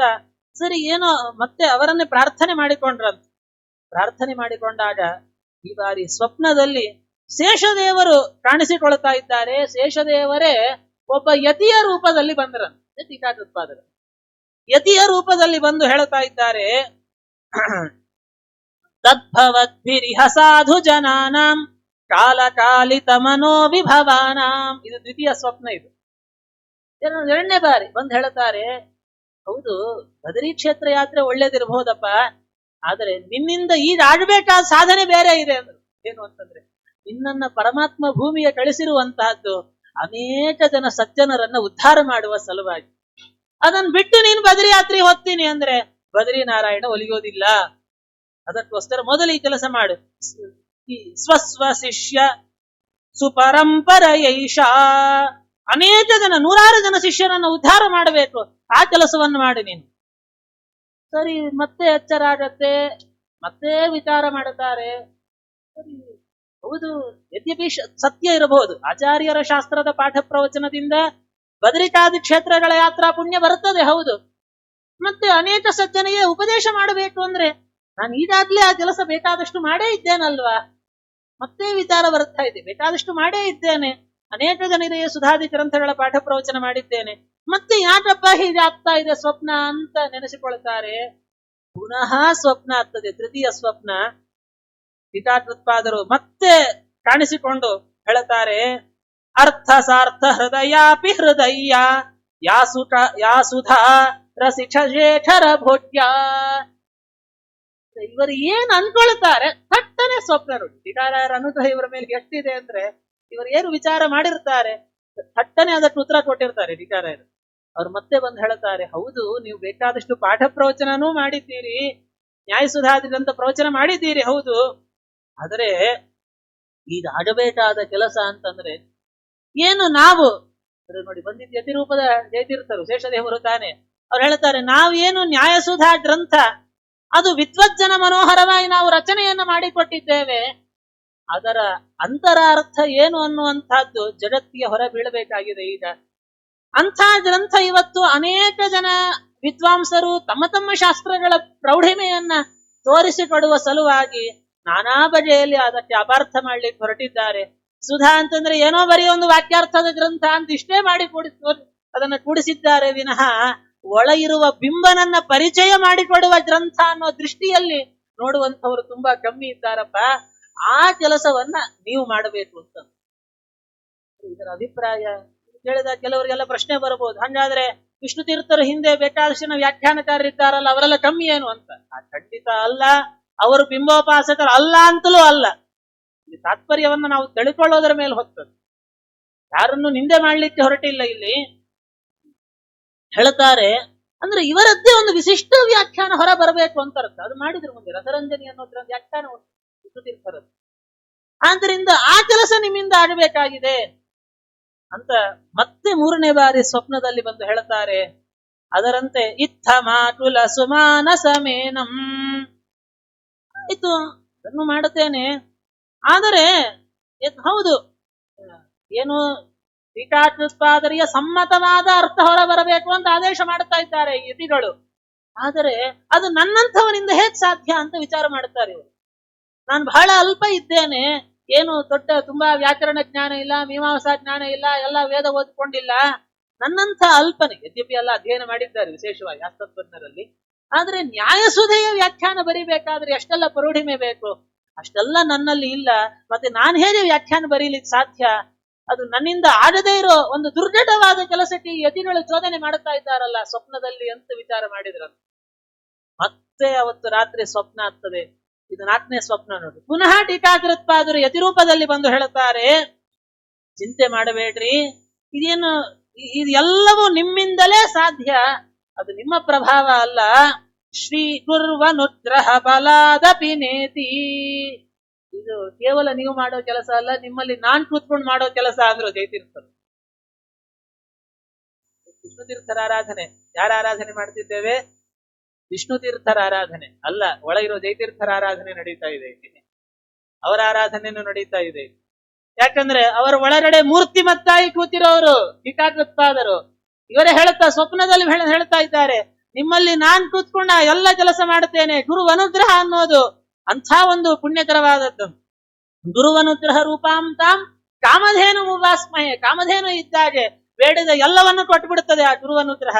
ಆದ್ದರಿಂದ ನಿಮ್ಮಿಂದ ಅಂಥ ದೊಡ್ಡ ಕಾರ್ಯ ಅವಶ್ಯವಾಗಿ ನಡೀಲೇಬೇಕು.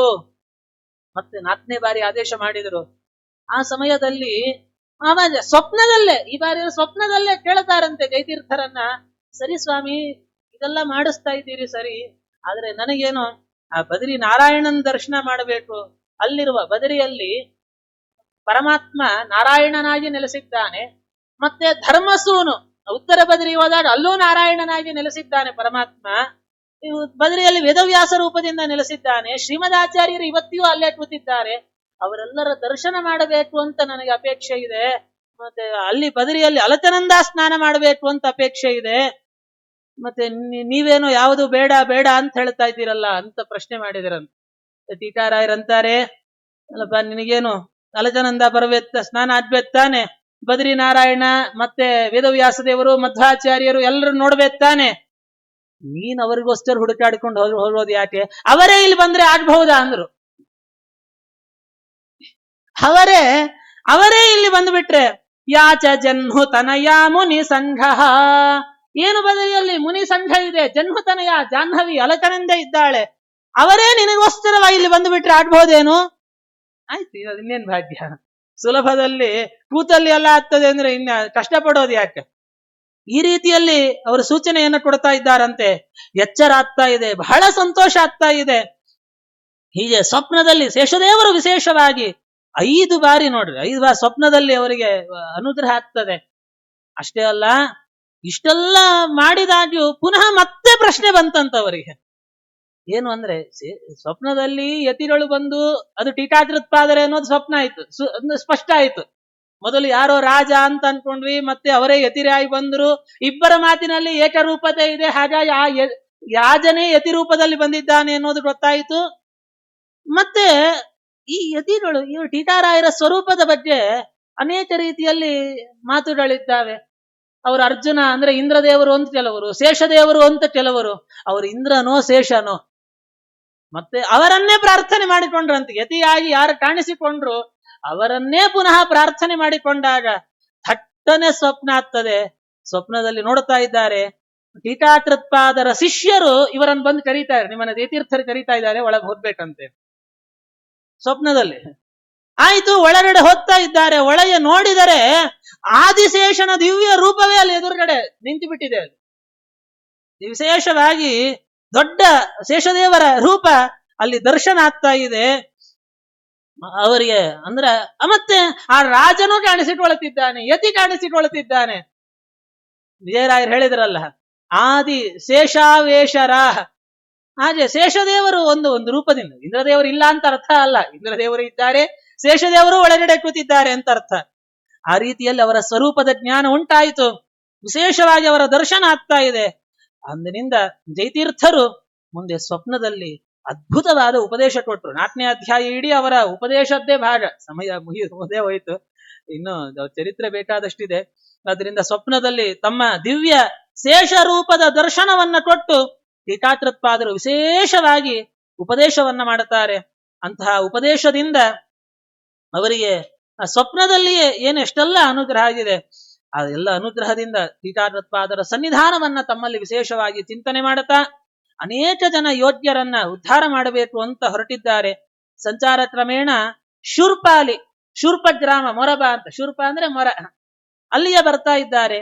ಅಲ್ಲಿ ಶೇಷಾಚಾರ್ಯರು ಅನ್ನತಕ್ಕಂಥವರು, ಅವರು ಕೂಡ ತಮಗೆ ಸ್ವರೂಪ ಗುರುಗಳು ಬೇಕು ಅಂತ ಅಲ್ಲಿರೋ ಪ್ರಾಣದೇವರ ಸೇವಾ ಮಾಡುತ್ತಿದ್ರಂತೆ. ಅವರಿಗೆ ಸ್ವಪ್ನದಲ್ಲಿ ಸೂಚನೆ ಆಗ್ತದೆ, ನಿಮಗೆ ಒಬ್ಬ ಯತಿಗಳು, ಒಬ್ಬ ಆಚಾರ್ಯರು ಬರ್ತಾರೆ, ಅವರೇ ನಿಮಗೆ ಗುರುಗಳು ಅಂತ ಹೇಳಿ. ತಕ್ಕಂತೆ ಜಯತೀರ್ಥಾಚಾರ್ಯರು ಅಲ್ಲಿಗೆ ಬಂದಾಗ ಅವರನ್ನೇ ತಮ್ಮ ಗುರುಗಳು ಅಂತ ತಿಳಿದು ಅವರಲ್ಲಿ ಒಂದು ಶಿಷ್ಯರಾಗ್ತಾ ಇದ್ದಾರೆ. ಹೀಗೆ ಅನೇಕ ಜನ ಶಿಷ್ಯರು, ಮುಖ್ಯವಾಗಿ ಅವರ ಮಕ್ಕಳೇ ವಿಷ್ಣುತೀರ್ಥ ಜಯತೀರ್ಥರಿಗೆ, ಜಯತೀರ್ಥಾಚಾರ್ಯರಿಗೆ ಅಡವಿ ಕೃಷ್ಣಾಚಾರ್ಯರು ಅಂತ ಒಬ್ಬ ಮಕ್ಕಳಿದ್ದಾರೆ. ಅವರು ದೊಡ್ಡ ವಿದ್ವಾಂಸರು, ಅನೇಕ ಗ್ರಂಥಗಳನ್ನ ರಚನೆ ಮಾಡಿದವರು. ವಿಷ್ಣುತೀರ್ಥರ ಅನೇಕ ಕೃತಿಗಳವರು ವ್ಯಾಖ್ಯಾನ ಮಾಡಿದ್ದಾರೆ. ಅದು ವಿಶೇಷ ಅಂದ್ರೆ ತಮ್ಮ ತಂದೆಯವರ ಅನೇಕ ಕೃತಿಗಳಿಗೆ ವ್ಯಾಖ್ಯಾನ ಮಾಡಿದ್ದಾರೆ. ನ್ಯಾಯಸುಧಾಕ್ಕೆ ಲಘು ರಸರಂಜನಿ ಅಂತ ಒಂದು ವ್ಯಾಖ್ಯಾನ ಮಾಡಿದ್ದಾರೆ. ತುಂಬಾ ಅದ್ಭುತ ಅಪೂರ್ವ ಕೃತಿಗಳಿದ್ದಾವೆ ಅವರದ್ದು. ಅಡವಿ ಕೃಷ್ಣಾಚಾರ್ಯರು ಮತ್ತೆ ಗೋಟಾವಿ ಅನಂತಾದ್ರೀಶರು ವಿಷ್ಣುತೀರ್ಥರ ಚರಿತ್ರೆಯನ್ನು ಕನ್ನಡದಲ್ಲಿ ಮಾಡಿಕೊಟ್ಟವರು. ವಿಷ್ಣುತೀರ್ಥರ ಮೇಲೆ ಅನೇಕ ದೇವರ ನಾಮಗಳನ್ನು ಕೂಡ ರಚನೆ ಮಾಡಿಕೊಟ್ಟವರು. ಅದರಂತೆ ಈ ಶೂರ್ಪದ ಶೇಷಾಚಾರ್ಯರು ಮತ್ತೆ ಅವರ ಮಕ್ಕಳು ರಾಮಾಚಾರ್ಯರು, ಕೌಲಯಿ ವೆಂಕಟಾಚಾರ್ಯರು, ಮುಚ್ಚರ ಬಾಳಾಚಾರ್ಯರು, ಅಣ್ಣಯ್ಯಾಚಾರ್ಯರು, ಹೀಗೆ ಅನೇಕ ಜನ ಶಿಷ್ಯರು ಜಯತೀರ್ಥಾಚಾರ್ಯರಿಗಿದ್ದಾರೆ. ಅದ್ಭುತವಾದ ಮಹಿಮೆಗಳನ್ನು ಇವರು ತೋರಿಸಿಕೊಟ್ಟಿದ್ದಾರೆ. ಮುಂದೆ ಅಲ್ಲಿಂದ ಹೊರಟು ಇವರು ಮುನವಳ್ಳಿ ಅಂತ, ಅದನ್ನ ಮುನಿಪಲ್ಲಿ ಅಂತ ಸಂಸ್ಕೃತದಲ್ಲಿ ಉಲ್ಲೇಖ ಮಾಡಿದ್ದಾರೆ. ಆ ಮುನವಳ್ಳಿ ಅನ್ನತಕ್ಕಂಥ ಗ್ರಾಮಕ್ಕೆ ಬಂದು ವಿಶೇಷವಾಗಿ ಅನೇಕ ಗ್ರಂಥಗಳ ರಚನೆಯನ್ನ ಅಲ್ಲಿ ಮಾಡುತ್ತಾ ಇದ್ದಾರೆ. ಮತ್ತೆ ಅಲ್ಲಿ ಇರತಕ್ಕಂಥ ಅನೇಕ ಜನ ಭಕ್ತರನ್ನು ಅವರು ಉದ್ಧಾರ ಮಾಡಿದ್ದಾರೆ. ಅಲ್ಲಿ ಇರುವಂತಹ ಸಂದರ್ಭದಲ್ಲಿ ಏನೇ ಗೋಟಾವಿ ಅನಂತಾದ್ರಿ ಭೀಮಾಚಾರ್ಯರು ಅಂತ ಹೇಳಿ ಅವರೊಬ್ಬ ಶಿಷ್ಯರು, ಅವರಿಗೆ ಒಂದು ಪತ್ರವನ್ನ ಬರೆದು ಕಳಿಸ್ತಾರೆ ವಿಷ್ಣುತೀರ್ಥರು, ಅರ್ಥಾತ್ ಜಯತೀರ್ಥಾಚಾರ್ಯರು. ಆ ಪತ್ರವೇ ಉಪದೇಶ ಪತ್ರ ಅಂತ ಪ್ರಸಿದ್ಧವಾಗಿದೆ, ಇವತ್ತಿಗೂ ಸಿಗ್ತದೆ. ಉಪದೇಶ ಪತ್ರ, ಆಜ್ಞಾಪತ್ರ, ಆತ್ಮಸುಖ ಬೋಧಿನಿ ಪತ್ರ ಅಂತ ವಿಷ್ಣುತೀರ್ಥರದ್ದು 3 ಪತ್ರಗಳಿದ್ದಾವೆ. ಹಿಂದೆ ಅಲ್ಲ ಪತ್ರ ಬರೆಯೋದು ಅಂತ ಸಂಪ್ರದಾಯ ತಾನೆ, ಇವತ್ತದೆಲ್ಲ ಹೊಟ್ಟೈತು. ಮೊಬೈಲ್ ಏನಿದ್ರು ಟಕ್ ಅಂತ ಮೆಸೇಜ್ ಹಾಕ್ಬಿಟ್ಟಿರ್ತಾರೆ. ಅದೆಲ್ಲ ಅವತ್ತು ಪತ್ರ ಬರೆದು ಕಳಿಸ್ತಿದ್ರು. ಆದ್ರೆ ಆ ಪತ್ರಗಳನ್ನು ಯಾವ ರೀತಿಯಲ್ಲಿ ಬರಿಬೇಕು, ಶಿಷ್ಯರ ಉದ್ಧಾರಕ್ಕೋಸ್ಕರವಾಗಿ ಆ ಒಂದೊಂದು ಪತ್ರವು ಶಿಷ್ಯರ ಮನಸ್ಸಿನಲ್ಲಿ ಹರಿಭಕ್ತಿಯ ಬೀಜವನ್ನು ಬಿತ್ತುವ ರೀತಿಯಲ್ಲಿ ಇತ್ತಂತೆ. ಆ ತರಹದ ಪತ್ರಗಳನ್ನು ಬರೆದು ಕಳಿಸಿದ್ದಾರೆ. ಮತ್ತೆ ಬಹಳ ಮಹಿಮೆ, ಅದರಲ್ಲಿ ಒಂದು ಮಹಿಮೆ ಅಂತಂದ್ರೆ ರುದ್ರದೇವರ ದರ್ಶನವನ್ನ ಮಾಡಿಸಿರತಕ್ಕಂಥದ್ದು. ಒಮ್ಮೆ ಅವರು ಬೆಳಗ್ಗೆ ಬ್ರಾಹ್ಮಿ ಮುಹೂರ್ತದಲ್ಲೆದ್ದು ಅವರ ಸ್ನಾನಾನ್ನಿಕಾದಿಗಳನ್ನೆಲ್ಲ ಮುಗಿಸಿಕೊಂಡು ದೇವರ ಧ್ಯಾನ ಎಲ್ಲ ಮಾಡಿ ಆದ್ಮೇಲೆ ಪಾಠಕ್ಕೆ ಕೂತ್ರಂತ. ಪಾಠವನ್ನು ಸುಮಾರು ಕಾಲ ಪಾಠದಲ್ಲೇ ಇದ್ದು ನ್ಯಾಯಸುಧಾ ಪಾಠವನ್ನ ಮುಗಿಸಿ ಉಳಿದ ಶಿಷ್ಯರನ್ನೆಲ್ಲರನ್ನ ಕೊಟ್ಟು ಕಳಿಸ್ಬಿಡ್ತಾರೆ. ತಮ್ಮ ಅಂತರಂಗದ ಶಿಷ್ಯರು ಒಂದು 5-6 ಜನರನ್ನು ಮಾತ್ರ ಒಳಗಡೆ ಬಾಯಿಲ್ ಹಾಕಿ ಒಳಗಡೆ ಕೂಡಿಸಿಕೊಂಡಿದ್ದಾರಂತೆ. ಇದ್ದಕ್ಕಿದ್ದಂತೆ ಯಾರೋ ಒಬ್ಬ ಬೈರಾಗಿ ಬಂದ, ಏನು ವಿಭೂತಿ ಹಚ್ಕೊಂಡಿದ್ದಾನೆ, ಒಂದು ವಿಚಿತ್ರವಾದ ರೂಪ ಅವನದ್ದು. ಅಂಥ ಆ ಬೈರಾಗಿ ತಾನು ಇದ್ದಕ್ಕಿದ್ದ ಒಳಗಡೆ ಬಂದಿದ್ದಾನಂತೆ. ಬಂದು ಭಿಕ್ಷೆ ಹಾಕ್ರಿ ನನಗೆ, ಭಿಕ್ಷಾಂ ದೇಹಿ ಕೇಳಿಕೊಂಡ. ವಿಷ್ಣು ತೀರ್ಥರು ಪಾಠ ಮಾಡುವವರು ತಕ್ಷಣ ಅಲ್ಲಿಂದ ಎದ್ದು ಏನಿದೆ ಅಂತ ಹುಡುಕಾಡಿದ್ರಂತ. ಒಂದಷ್ಟು ಭತ್ತದ ಅರಳಿತ್ತು. ಆ ಅರಳನ್ನ ತಂದು ಅವನ ಆ ಜೋಳಿಗೆಯನ್ನ ಮುಡುತ್ತಾ ಭಿಕ್ಷೆ ಹಾಕಿದ್ರಂತ. ಹಾಗೆ ಅವನ ಸ್ಪರ್ಶ ಮಾಡಿದ್ರು ಅವನಿಗೆ. ಈ ಶಿಷ್ಯರಿಗೆಲ್ಲ ಆಶ್ಚರ್ಯ ಆಯ್ತು. ಏನ್ ಸ್ವಾಮಿ ಇದು, ಅವನನ್ನು ಸ್ಪರ್ಶ ಮಾಡಿಬಿಟ್ರಲ್ಲ, ಅವನ್ ಯಾವನೋ ಯಾವ ಮತ್ತವನೋ ಏನ್ ಕಥೆನೋ, ಅದರಲ್ಲೂ ಎಲ್ಲ ವಿಭೂತಿ ಬಳಕೊಂಡು ಎಲ್ಲ ವಿಚಿತ್ರ ರೂಪದಲ್ಲಿದ್ದಾನವ, ನಿಮ್ಮಂಥವರು ಜ್ಞಾನಿಗಳನ್ನು ಸ್ಪರ್ಶ ಮಾಡಬಹುದೇ, ಇದೆಲ್ಲ ಅನ್ಯಾಯ ಅಲ್ಲ, ಹಾಗೆ ಹೀಗೆ ಅಂತಂದ್ರಂತ. ಅದು ಯಾರು ಒಮ್ಮೆ ನೋಡ್ರಿ ಅಂತ ಸುಮ್ನೆ ಒಂದ ಪರದೆ ನಾಚೆ ಸರಿಸಿದ್ರಂತೆ. ನೋಡಿದ್ರೆ ಒಂದು ಕ್ಷಣದಲ್ಲಿ ಏನು ವಿಭೂತಿ ರುದ್ರಾಕ್ಷಿ ಎಲ್ಲ ಹಾಕೊಂಡಿರುವಂತಹ ಅದೇ ವ್ಯಕ್ತಿ ಪರಮ ವೈಷ್ಣವೋತ್ತಮನಾಗಿ ದ್ವಾದಶ ನಾಮಗಳೇನು ಊರ್ಧ್ವಪುಂಡ್ರ, ತುಳಸಿ ಮಾಲೆ ಎಲ್ಲ ಧಾರಣೆ ಮಾಡಿ ದರ್ಶನ ಕೊಡ್ತಾ ಇದ್ದಾರೆ. ಅಷ್ಟೇ ಅಲ್ಲ, ಅಲ್ಲಿ ಇವರು ಬಾಯಿಲ್ ಹಾಕೊಂಡು ಕೂತಿದ್ದು. ಹೇಗೆ ಬಂದ ಯಾರಿಗೂ ಗೊತ್ತಿಲ್ಲ, ಹೇಗೆ ಹೊರಟ ಗೊತ್ತಿಲ್ಲ. ಕೊನೆ ಆಶ್ಚರ್ಯ ಆಯ್ತಂತ, ಎಲ್ಲಿ ಹೊರಟಿದ್ದಾನೆ ಹುಡುಕಾಡಿಕೊಂಡು ಹೋದ್ರು ಅವರು. ನೋಡಿದ್ರೆ ಆ ವ್ಯಕ್ತಿ ನೇರ ಅಲ್ಲಿ ಸಮೀಪದಲ್ಲಿ ರುದ್ರದೇವರ ದೇವಸ್ಥಾನ ಇದೆ ನೋಡುವ, ರುದ್ರದೇವರ ಗುಡಿಗೆ ಹೋಗಿ ಅದೃಶ್ಯ. ಆ ರೀತಿ ರುದ್ರದೇವರೇ ಬಂದು ದರ್ಶನ ಕೊಟ್ಟಿರತಕ್ಕಂಥದ್ದು. ಅಷ್ಟೇ ಅಲ್ಲ, ಮತ್ತೊಂದು ಸಂದರ್ಭದಲ್ಲಿ ಪ್ರಾಣದೇವರ ದರ್ಶನ ಕೊಟ್ರು. ಇದೆಲ್ಲ ಚರಿತ್ರೆಯಲ್ಲಿ ಉಲ್ಲೇಖ ಆಗಿದೆ ಈ ಘಟ್ಟ. ಅವ್ರು ಹೇಳ್ತಾರೆ, ಒಂದ್ ದಿವಸ ಜಯತೀರ್ಥಾಚಾರ್ಯರು ಪಾಠ ಮಾಡುವಾಗ ನಾಳೆ ದಿವಸ ಸಂಜೆ ಪ್ರಾಣದೇವರನ್ನು ತೋರಿಸ್ತೇನೆ ನಿಮಗೆ ಅಂದ್ರಂತ. ಏನ ಧೈರ್ಯ, ಮುಖ್ಯ ಪ್ರಾಣದೇವರ ಸಂದರ್ಶನ ಅಂದ್ರೆ ಏನ್ ತಮಾಷೆನ? ಆಯ್ತು, ಇವರು ಹೇಳಿರುವಂತಹ ಸಮಯಕ್ಕೆ ಸರಿಯಾಗಿ ಯಾರೋ ಒಬ್ಬ ವಟು ಬ್ರಹ್ಮಚಾರಿ ರೂಪದಲ್ಲಿ ಬಂದ್ಬಿಟ್ಟಿದ್ದಾರೆ ಮುಖ್ಯ ಪ್ರಾಣದೇವರು. ಬ್ರಹ್ಮಚಾರಿ ಬಂದಿದ್ದಾನಂತೆ. ವಿಶೇಷವಾಗಿ ಅವರನ್ನ ಭೋ ಜಯತೀರ್ಥಾಚಾರ್ಯರೇ ಬನ್ನಿ ನಿಲ್ಲಿ ಅಂತ ಕರೀತಾ ಇದ್ದಾನಂತೆ ಆ ಬ್ರಹ್ಮಚಾರಿ. ಇವರು ಕೂಡ ಅವನು ಹೇಳಿದಾಗ ಅವ್ರ ಕೈ ಹಿಡ್ಕೊಂಡು ಒಳ ಹೊರಟೇ ಬಿಟ್ರು. ಆ ಗುಡಿಯಲ್ಲಿ ಕರ್ಕೊಂಡು ಹೊಟ್ಟೋಗ್ಬಿಟ್ಟಿದ್ದಾರಂತೆ ಮುಖ್ಯ ಪ್ರಾಣದೇವರು. ಹಾಗೆ ಒಳಗಡೆ ವಿಶೇಷ ಅನುಗ್ರಹವನ್ನ ಮಾಡುತ್ತಾ ಇದ್ದಾರೆ ಮುಖ್ಯ ಪ್ರಾಣದೇವರು. ಆ ರೀತಿ ಶಿಷ್ಯರಿಗೆಲ್ಲ ಪ್ರಾಣದೇವರನ್ನ ತೋರಿಸಿರತಕ್ಕಂತಹ ಮಹಿಮೆ. ಅಷ್ಟೇ ಅಲ್ಲದೆ ಏನು ತಮ್ಮ ಒಬ್ಬ ಮಕ್ಕಳು ಕೃಷ್ಣಾಚಾರ್ಯರು ಅಂತಿದ್ರು, ಅವರ ಪತ್ನಿ ಅಂದ್ರೆ ಇವರ ಸೊಸೆ, ಜಯತೀರ್ಥಾಚಾರ್ಯರ ಸೊಸೆ, ಮದುವೆ ತುಂಬಾ ಕಾಲ ಮಕ್ಕಳಿರ್ಲಿಲ್ಲ. ಏನ್ ಮಾಡ್ಬೇಕು ಅಂತ ತೋರುತ್ತಾ ಇರುವಾಗ ಒಂದ್ ದಿವಸ ಇವ್ರು ಹೇಳ್ತಾರೆ, ನಾನು ಏನ್ ನಿತ್ಯ ಭಾಗವತ ಸುಧಾದಿ ಗ್ರಂಥಗಳ ಪಾಠ ಪ್ರವಚನ ಮಾಡುವಾಗ ಮುಂದೆ ಬಂದು ದೀಪ ಹಚ್ಚಿರಿ ಅಂತ ಹೇಳಿದ್ರು. ಆ ದೀಪ ಹಚ್ಚೋಣದ್ರಿಂದಲೇನೆ ಒಳ್ಳೆ ಸಂತತಿಯನ್ನ ಆಕೆ ಪಡೀತಾ ಇದ್ದಾಳೆ. ಅದರಂತೆ ಮತ್ತೊಬ್ಬರಿಗೂ ಅಷ್ಟೇ, ಅವರಿಗೂ ಸಂತತಿ ಇರ್ಲಿಲ್ಲ ಮತ್ತೊಬ್ಬ ಆಕೆಗೆ. ಅವ್ರಿಗೆ ಹೇಳಿದ್ರಂತೆ, ಊರು ಹೊರಗಡೆ ತುಳಸಿ ಗಿಡ ಎಲ್ಲ ತುಂಬಾ ಒಣಗಿ ಹೋಗ್ತಾ ಇದೆ, ನಿತ್ಯ ಹೋಗಿ ಅದಕ್ಕೆಲ್ಲ ನೀರ್ ಹಾಕು ಅಂದ್ರಂತೆ. ನೋಡಿ, ತುಳಸಿ ಗಿಡಕ್ಕೆ ನೀರ್ ಹಾಕಿದ್ರೆ ಎಷ್ಟು ಪುಣ್ಯ ಇದೆ, ಒಳ್ಳೆ ಸಂತತಿ ಆಗ್ತದೆ ಅಂತ. ಆ ರೀತಿ ಅದರಿಂದಲೇ ಸಂತತಿಯನ್ನ ಆಕೆ ಪಡೀತಾ ಇದ್ದಾಳೆ.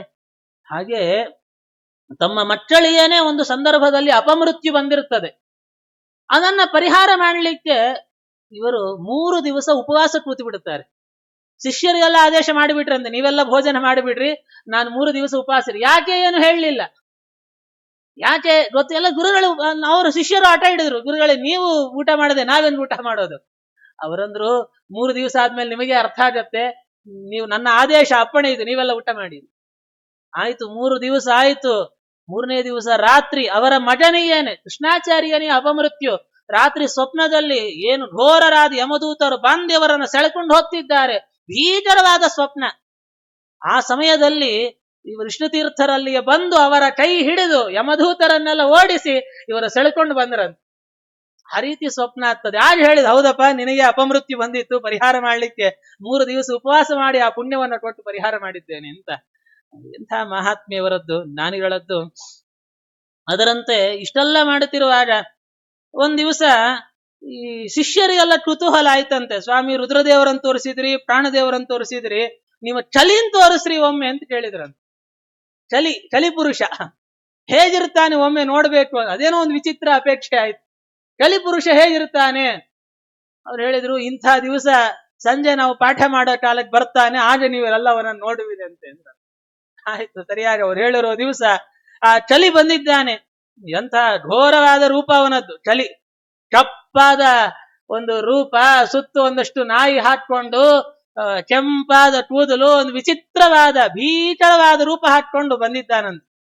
ವಿಷ್ಣು ತೀರ್ಥರು ತೋರಿಸ್ತಾರೆ, ನೋಡಿ ಚಲಿ ನೋಡ್ಬೇಕು, ಇವನೇ ಚಲಿ, ಅವನಿಗೆ ದೂರ ಇರಬೇಕು. ಈ ಚಲಿಯ ಬಾಧೆ ಎಲ್ಲರನ್ನೂ ಆವರಿಸಿ ಬಿಡುತ್ತದೆ. ಇಂಥ ಚಳಿಯ ಬಾಧೆಯಿಂದ ನಾವು ಪಾರಾಗಬೇಕು ಅಂದ್ರೆ ಚಳಿ ನಿಗ್ರಹ ಮಾಡೋ ಸಾಮರ್ಥ್ಯ ಇರುವಂತಹದ್ದು ವಾಯುದೇವರಿಗೆ ಒಂದೇ. ಆದ್ರಿಂದ ಅಂಥ ಶ್ರೀಮದಾಚಾರ್ಯರ ಶಾಸ್ತ್ರದಲ್ಲಿ ನಾವು ಸತತವಾಗಿ ರತರಾಗಿದ್ರೆ ಚಳಿಯನ್ನ ನಾವು ನಿಗ್ರಹ ಮಾಡಲಿಕ್ಕೆ ಬರ್ತದೆ ಅಂತ ಅವರು ಉಪದೇಶವನ್ನ ಮಾಡಿದರಂತೆ. ಹೀಗೆ ಅನೇಕ ಮಹಿಮೆಗಳೆಲ್ಲ ಇದ್ದಾವೆ. ಮತ್ತೆ ಇವರ ಕಾಲದಲ್ಲಿ ನಾನು ಹಿಂದೆ ಹೇಳಿದಂತೆ ಇವರನ್ನ ಕಂಡ್ರೆ ಆಗದೆ ಹೊಟ್ಟೆ ಕಿಚ್ಚಿನಿಂದ ಇವರ ಮೇಲೆ ಕೆಂಡಕಾರೋರು ತುಂಬಾ ಜನ ಇದ್ರು. ಅದರಿಂದ ಇವರಿಗೆ ಒಂದು ಸಂದರ್ಭದಲ್ಲಿ ಬಹಿಷ್ಕಾರನೂ ಆಗಿತ್ತು. ಯಾವುದೋ ಒಂದು ಕಡೆಯಿಂದ ಯಾರೋ ಒಬ್ಬ ವಿದ್ವಾಂಸರು ಯಾರೋ ಹೋಗಿ ಪಾಪ ಸ್ವಾಮಿಗಳಿಗೆ ಹೇಳಿಬಿಟ್ರು. ಸ್ವಾಮಿಗಳು ಯದ್ಯಪಿ ಜ್ಞಾನಿಗಳೇ, ಹರಿಯಂದು ಎಂತ ಬೇಡ ಅಂತ, ಯದ್ಯಪಿ ದೊಡ್ಡ ಜ್ಞಾನಿಗಳವರು, ಮಹಾನುಭಾವರು, ಆದ್ರೆ ಯಾರೋ ಏನೋ ದೂರ ಹಚ್ಚಿಬಿಟ್ರಂತೆ ಇವರ ಮೇಲೆ, ಇವರು ಹಾಗೆ ಹೀಗೆ ಅಂತ ಹೇಳಿ ಮಠದ ಕಡೆಯಿಂದ ಬಹಿಷ್ಕಾರನೂ ಬಂತು. ಅದನ್ನು ಸ್ವೀಕಾರ ಮಾಡಿದ್ರು. ಹೇಳಿದ್ನಲ್ಲ, ಜ್ಞಾನಿಗಳಿಗೆ ಅಂತರಂಗದಲ್ಲಿ ಹರಿದರ್ಶನ ಮಾಡಿದವರಿಗೆ ಈ ಬಹಿಷ್ಕಾರಗಳೆಲ್ಲ ಏನ್ ಮಾಡ್ಲಿಕ್ಕೆ ಸಾಧ್ಯ? ಆ ನಂತರದಲ್ಲಿ ಇವರ ಮಹಾತ್ಮ್ಯ ಅರ್ಥವಾಗ್ತದೆ ಅವರಿಗೆ. ಈ ರೀತಿಯಲ್ಲಿ ಅನೇಕ ಮಹಿಮೆಗಳನ್ನ ತೋರಿಸಿ ಮುಂದೆ ಚತುರ್ಥಾಶ್ರಮವನ್ನ ಸ್ವೀಕಾರವನ್ನ ಮಾಡುತ್ತಾರೆ. ಶ್ರೀ ಉತ್ತರಾದಿ ಮಠದ ಮಹನೀಯ ಯತಿಗಳು ಶ್ರೀ ಸತ್ಯವರ ತೀರ್ಥರು ಅಂತ ಹೇಳಿ, ಅಂದ್ರೆ ಸತ್ಯಧರ್ಮ ತೀರ್ಥರ ಗುರುಗಳು ಶ್ರೀ ಸತ್ಯವರ ದುದ್ದಾಬ್ಧೇ ರುದ್ಧಿತಾ ಜಗತೀತಲೆ. ಬಹಳ ದೊಡ್ಡ ಜ್ಞಾನಿಗಳು ಸತ್ಯವರ ತೀರ್ಥರು. ಅವರ ಬಗ್ಗೆ ಸತ್ಯಧರ್ಮರೊಂದು ಸ್ತೋತ್ರ ಮಾಡುತ್ತಾರೆ, ಪಾದುಕಾ ಸ್ತೋತ್ರ, ಬಹಳ ಅದ್ಭುತ ಅದಲ್ಲ. ಹಾಗೆ ಅಂಥ ಸತ್ಯವರ ತೀರ್ಥರ ಬಳಿಯಲ್ಲಿ ಹೋಗಿ ಸನ್ಯಾಸಾಶ್ರಮವನ್ನ ಸ್ವೀಕಾರ ಮಾಡಿ ಶ್ರೀ ವಿಷ್ಣು ತೀರ್ಥರು ಅಂತ ಇವರು ಪ್ರಸಿದ್ಧರಾಗಿದ್ದಾರೆ. ಸನ್ಯಾಸ ಆದ ಮೇಲೂ ಕೂಡ ವಿಶೇಷವಾಗಿ 108 ಬಾರಿ ನ್ಯಾಯಸುಧಾ ಪಾಠ ಮಾಡಿ ಮಂಗಳ ಮಾಡಿದರಂತೆ. ಎಂಥ ಮಹಾತ್ಮ್ಯ! ಒಮ್ಮೆ ಪಾಠ ಮಾಡೋದು ತುಂಬಾ ಕಷ್ಟ. ಅಂತಹದ್ದು ವಿಷ್ಣು ತೀರ್ಥರ ಚರಿತ್ರೆಯಲ್ಲಿ ನಾವು ಆ ದೊಡ್ಡ ಘಟ್ಟವನ್ನ ಕೇಳುತ್ತೇವೆ. ಹಾಗೆ ಕಿನ್ನಾಳಕ್ಕೆ ಹೋದಾಗ ಅಲ್ಲಿಯ ದೇಸಾಯಿಗೆ ಒಂದು ವಿಚಿತ್ರವಾದ ಪ್ರಾರಬ್ಧ ಇತ್ತು. ಆತನಿಗೆ ಊಟ ಕೂತ್ರೆ ಅನ್ನ ಎಲ್ಲ ಕ್ರಿಮಿಗಳ ತರ ಕಾಣಿಸ್ತಾ ಇತ್ತಂತ. ವಿಷ್ಣು ತೀರ್ಥರನ್ನ ಶರಣಾದಾಗ ಆ ಒಂದು ಪ್ರಾರಬ್ಧವನ್ನು ಅವರು ಪರಿಹಾರ ಮಾಡಿದ್ರು. ಅವರು ಮರುದಿವಸ ತಾವು ಭಿಕ್ಷಾ ಸ್ವೀಕಾರ ಮಾಡುವಾಗ ತಮ್ಮ ಜೊತೆಯಲ್ಲಿ ಕೂಡಿಸಿಟ್ಕೊಂಡು ದೇವರ ನೈವೇದ್ಯ ಆಗಿರುವಂತಹ ಅನ್ನವನ್ನು ಅವನ ಎಲೆ ಹಾಕಿ ಊಟ ಮಾಡು ಅಂದ್ರಂತ. ಹಾಗೆ ಅವತ್ತು ಹೊಟ್ಟೆ ತುಂಬ ತಾನು ಭೋಜನವನ್ನ ಮಾಡುತ್ತಾ ಇದ್ದಾನೆ ಅಂತ ಅವನ ಪ್ರಾರಬ್ಧವನ್ನು ಪರಿಹಾರ ಮಾಡಿದ್ದಾರೆ. ವಿಶೇಷವಾಗಿ ಏನು ಆ ಕ್ರಿಮಿ ಭಕ್ಷಣ ನರಕದಲ್ಲಿ ಅನುಭವಿಸುವ ಶಿಕ್ಷೆ ಇದು. ಕ್ರಿಮಿ ಭೋಜನ ಅಂತ ನರಕದಲ್ಲಿ ಗರುಡ ಪುರಾಣದಲ್ಲಿ ಒಂದು ವರ್ಣನೆ, ಭಾಗವತಾದಿಗಳಲ್ಲಿ ನಾವು ಕೇಳುತ್ತೇವೆ. ಇಲ್ಲಿ ನಾವು ಏನೇನು ನಾನಾ ರೀತಿ ಕಂಡದ್ದೆಲ್ಲ ತಿಂದಿರ್ತೀವಿ ತಾನೆ. ಇಲ್ಲಿ ನಾವು ಮಾಡ್ತಾ ಇರೋದು ಕ್ರಿಮಿ ಭೋಜನ ಅಂತಲೇ ಅರ್ಥ. ಇನ್ನೇನು ಯಾವ ಅನ್ನ ಹರಿಗೆ ಸಮರ್ಪಿತವಾಗಿರೋದಿಲ್ಲ ಅಥವಾ ಯಾವ ಪದಾರ್ಥ ನಿಷಿದ್ಧ ಇರ್ತದೆ ಅದನ್ನು ತಿನ್ನೋದು ಅಂದ್ರೆ ಅದು ಕ್ರಿಮಿ ಭೋಜನವೇನೆ, ಮತ್ತೇನು ಅಲ್ಲೇ ಅಲ್ಲ ಅಂತ ಅರ್ಥ. ನಾವು ನಿತ್ಯವೂ ಮಾಡ್ತಿರ್ತೇವೆ, ಆತನಿಗೆ ಅದು ಆ ಜನ್ಮದಲ್ಲಿ ಅನುಭವಕ್ಕೆ ಬಂತಷ್ಟೇ. ಈ ಕ್ರಿಮಿ ಭೋಜನ ಮಾಡಿದ್ದಕ್ಕೆ ಪರಿಹಾರ ಏನಪ್ಪಾ ಅಂದ್ರೆ ನರಕದಲ್ಲಿ ಡೈರೆಕ್ಟ್ ಆಗಿ ನೇರ ಕ್ರಿಮಿಗಳನ್ನೇ ತಿನ್ನಿಸ್ತಾರೆ. ಆ ಉಗ್ರವಾದಂತಹ ಆ ಕ್ರಿಮಿ ಭೋಜನ ಪರಿಹಾರ ಆಗಬೇಕು. ವಿಷ್ಣುತೀರ್ಥರನ್ನ ಆಶ್ರಯಿಸ್ಬೇಕು. ನಾವು ಕಂಡದ್ದೆಲ್ಲ ತಿಂದಿರ್ತೀವಿ, ಏನೇನೋ ಮಾಡಿರ್ತೀವಿ, ಪರಿಹಾರ ಮಾಡಿ ಉದ್ಧಾರ ಮಾಡ್ರಿ ನಮ್ಮನ್ನ ಅಂತ ಜ್ಞಾನಿಗಳನ್ನೇ ಆಶ್ರಯಿಸ್ಬೇಕು ಅಂತ ಅರ್ಥ. ಇಂಥ ವಿಷ್ಣುತೀರ್ಥರೇ ಮುಂದೆ ಮೋದೇಶ್ವರದ ಪುರ, ಅದೇ ಮಾದಿನೂರು, ಮೋದಪುರ, ಅದೇ ಮಾದಿನೂರು ಅಂತ ಪ್ರಸಿದ್ಧವಾದದ್ದು. ಅಲ್ಲಿ ಬಂದು ಬಹಳ ಕಾಲ ಅಲ್ಲಿ ನೆಲೆಸುವಂಥವರಾಗ್ತಾರೆ. ಒಂದು ಸಂದರ್ಭದಲ್ಲಿ ಅವರಿರುವಂತಹ ಪ್ರದೇಶದಲ್ಲಿ ದುರ್ಭಿಕ್ಷೆ ಉಂಟಾದಾಗ ರಮಾಸ್ತೋತ್ರವನ್ನ ರಚನೆ ಮಾಡಿ ಯಯೈ ವೇದಂ ಸಚ್ಚಿನ್ನಿರುಪಮ ನಿಜಾನಂದ ನಿರತಂ, ಬಹಳ ಸುಂದರ, ಪರಬ್ರಹ್ಮಾಣಿ ಸಾನನು ವಿಜಯತೆ ಮಧ್ರದಿ ಸದಾ ಅಂತ ಸುಮಾರು 14 ಶ್ಲೋಕಗಳಲ್ಲಿ ರಮಾಸ್ತೋತ್ರ ಪರಿಹಾರ ಮಾಡಿ ಯಾವುದೋ ಒಂದು ತಾಮ್ರದ ಕಾಸನ್ನೇ ಒಂದು ಚಿನ್ನದ ನಾಣ್ಯವನ್ನಾಗಿ ಅದನ್ನ ಬದಲಾಯಿಸಿ ಅದನ್ನ ದುರ್ಭಿಕ್ಷೆಯನ್ನೆಲ್ಲ ಪರಿಹಾರ ಮಾಡಿದ್ದಾರೆ. ಇವರಿದ್ದಲ್ಲಿಯೇನೆ ಸ್ವಪ್ನದಲ್ಲಿ ಬದರಿನಾರಾಯಣ ಸೂಚನೆ ಕೊಟ್ಟು ಇಂಥ ಕಡೆ ನಾನಿದ್ದೇನೆ ಅಂತ ಪರಮಾತ್ಮನೇ ಸೂಚನೆ ಕೊಟ್ಟನಂತೆ. ಹಾಗಾಗಿ ಅಲ್ಲೇ ಬದರಿನಾರಾಯಣ ದೇವರನ್ನ ತಾವು ಪ್ರತಿಷ್ಠೆ ಮಾಡಿ ಆ ಸಮೀಪದಲ್ಲೇ ತಾವು ವೃಂದಾವನ ಪ್ರವೇಶವನ್ನ ಮಾಡುತ್ತಾ ಇದ್ದಾರೆ ವಿಷ್ಣು ತೀರ್ಥರು.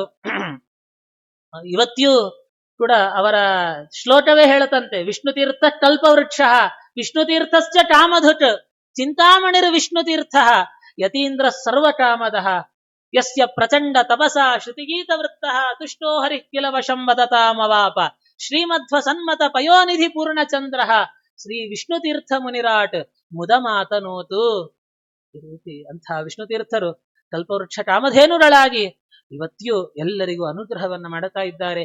ಅವರ ಆರಾಧನೆ ಇಲ್ಲಿ ಆಚರಣೆ ಮಾಡುತ್ತಾ ಇದ್ದೇವೆ ಅಂದ್ರೆ ಅವರಿಗೆ ಪ್ರೀತಿಕರವಾದ ಕೆಲಸ ಮಾಡೋದೇ ಅವರ ಆರಾಧನೆ. ಅವರಿಗೆ ಪ್ರೀತಿಕರವಾದದ್ದು ಯಾವುದು? ಅವರು ಯಾವುದಕ್ಕೋಸ್ಕರ ಭೂಮಿಯಲ್ಲಿ ಅವತಾರ ಮಾಡಿ ಬಂದಿದ್ದಾರೋ ಅದನ್ನ ನಾವು ತಿಳಿದು ಮಾಡಿದರೆ ಅವರ ಪ್ರೀತಿ ಆಗ್ತದೆ. ಯಾಕೆ ಬಂದ್ರವರು ಜಗತ್ತಿಗೆ ಬಿಂಬೋಪಾಸನೆಯ ಮಜಲುಗಳನ್ನ ಸ್ಪಷ್ಟವಾಗಿ ತೋರಿಕೊಳ್ಳಿಕ್ಕೆ ಬಂದಿದ್ದಾರೆ ಮಹಾನುಭಾವರು. ಬೇರೆ ಅನೇಕ ಜನ ಜ್ಞಾನಿಗಳು ಆ ಕೆಲಸ ಮಾಡಿದ್ದಾರೆ, ಇಲ್ಲ ಅಂತ ಅರ್ಥ ಅಲ್ಲ. ಆದರೆ ವಿಷ್ಣು ತೀರ್ಥರ ಕೃತಿಗಳನ್ನ ನೋಡಿ, ಪ್ರತಿಯೊಂದು ಕೃತಿಯಲ್ಲಿ ಯಾವುದು ಬೇಕು ಹೇಳಿ, ಅವರ ಕೃತಿಗಳ ಬಗ್ಗೆ ನಾವು ಮಾತಾಡ್ಲಿಲ್ಲ, ಅನೇಕ ಕೃತಿಗಳಿದ್ದಾವೆ. ಒಂದು ನಾ ಹಿಂದೆ ಹೇಳಿದಂತೆ ರಸರಂಜನಿ ನ್ಯಾಯಸುಧಾ ವ್ಯಾಖ್ಯಾನ, ಮತ್ತೊಂದು ಭಾಗವತ ಸಾರೋದ್ಧಾರ 360 ಶ್ಲೋಕದಲ್ಲಿ 18,000 ಶ್ಲೋಕದ ಸಾರ ಸಂಗ್ರಹ ಮಾಡಿಕೊಟ್ರು. ಭಾಗವತದ್ದೇ ಶ್ಲೋಕಗಳವು, ಸ್ವಯಂ ತಾವೇ ಅದಕ್ಕೊಂದು ವ್ಯಾಖ್ಯಾನ ರಚನೆ ಮಾಡಿದರು. ಮತ್ತೊಂದು ಗೀತಾ ಸಾರೋದ್ಧಾರ, ಭಗವದ್ಗೀತೆಯ ಅಲ್ಲಿ ಬರುವ ಅನೇಕ ಅಂಶಗಳನ್ನ ಒಂದೊಂದು ಅಧ್ಯಾಯದಿಂದ ಒಂದೊಂದು ಶ್ಲೋಕ ತೆಗೆದ್ರು. ಮತ್ತೆ ಒಂದು ಫಲಸ್ತುತಿ ಅದು ಸೇರಿಸಿ 20 ಶ್ಲೋಕ ಭಗವದ್ಗೀತಾ ಸಾರೋದ್ಧಾರ ಮಾಡಿಕೊಟ್ರು. ಅದಕ್ಕೂ ಒಂದು ವ್ಯಾಖ್ಯಾನ ಬರೆದಿದ್ದಾರೆ ಅಂತ ಪ್ರತೀತಿ ಇದೆ. ನಮಗೆ ಸಿಗ್ಲಿಲ್ಲ ಅಷ್ಟೇ ಆ ವ್ಯಾಖ್ಯಾನ, ನಮ್ಮ ದೌರ್ಭಾಗ್ಯ. ಸಿಕ್ಕಿದ್ರೆ ತುಂಬಾ ಅನುಕೂಲ ಆಗ್ತಿತ್ತು. ಭಾಗವತ ಸಾರೋದ್ಧಾರದಂತೆ ಅದು ಪಾಠ ಪ್ರವಚನದ ಪರಂಪರೆಯಲ್ಲಿ ಬರ್ತಿತ್ತು ಆ ಗ್ರಂಥವು ಕೂಡ. ಅದರಂತೆ ಷೋಡಶಿ ಚತುರ್ದಶಿ ಅಂತ ಎರಡು, ಅನೇಕ ಉಪನಿಷತ್ತುಗಳಲ್ಲಿ, ಸೂತ್ರಗಳಲ್ಲಿ, ತಂತ್ರಸಾರಾದಿ ಗ್ರಂಥಗಳಲ್ಲಿ ಎಷ್ಟೆಲ್ಲ ಪ್ರಮೇಯಗಳು ಬಂದಿದ್ದಾವೆ.